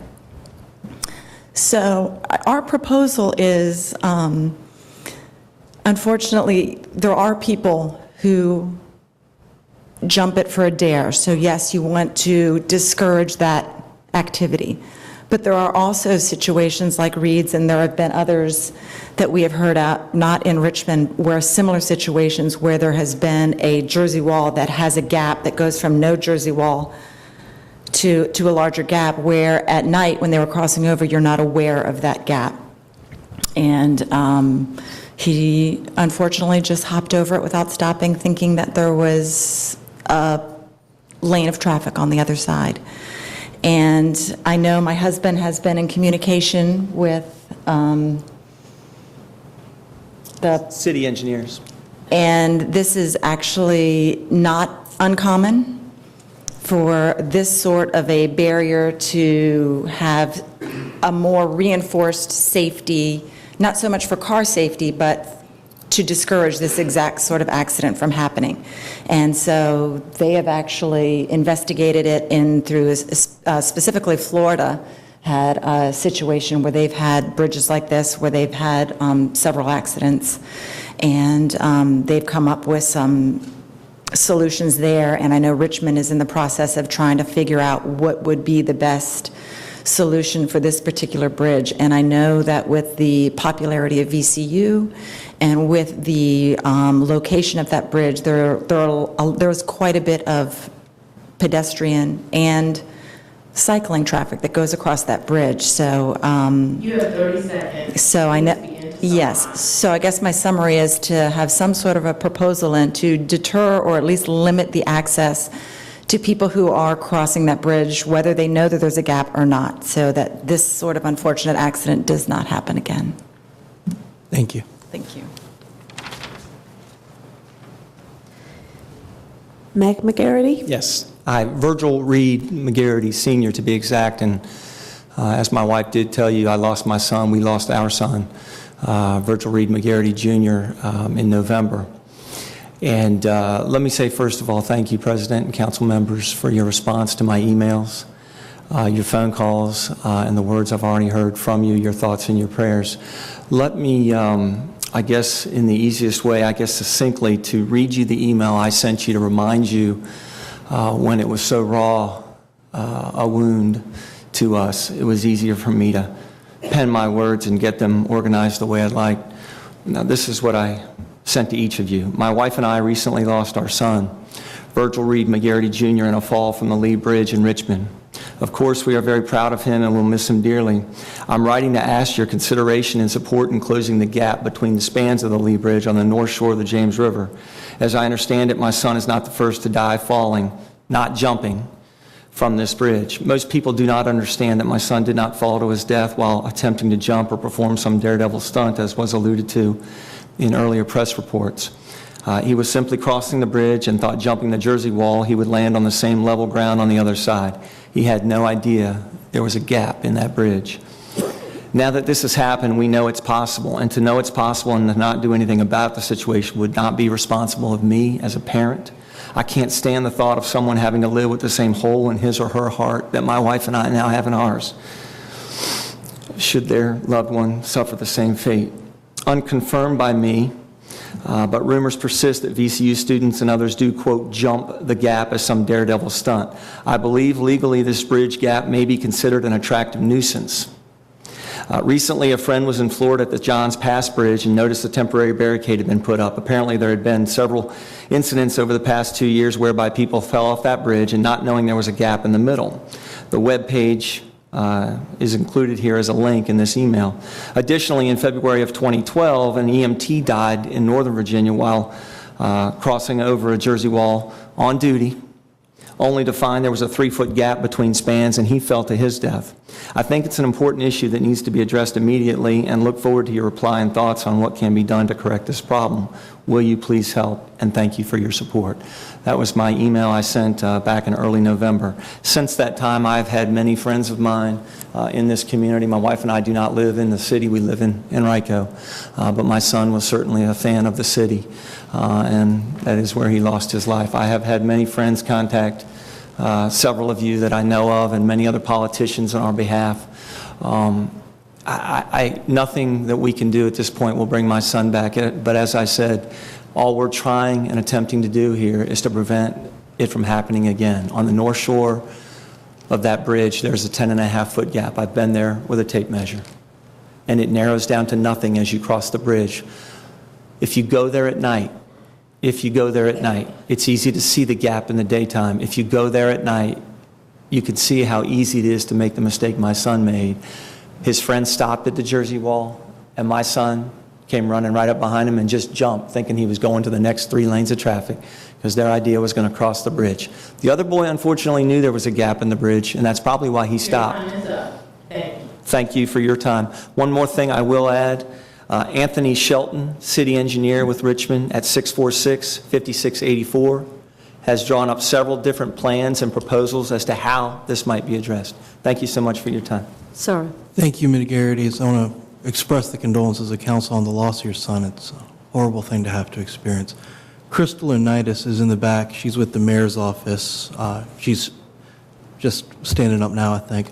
And if you provide her with that same information so that administration and council is aware of the traffic engineers drafting so we can get on this project. Mr. President, Ms. Trammell? yeah, I would like for us to be updated on that too, because I know that I had talked to them back in November, and I'm just so sorry it's taken us so long to try to push this forward, and I'm asked for this to be expedited, because this is, like he said, it would save another child or another person from not even knowing that the gap is there. And like he said, you don't know unless you're familiar with that area. And I've seen it, and it's horrible. And I would want this to be expedited as soon as possible, get that fixed so that we don't have another tragedy. And I am just so sorry for the loss of your son, and I thank you for coming here tonight to bring this before us. Thank you so much. Thank you, Ms. Trammell. I'll ask the administration to prepare a report for your March public safety meeting. Thank you. Yes. Thank you. Next speaker, please. Next speaker is Sharon Franklin. Sharon Franklin. Next, Jennifer Phillips. Jennifer Phillips. Vernon Christian. Vernon Christian.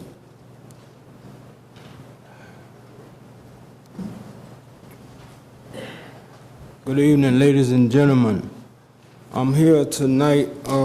I just want to say, first of all, this is my first meeting, and this will be my last as well. But I'm here tonight because of this right here. Are y'all familiar with this? Probably not, because you can afford to pay your bill. But in my case, I got a bill here for $180 for storm water utility, and it's need to be paid by Friday, which I don't have any of that money. And I'm already paying a jacked up water bill. Now you asking me to pay this, and now what you want to do, if I don't pay it in a timely manner, you want to what is this? Whatever you got in mind doing. But my question is, who did someone vote for me on this? Because I don't need this. And when I asked downstairs about this storm water utility, they gave me a brochure. And when I looked through this brochure, this doesn't apply to me.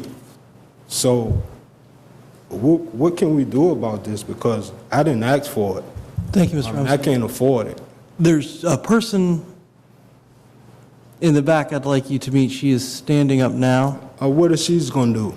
Well, I'd like you to set me up a payment plan? That could very well be the case. I can't tell you because I don't know.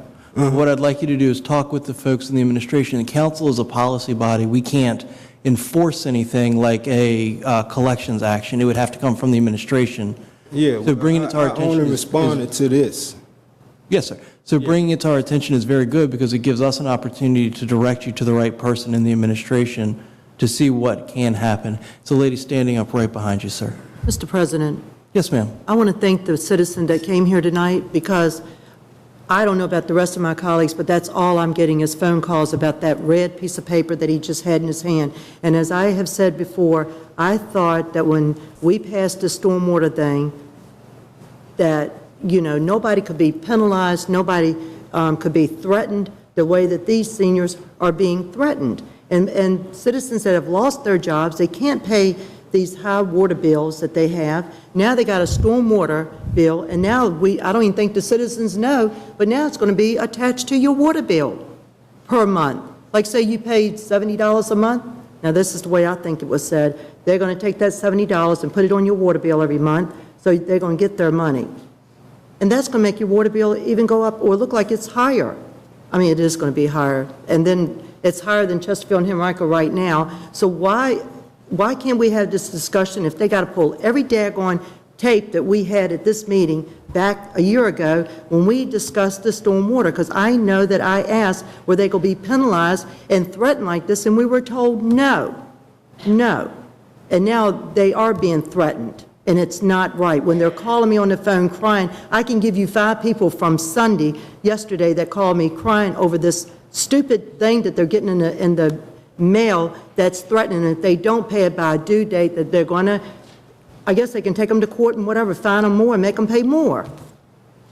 This is not how we treat the people in the city of Richmond, especially our seniors and the ones that are losing their jobs and don't have a job. We don't even know if the government's going to shut down this week. Then what's going to happen to everybody? Are we going to force them to pay more and more and more with no jobs, losing their homes, no food? Come and be with me just one day in my district and let me show any of you what they're going through, crying on the phone. They have enough to worry about trying to buy their medicine. I was out there the other night till 10:30 helping a senior clean the refrigerator and put food in there because she didn't have anything to eat. All she had was rotten food. This is not fair to our people. And we are council members, and we can overturn anything that we have passed previously. This is wrong, especially when we were told Chesterfield and Henrico was going to be paying it, and they ain't paid a penny, and we're paying it all. Thank you, Ms. Trammell. Next speaker, please. The next speaker is Ulysses Brown.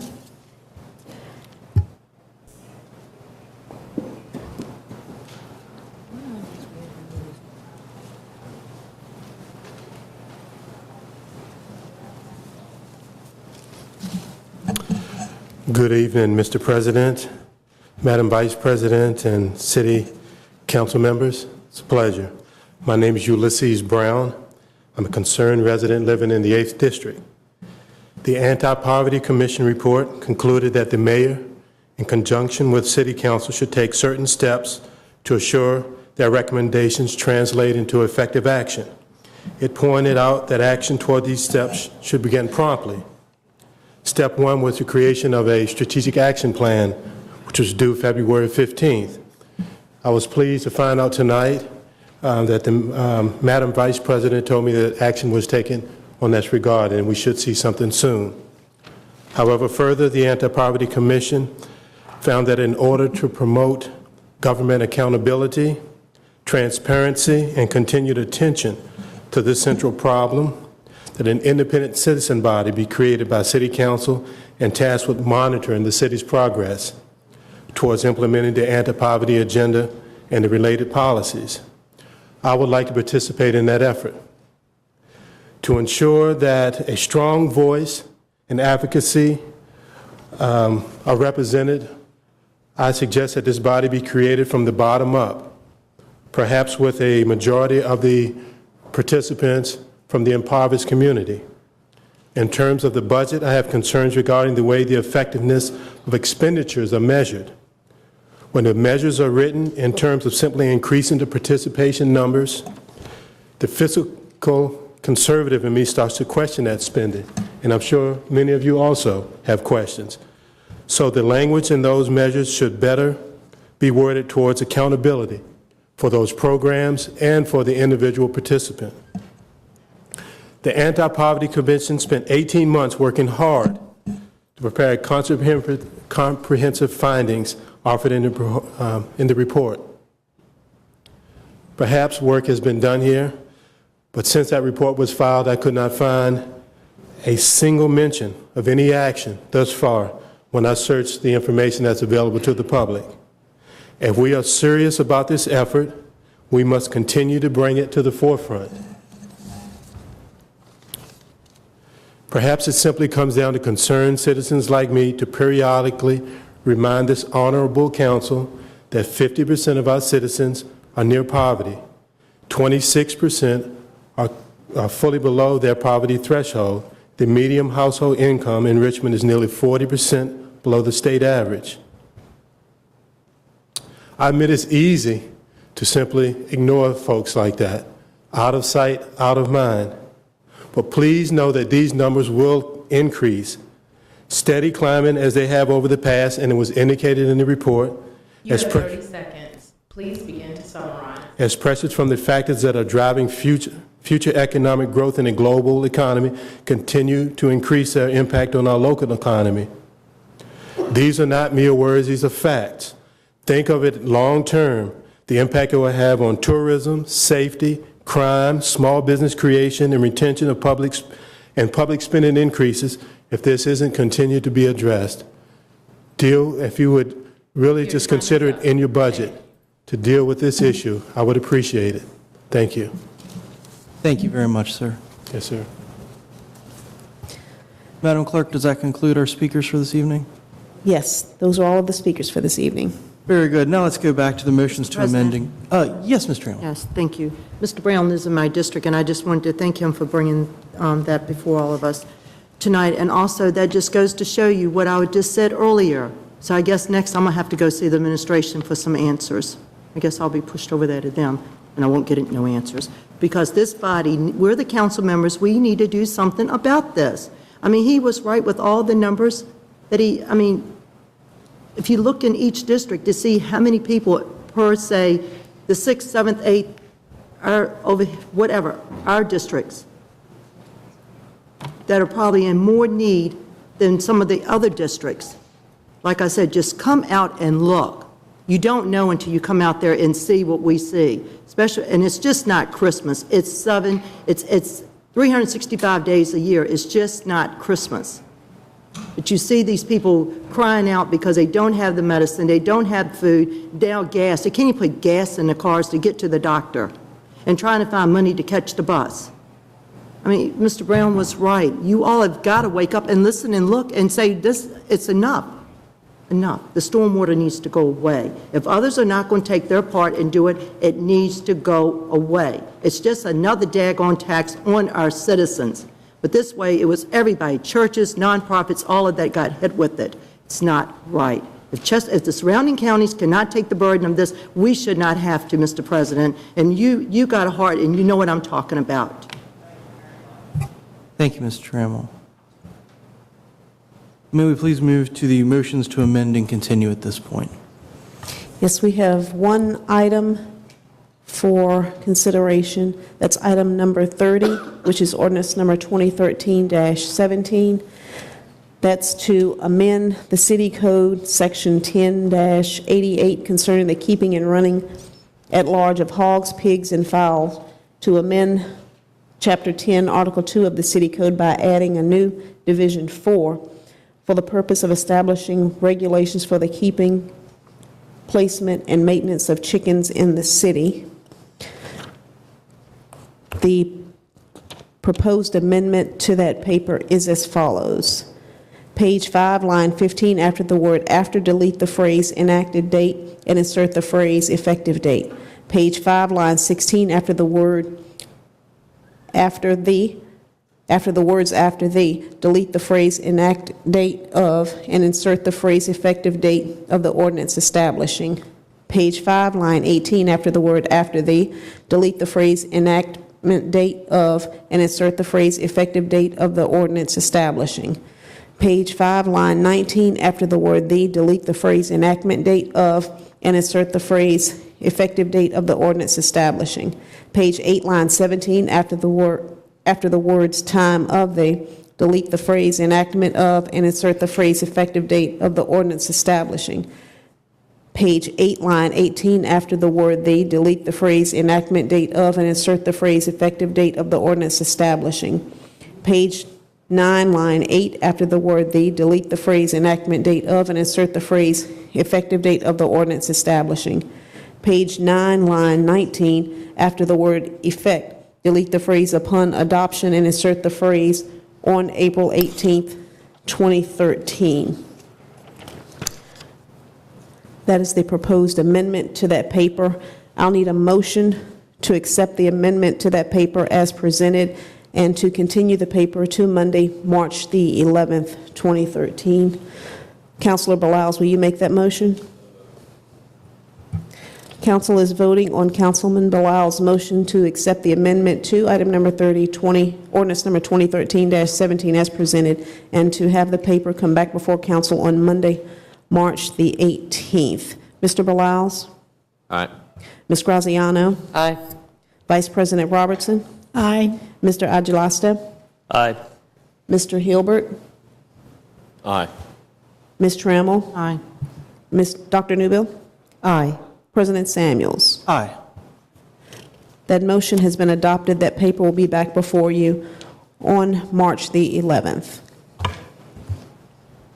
That's what you have. Thank you very much. Is that the end of the amendments and continuances? Yes, that was the only paper that we had for amendment and continuance consideration. Very good. May we please move to the consent agenda?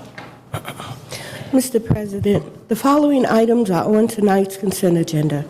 Item number 6, ordinance number 2013-14, to authorize the Chief Administrative Officer to convey site development easements, including but not limited to easements for ingress, egress, utilities, cable telecommunication, stormwater management, and other similar conveyances across the public property located at 1701 Fairfield Way for the purpose of construction of the Richmond City Justice Center.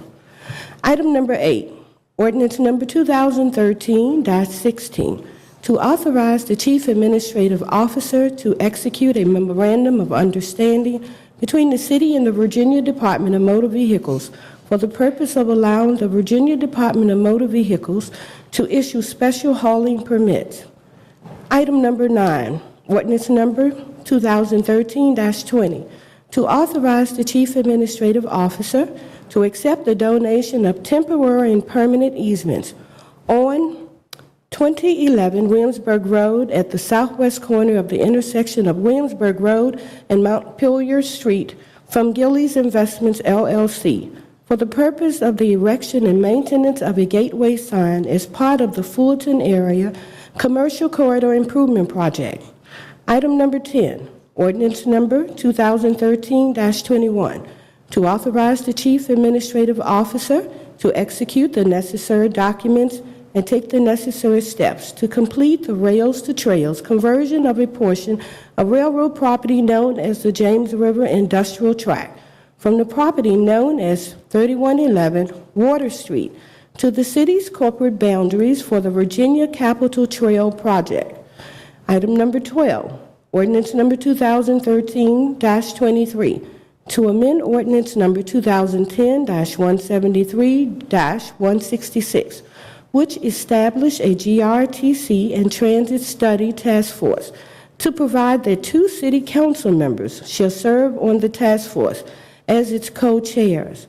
Item number 13, ordinance number 2013-24, to authorize the Chief Administrative Officer to accept $5,000 from the Virginia Commission for the Arts and to appropriate the increase to the fiscal year 2012-2013 general fund budget for the purpose of providing a grant to cultural works.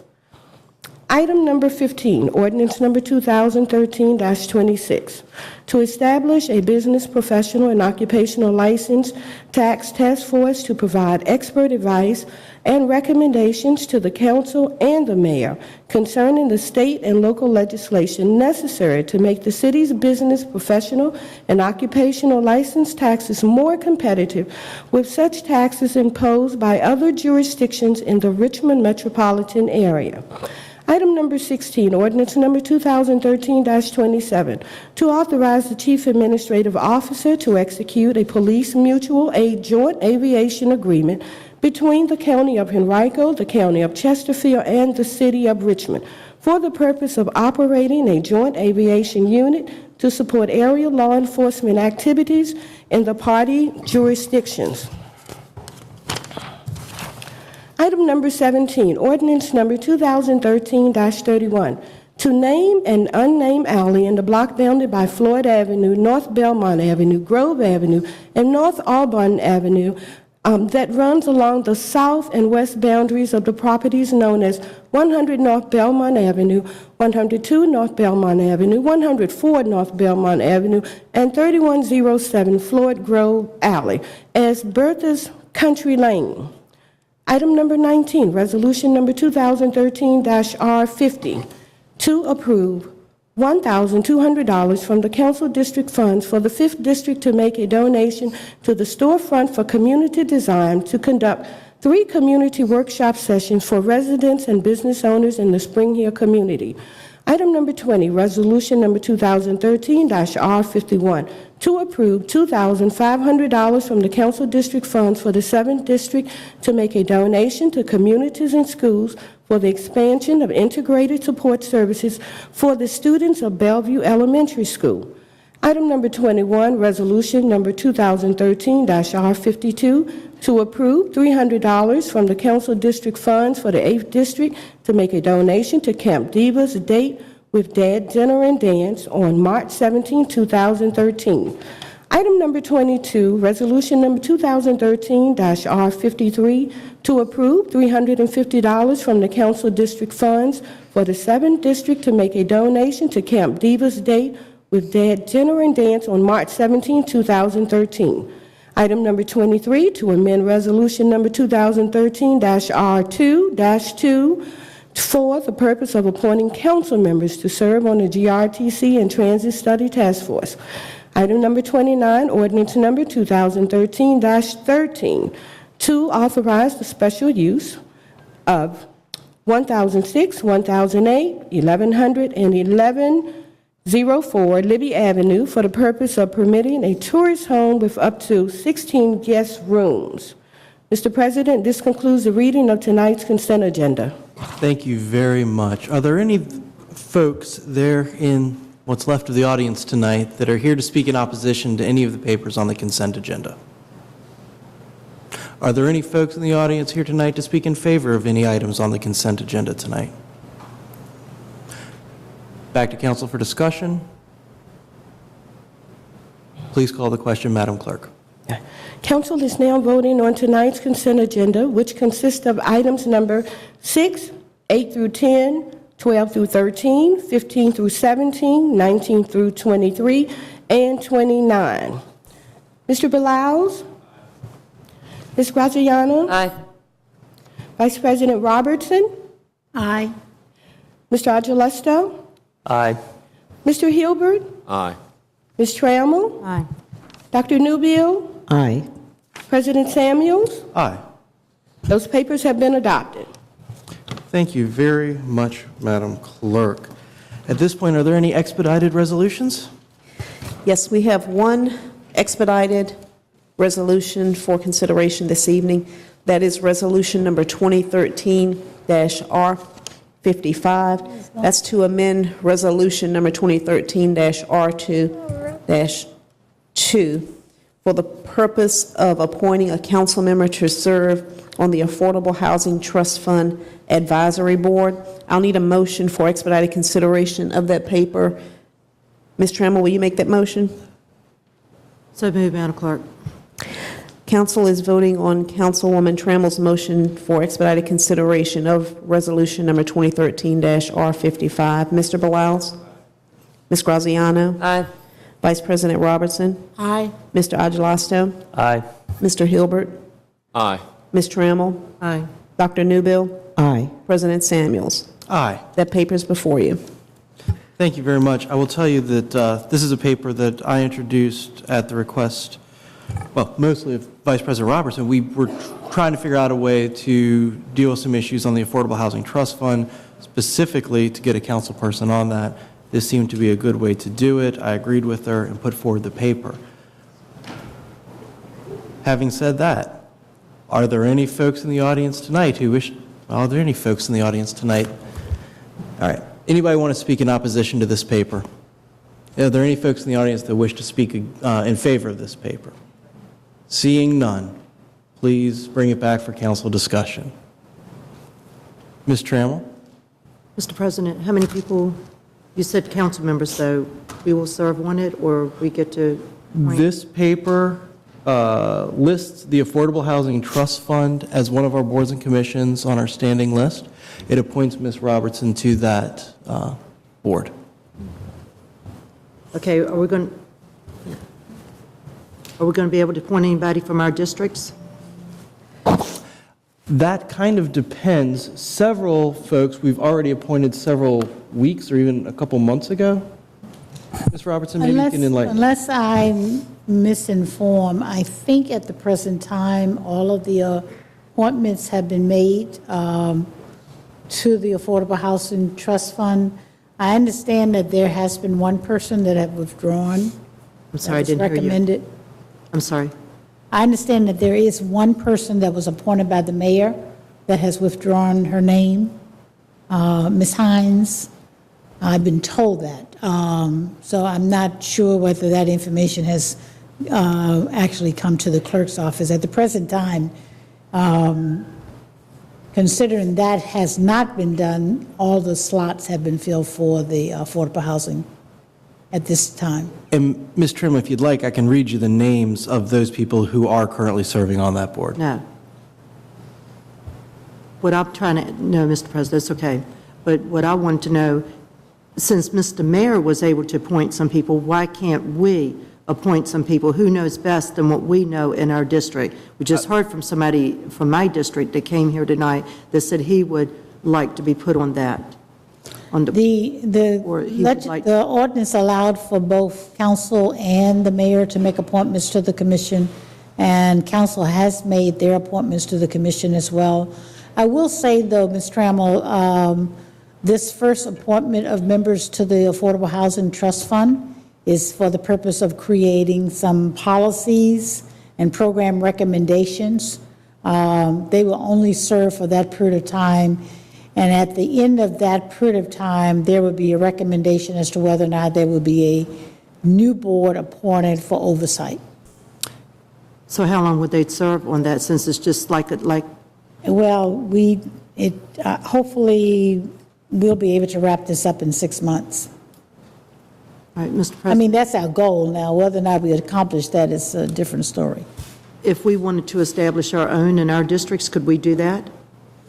Could you establish affordable housing trust fund With boards for each anti-poverty. district individual? With anti-poverty, like, together?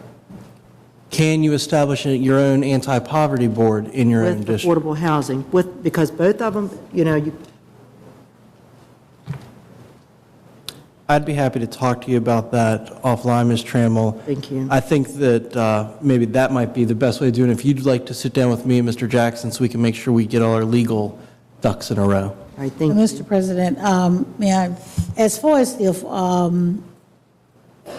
the anti-poverty board, citizen board, there will be an advisory board, oversight advisory board appointed by the commission. And it is the intent of the commission to ensure that the majority of that board are representatives of neighborhoods of poverty. And so if you have persons who are interested, please let me know. Thank you. All right. Thank you. Very good. Any other questions by council members? Mr. Aguilar? Mr. President, this is perhaps less of a question, but I do think it's important to acknowledge that this is an expedited consideration paper, and the Affordable Housing Trust Fund was established years ago, and there are reasons why they have not been able to convene a meeting, and I do think it's important that City Council put a little bit of acceleration on the gas pedal so that this can move forward. So I'm excited to see that this is going to be moving forward expeditiously.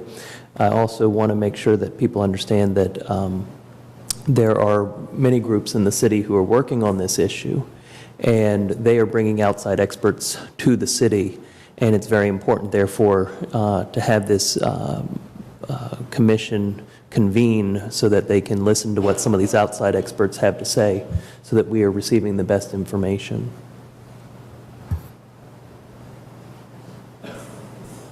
Thank you very much, Mr. Agilesto. Any other comments or questions? Seeing none, call the question. Council is voting on resolution number 2013-R55. Mr. Beliles? Aye. Ms. Graziano? Aye. Vice President Robertson? Aye. Mr. Agilasto? Aye. Mr. Hilbert? Aye. Ms. Trammell? Aye. Dr. Newbill? Aye. President Samuels? Aye. That paper has been adopted. Thank you very much. At this point, no other expedited resolutions. May we please call for the approval of the minutes? The minutes to be approved for this evening are as follows. Monday, February the 11th, the informal Richmond City Council meeting, and Monday, February the 11th, the formal Richmond City Council meeting. I would need a motion for the approval of those minutes. Dr. Newbill, will you make that motion, please? So moved, Madam Chair. I'm sorry, in this case, Madam Clerk. Thank It's a little late for me. Okay. Council is voting on Dr. Newbill's motion to approve the minutes as read. Mr. Balaus? Aye. Ms. Graziano? Aye. Vice President Robertson? Aye. Mr. Aguilar? Aye. Mr. Hilbert? Aye. Ms. Trammell? Aye. Dr. Newbill? Aye. President Samuels? Aye. Those minutes have been adopted. Thank you very much. No other minutes we need to worry about tonight? No. Just No, those sir. minutes? No, That's this correct. was it. Very good. Thank you so much. At this point, let's go to reports and announcements, please. Mr. Beliles. Thank you, Mr. President. A couple of announcements. The school board will be holding its final vote on the budget this Wednesday, February 27th at 6 p.m. here at City Hall. I believe that's on the 17th floor, but I imagine that could be held in this chamber. The Museum District Association will hold a town hall meeting Saturday morning, March 9th at 9:30 in the morning at St. Benedict School, 3100 Grove Avenue. And I will be hosting a town hall meeting Tuesday, March 26th at 6 p.m. We're still finalizing the location, but that can be found. We'll announce it on email list and Facebook and social media. Anybody can sign up for all of that at johnbalaus.com. Thank you. Mr. Beliles, thank you. Ms. Graziano? You certainly can. Dr. Newbill, we're swinging around to you. Thank you, Mr. President. I don't have an announcement as such, but I would like to put on our radar screen the decisioning that was made by the Virginia General Assembly on February 23rd relative to Medicaid expansion, and hopefully that we will have opportunity to hear from our lobbyists, but even more importantly, to have the city take a look at the implications now as best as we can surmise it. There's still a lot of unbundling to be done to actually determine what we have, but it looks like probably by July 1, 2014, we'll be going forth with something. And there were some implications for the Department of Social Services and other city agencies. I think it's going to be really critical to have already begun to vet what those implications are and how we get up and running so that whatever percent of the 400,000 uninsured individuals who will now have access that we have in the city will be ready to provide and figure out how to get them connected to service. So I'm not sure, again, when we'll have maybe a legislative update on the papers, but this did move forward. There is a lot of unbundling to do to see what's actually in it, but we do at least have forward movement, which is exciting. Thank you very much, Dr. Newbill. Ms. Trammell. Thank you, Mr. President. We don't have a 8th District meeting until April, or Thursday in April. I think it's April the 18th. So we don't have one in March. So I wonder if I did know that. Also, we have a public safety meeting tomorrow night at 5 o'clock at the Police Academy. And also, I'd like to thank the police officers. I believe they were from 1st Precinct, detectives and all that, that made an arrest. I think it was 3 individuals that had been breaking into homes in Blackwell and Oak Grove. Many people were devastated when they came home and found their back doors or their front doors or their windows kicked in and all their belongings were gone. So I want to thank the police officers and the detectives for doing a great job by catching the individuals with a super can, pushing a super can down the street.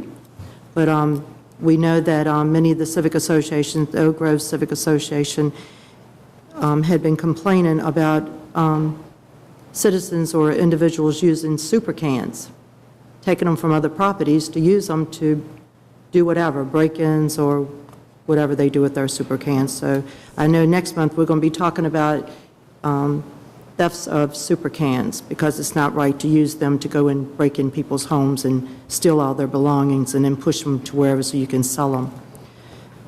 But Anyway, like I said, I'd like to thank the police department, 1st Precinct, for a great job. This right here is your free smoke alarm. You call 646-1526, that's 646-1526. Those firefighters will come to your home or to your apartment or to your business. They will put this smoke alarm up for you for free. Doesn't cost you anything. So use that number, call them, because you never know when this might go away, because it's just free right now. And if you go to the nearest fire station, they will set up an appointment and come to your house and install the smoke alarm for you for free. Thank you. Thank you so much, Ms. Trammell. Mr. Hilbert? Thank you, Mr. President. My office has received several calls regarding the bulk pickup process, so I'm going to briefly go over that. These bulk and brush refuse collections are performed by the area of the city in which you live, and they're conducted Monday through Friday from 6 a.m. to 2:30. In order to get a bulk pickup, you must call 311 or 646-7000 or log on to www.richmondgov.com/impact, M-P-A-C-T, in order to request a pickup. They must be placed out the day before your request is made. Although the city is no longer doing same-day brush service, that will be resumed in November of this year. There is a $50 service fee for the removal of appliances, and non-emergency bulk and brush will be collected within 10 working days of the request with no service fee. If you do have an appliance being removed, that service fee will be added to your utility bill. Residents, however, can dispose of appliances or bulk or brush refuge items for free by taking them to the East Richmond Road Convenience Center at 3800 East Richmond Road or the Southside Transfer Center at 3520 North Hopkins Road. And so I did want to update folks. We'd received an inordinate number of calls on this, and I wanted to make sure that everyone knows the process regarding that. The 3rd District has an email update list, which is sent out at least weekly, updating folks on happenings in the city. If you, excuse me, would like to be added to this distribution list, please call Lisa Towns at 646-6055 or email her at lisa.towns, T-O-W-N-E-S, at richmondgov.com. And I want to remind everyone that your email information will be kept confidential. Thank you, Mr. President. Thank you, Mr. Hilbert. Ms. Agelasto? Thank you, Mr. President. A couple quick announcements, but before I do that, I just want to commend my colleagues tonight. It's been a long meeting, and I think the civility and tone of the discussions that we had was much appreciated. I know we were dealing with some sensitive topics, and I think we, while we may not have made some decisions, I think we were able to conduct a very successful meeting, so thank you. This Thursday evening, which is February 28th at 6:30 p.m., the 5th District will be holding its first district-wide meeting at George Wythe High School. Mamie Taylor, school board representative for the 5th District, will be joining. It will actually be a schools-focused agenda, and we will be reviewing the budget primarily, but we'll also be covering additional items such as school bullying. And I encourage everybody to turn out this Thursday, February 28th at 6:30 p.m. at George Wythe High School. Next week, there are a couple civic association meetings, and I continue to encourage residents in your neighborhoods to join and get involved with your community, attend a civic association meeting, hear what the issues are in your community, express what some of the issues that you personally have.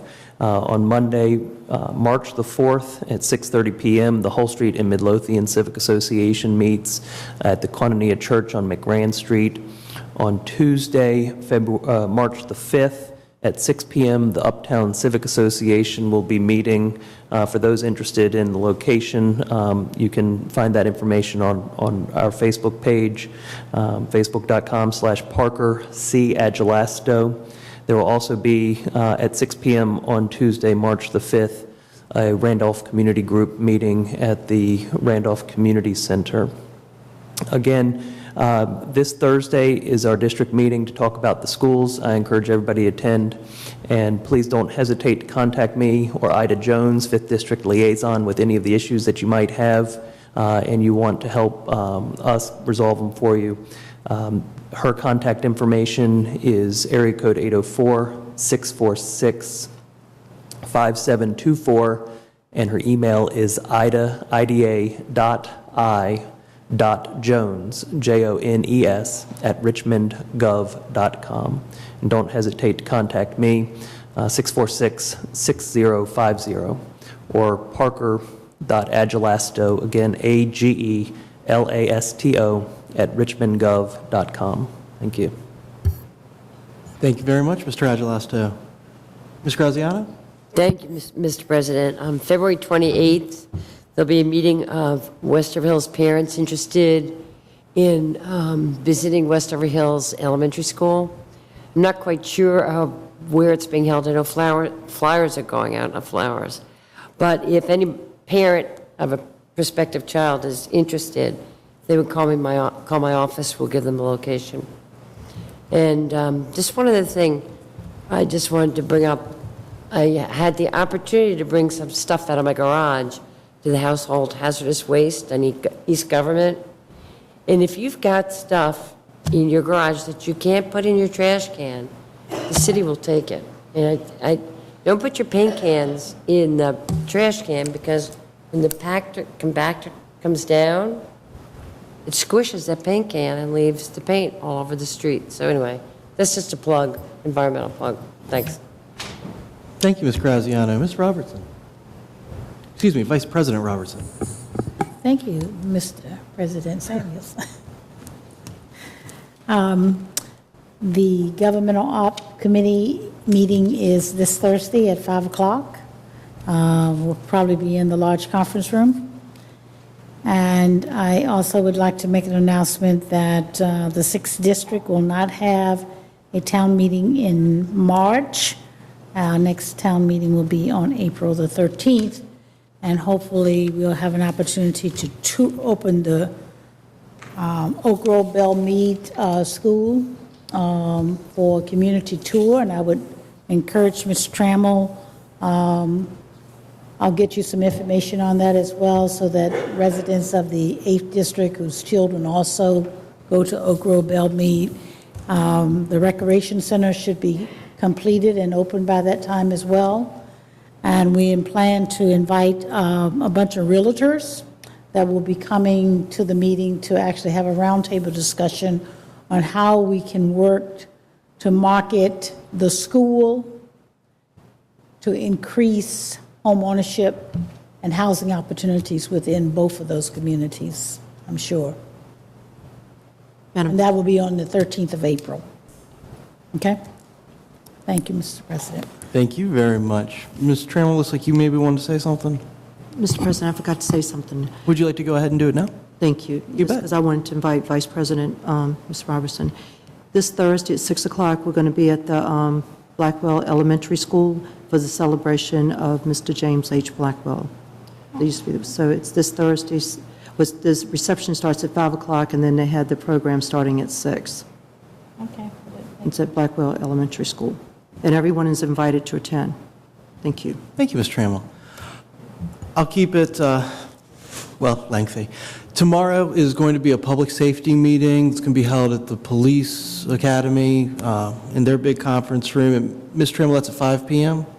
Very good. At 6 p.m. in the Fan District, the Robinson Street Association will be meeting. At 7 o'clock, the Carver Area Civic Improvement League will be meeting. Next week, on Monday, we are having a special city council meeting to discuss a couple of issues. One, a change in the date the budget will be due from the mayor. That proposed paper is being introduced tonight. It will be for March 12th instead of March 5th.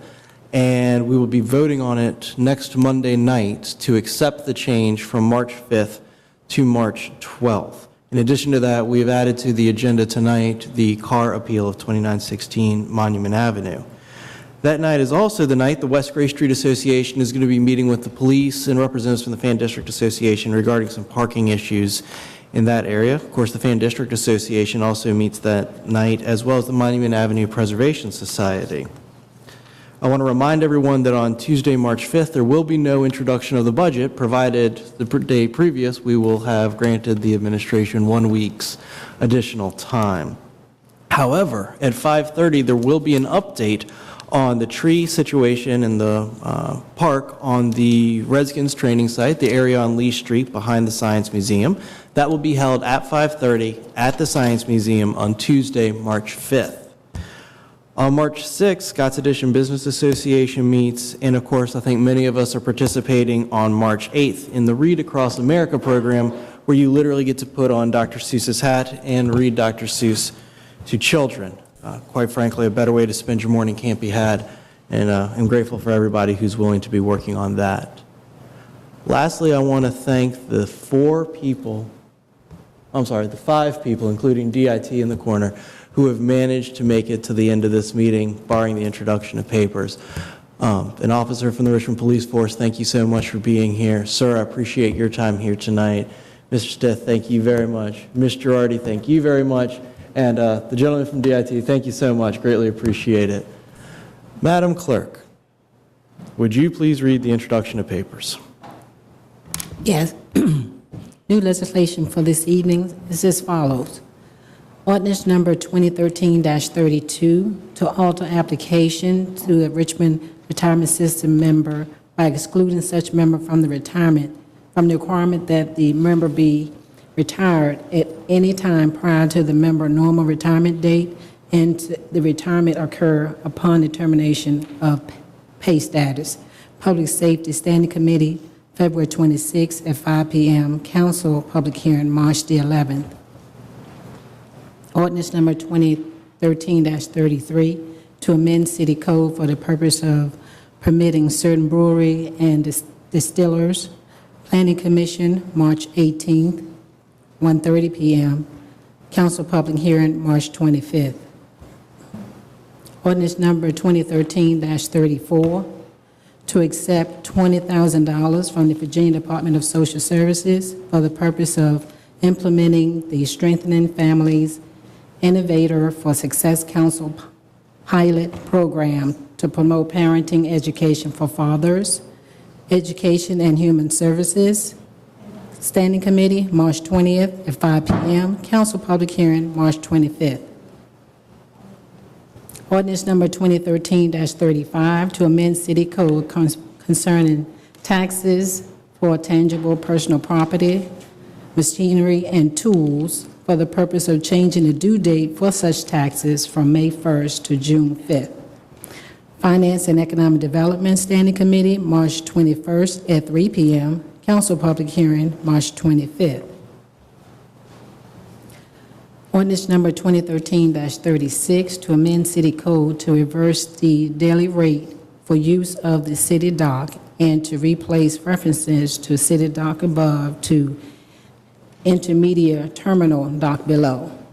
Finance and Economic Development Standing Committee, March 21st at 3 p.m. Council public hearing, March 25th. Ordinance number 2013-37 to amend the general fund budget for fiscal year 2012 to 2013 to transfer $54,638 for the purpose of operating a Canal Creek Greenway project. Finance and Economic Development Standing Committee, March 21st at 3 p.m. Council public hearing, March 25th. Ordinance number 2013-38 to accept $75,000 from Richmond Redevelopment Housing Authority for the purpose of supporting the city's workforce pipeline program to provide training and employment opportunity for city residents. Finance and Economic Development Standing Committee, March 21st at 3 p.m. Council public hearing, March 25th. Ordinance number 2013-39 to execute a contract for loan guarantee assistance, a note, and other documents necessary relating to the city's receipt of up to $9,875,000 in Section 108 loan program funds for the purpose of capitalizing the Business Loan Pool as part of the Economic Development Revolving Loan Program. Finance and Economic Development, March 21st at 3 p.m. Council public hearing, March 25th.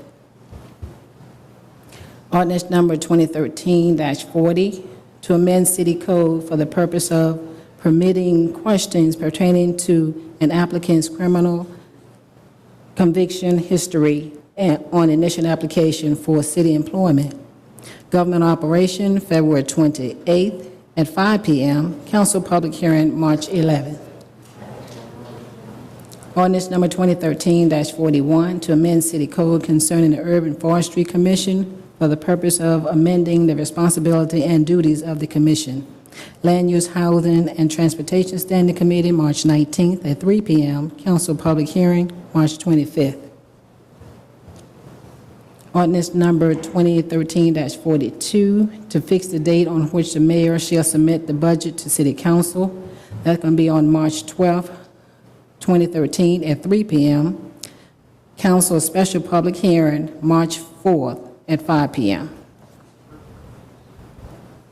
Resolution number 2013-R56, to appoint Candace Street as a member of the Affordable Housing Trust Fund Advisory Board. Council public hearing, March 11th. Resolution number 2013-R57, to appoint Henry C. Coleman Jr. as a member of the Affordable Housing Trust Fund Advisory Board. Council public hearing, March 11th. Resolution number 2013-R58, to appoint Samuel Young Jr. as a member of the Affordable Housing Trust Fund Advisory Board. Council public hearing, March 11th. Resolution number 2013-R59, to appoint William Cooper Jr. as a member of the Affordable Housing Trust Fund Advisory Board. Council public hearing, March the 11th. Resolution 2013-R60, to appoint Christopher Sterling as a member of the Affordable Housing Trust Fund Advisory Board. Council public hearing, March 11th. Resolution number 2013-R61, to appoint Pauline Hines as a member of the Affordable Housing Trust Fund Advisory Board. Council public hearing, March 11th. Resolution number 2013-R62, to reappoint Doug Coles as a member of the Clean City Commission. Council public hearing, March 11th. Resolution 2013-R63, to appoint Carly Serrano as a member of the Community Criminal Justice Board. Council public hearing, March 11th.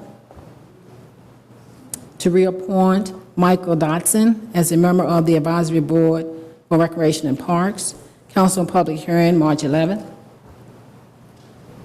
Resolution number 2013-R65, to appoint Michael Gilbert as a member of the Advisory Board for Recreation and Parks.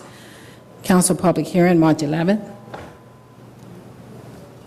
Resolution number 2013-R66, to appoint Uzziah Harris as a member of the Advisory Board for Recreation and Parks. Council public hearing, March 11th. To appoint Lena Pemberton as a member of the Career and Technical Education Committee. Council public hearing, March 11th. Resolution number 2013-R68, to appoint Brian Freeze as a member of the Career and Technical Education Commission. Council public hearing, March 11th. Resolution number 2013-R69, to appoint Harley Tolman III as a member of the Community Policy and Management Team. Council public hearing, March 11th. To appoint Nancy Toscano as a member of the Community Policy and Management Team. Council public hearing, March 11th. To appoint, resolution number 2013-R71, to appoint Clara Sapiro as a member of the Board of Directors for the Lewis Gannon Botanical Garden.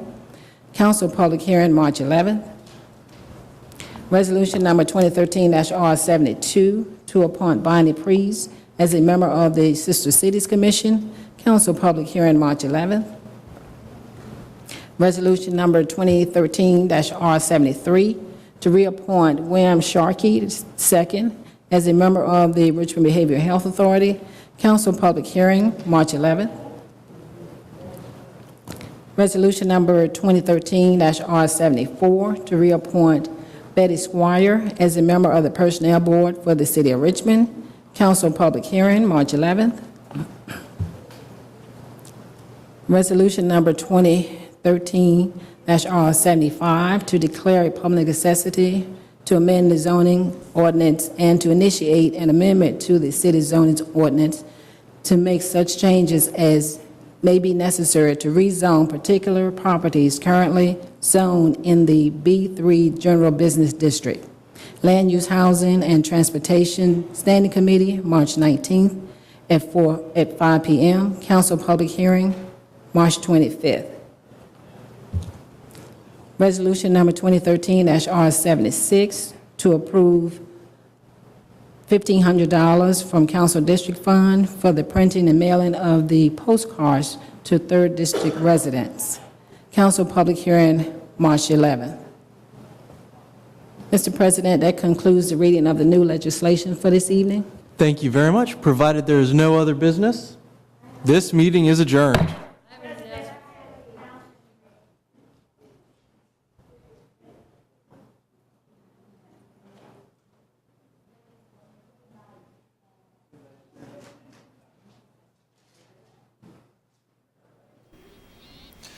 Well, shades of the old times here. We started at 6:01. We finish at 11:01. 5-hour meeting tonight. Got called to order, awards and presentations, agenda review. Then at 6:15, we got to the first item, and that was the longest item of the night. It lasted 2 hours and 5 minutes. This was the one reversing the decision of the Commission of Architectural Review, which deemed a certificate of inappropriateness for vinyl replacement windows at 2916 Monument Avenue. Now, there were 18 people that spoke against this. This would have reversed the decision by the Commission of Architectural Review that said, well, the windows are not acceptable. If this paper passed, then it would have said, okay, no, we say it is acceptable. Well, here's what happened. 18 people spoke against passing this paper. 4 people spoke in favor of this paper. Finally, what happened was they've decided they were going to continue this paper. They have a March 4th deadline, so they're going to continue this paper to a special meeting next Monday night on March 4th, and then they will make the decision. And in the meantime, they are hoping that the CAR and the homeowner and his group can get together and possibly reach some sort of a compromise situation. But that finally passed 2 hours and 5 minutes after it started. It was passed by an 8-1 vote, the one dissenting vote coming from Councilmember Agelasto. Then we got to item number 7. That's establishing a derelict building program. That took about 30 minutes before that passed unanimously. Then we got to item number 5, which is the parking violation paper. Now, basically, this said that cars must park within 12 inches of the curb and pose a fine for violators. Well, Councilmember Trammell moved to send the paper back to Public Safety to their March 19th meeting and then continue the paper until the next meeting after that, which would be March 28th. So it looks like that will be probably when they'll be voting on that paper again. Got to item 28, special use permit at 1815, 1817 East Franklin Street. That took about 35 minutes before it was approved 6-2. The 2 dissenting votes from Councilmembers Belials and Agelasto. Item 32, to allow 4 hens in the city. Basically what this does, it doesn't say, okay, you can have the chickens starting tomorrow. It says we're asking to initiate an amendment to the same. And 4 people spoke for it. Nobody spoke against it. But what this means is they will be looking for an amendment that will allow you to have up to 4 hens. No roosters, but 4 hens. Subject to various different conditions and restrictions. And then that paper, once that is proposed, will come back for a vote by full council. So this did not say you can go ahead tomorrow and start raising chickens. It just said we're going one step closer to having that a reality. Got the citizens' comment period, then the motions to amend and continue. Consent agenda was finally approved. an expedited resolution that approved the Vice President Robertson to the Affordable Housing Trust Fund. And then we got the approval of minutes, council reports, introduction of papers, and a little over 5 hours after we got started, we are done for the night. So we'll look forward to seeing you again on March 11th. Will be our next regularly scheduled meeting. So we'll look forward to seeing you at that time. So after a long night for Gavel to Gavel, I'm Dick Harmon saying good night.